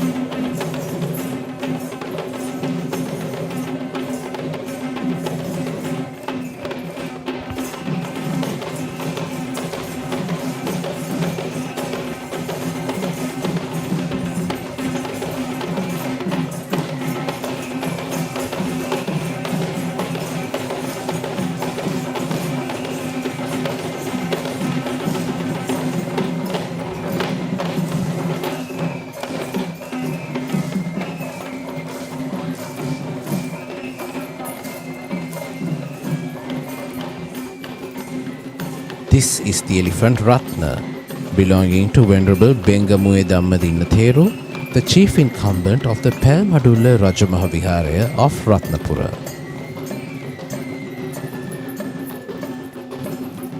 This is the mixed Paturu folk dance, represented by Mr. Nishantha Sangeet Navaranga, who has won presidential awards, representing the Navaranga Aesthetic Academy of Maradang Kadavela.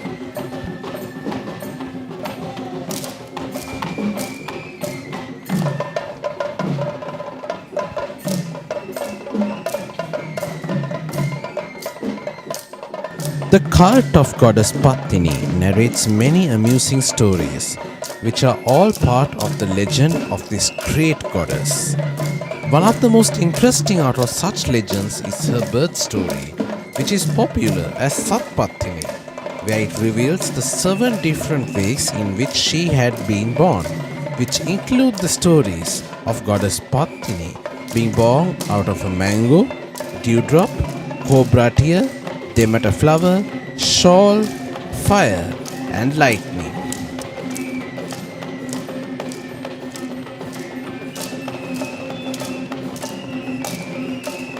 This cult of Satpatini is also challenged with a different variant which illustrates 12 birds known as the Dolos Pattini Upatha.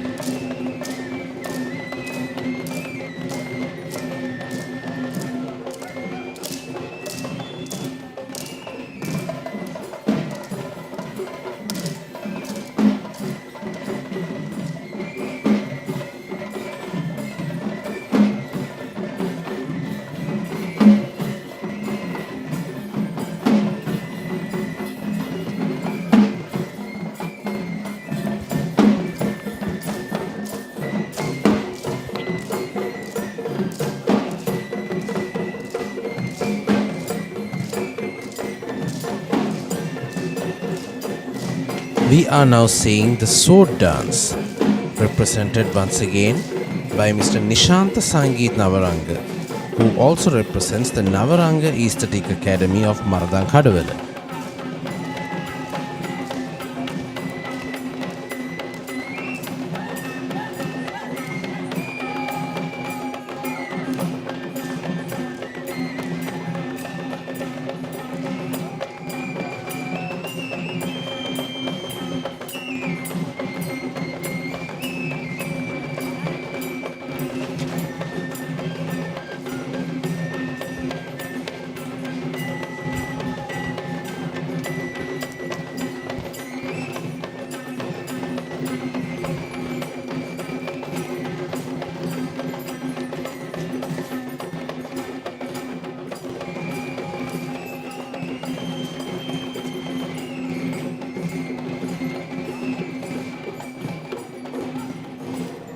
According to the Chilappadikaram epic, one of the earliest known shrines in Sri Lanka that is dedicated to goddess Pattini is the Navagamuwa Pattini Devalaya along the banks of the Kalari River in Colombo, which was built by King Gajabahu II in the 2nd century AD.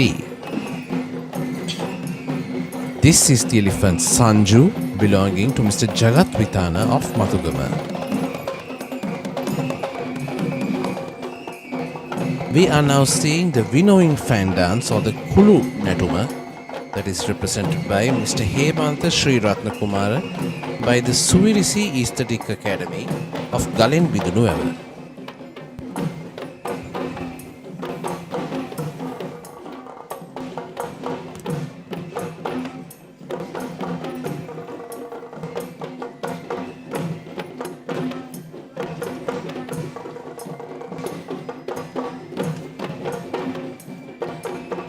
Goddess Pattini is affiliated as the goddess of prosperity, and the said virtue of prosperity is symbolized in the Perahera in this form of agrarian dance that depicts the roots of prosperity in our economy.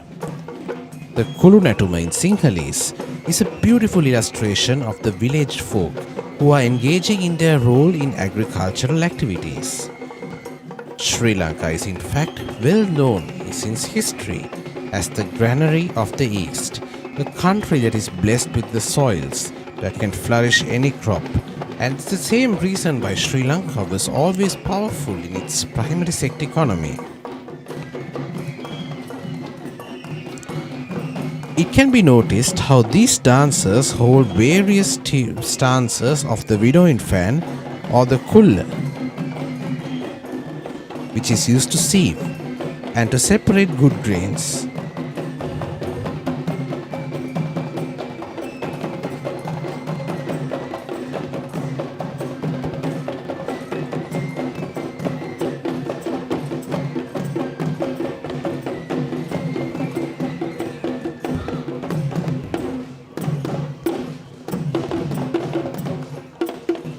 This is once again a folk dance that unites the village lifestyle in one artistic picture to the audience. To have a glimpse of how this simple lifestyle nurtures a village with smiles, despite the hardships that they experience, that is clearly the objective of Buddhism, to understand life and live in custom to the middle path as explained by the Dhamma of Lord Buddha.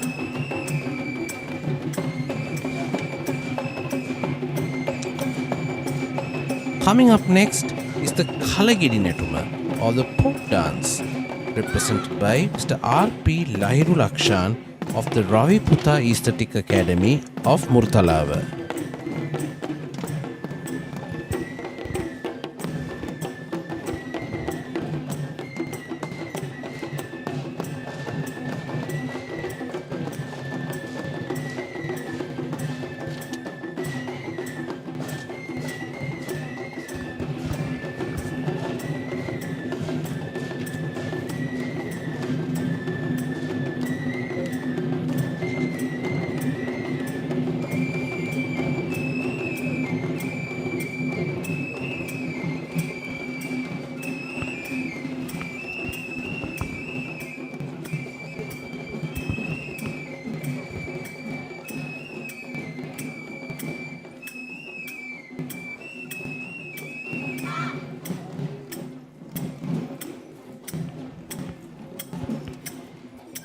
Goddess Pattini is famed as the goddess of chastity and is still considered as the most popular deity among Sri Lankans, despite being a goddess of South Indian origin.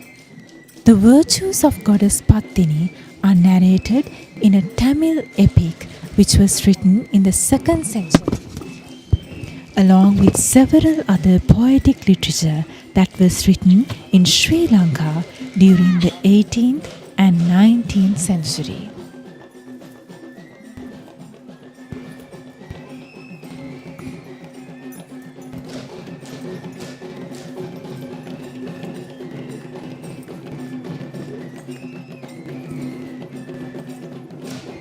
Carrying a brass umbrella to signify protection to the impending relics, this is the elephant chula, belonging to Venerable Bengamui Dhammadinna Thero, the chief incumbent of the Palmadulla Rajamaha Vihara of Ratnapura.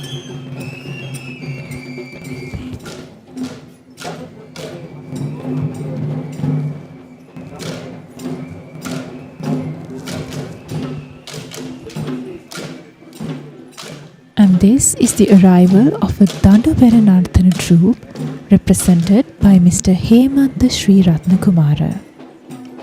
And they represent the Suirisi Aesthetic Academy of Gallen Bidunuweva. In fact, this is the first time that we are seeing this Dandubera performance in the Kandy Esala Perahera.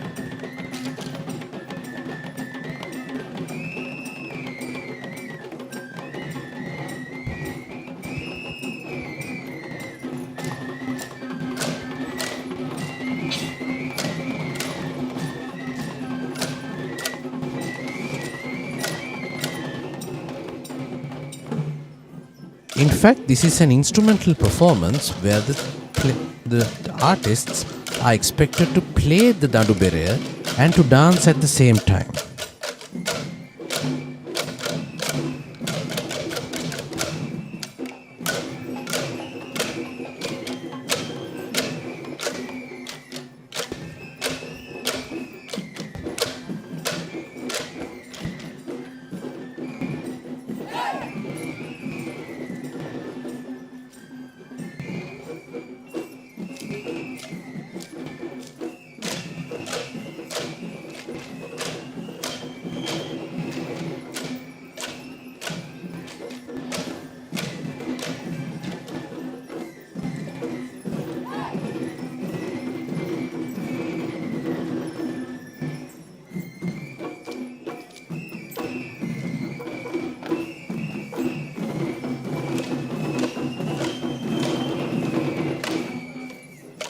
This is Tarendu, belonging to Venerable Kobawaka Dhamminda Thero, the chief incumbent of the Kirivehera Rajamaha Vihara of Kataragama.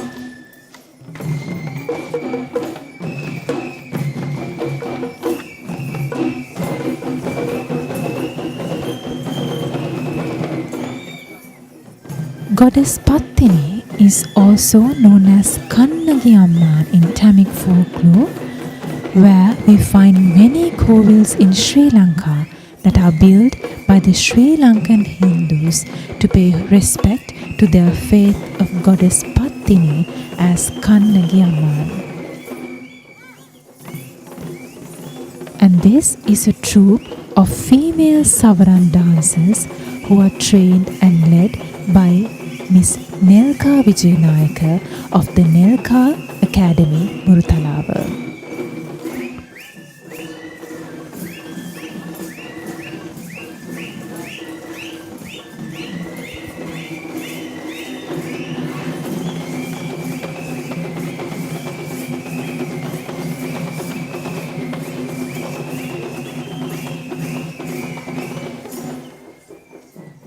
You can see many young dance performers in this female Savaran dance troupe.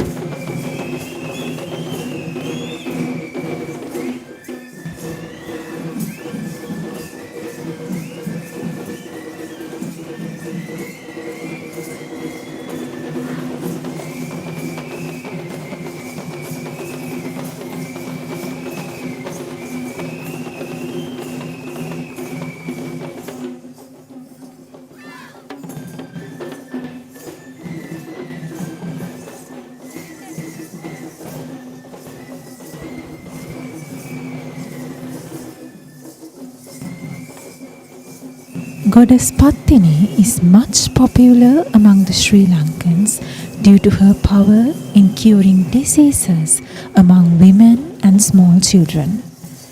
This is the same reason many of the Sri Lankan low country healing rituals, including the Gam Maduwa, Devul Maduwa and Pahan Maduwa, have accepted its protagonist deity as Goddess Pattini. The popularity of these ceremonies can only be agreed by an eyewitness, where thousands of devotees spend entire sleepless nights in these ritual grounds to experience and worship this miraculous power of healing.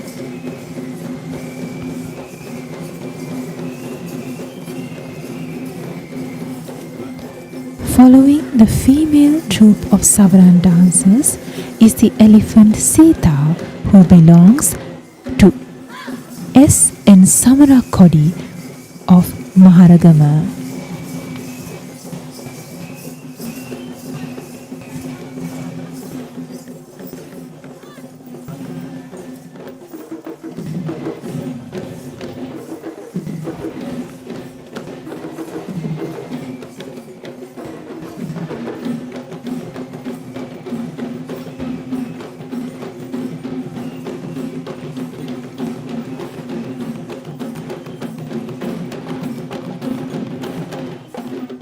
And with that, we are witnessing the arrival of a female Raban dancing troupe who is trained by Mr. P.P.S. Jairatna of the Rekha Arts Academy, Halloluwa, Yatihalba.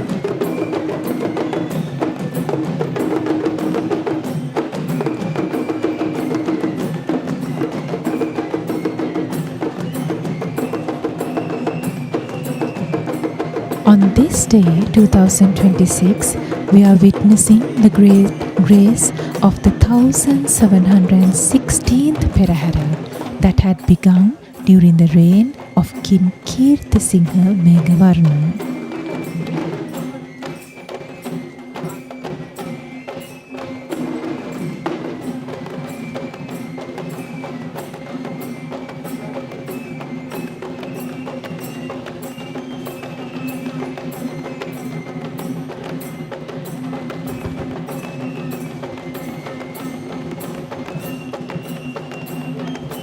The shrine devoted to Goddess Pattini in Kandy is a simple, small rectangular building on the usual stone platform.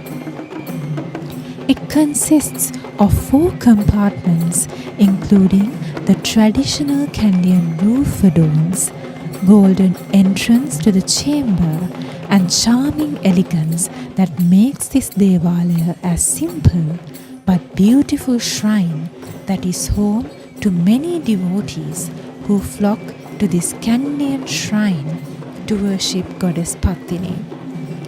In addition to the shrine dedicated to Goddess Pattini, we also witness a shrine made towards Goddess Durga in the same premises. The current building that we see is believed to be built by King Narendra Singha during his reign.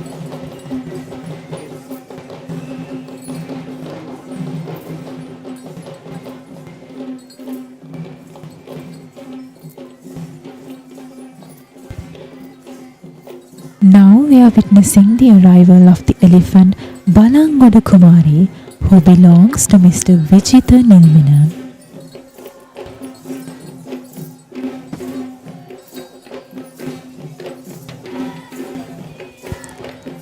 This is the arrival of the female Pantheru dance troupe, who is trained and led by Mr. A.P. Sujit Asuranaga of the Dandiyagama Kalayathanaya Mawatagama.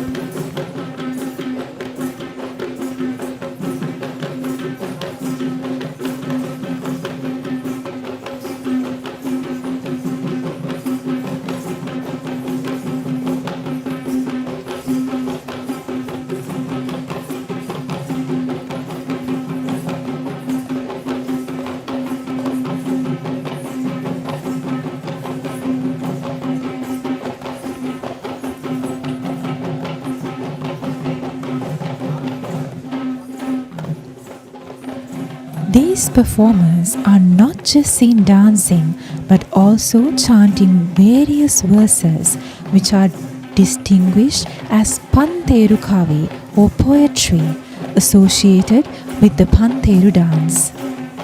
One such prominent verse named Sitlesalova describes all affiliations to the Pantheruva, including its resemblance as a chakra or the anklet of Goddess Pattini.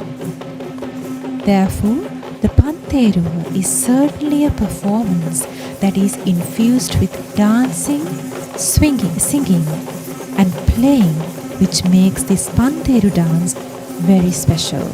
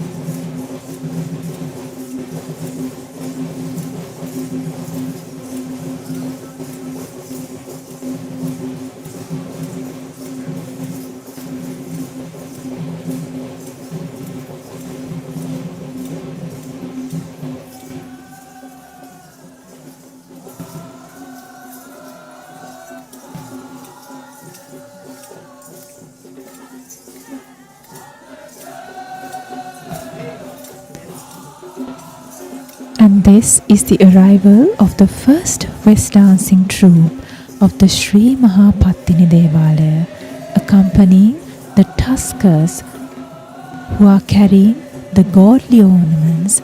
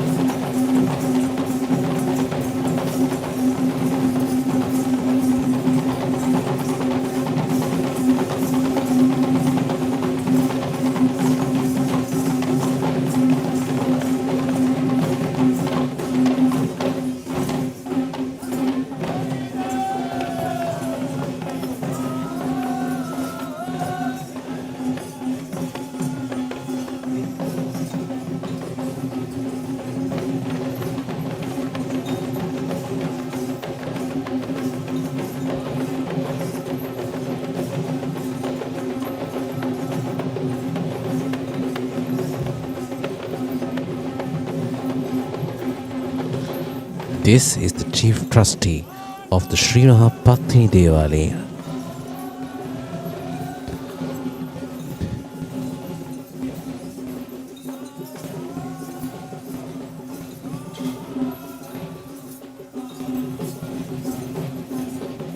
The requiraries of Goddess Pattini will be carried by the elephant Mangala, belonging to Mr. Udara Galapati of Kirulla, and he is accompanied by the elephant Manike, belonging to the late HRSU Nishanka of Kegol, and the elephant Kumari, belonging to Mr. Asanka Vijayanilmini of Balangoda.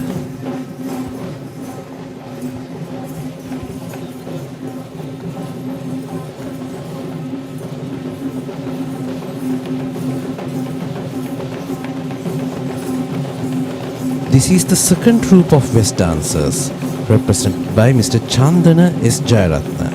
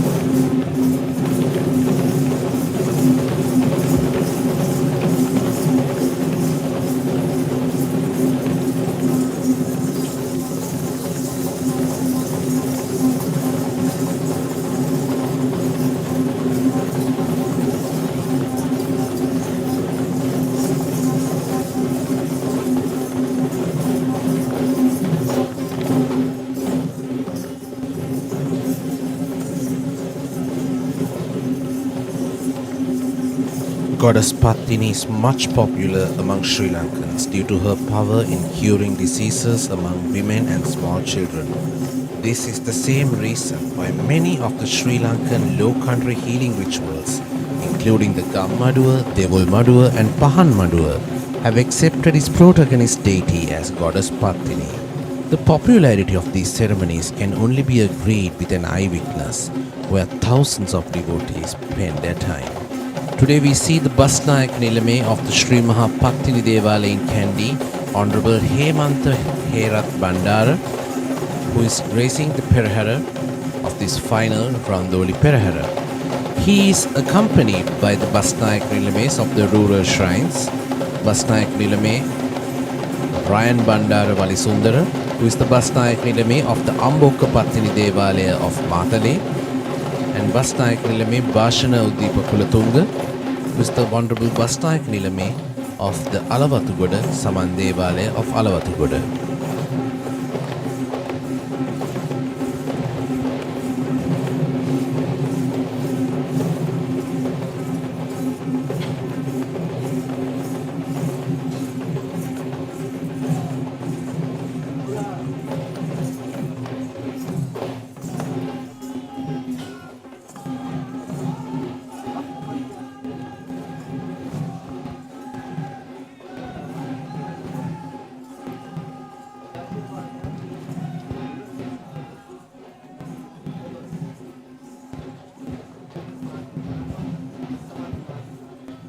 It is the custom that the 4 palanquins, called Randoli in Sinhalese, are being carried right at the end of the procession during the 5 nights of the Randoli Peraheras. The 4 palanquins represent the Queen's identity in the Perahera, and they in fact represent the 4 Devalayas of Natha, Vishnu, Kataragama and Pattini.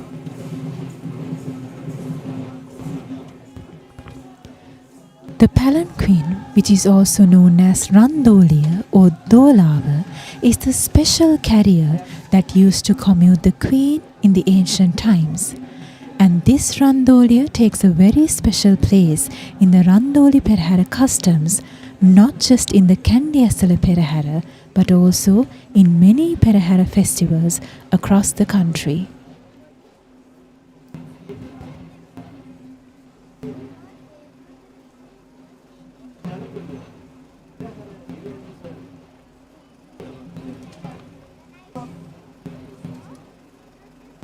And that marks the end of the live broadcast of the Kandy Esala Perahera 2026. May the blessings of the sacred tooth relic bless our nation with fertility and rains. May our country prosper. Dalada Samidu Pihitai.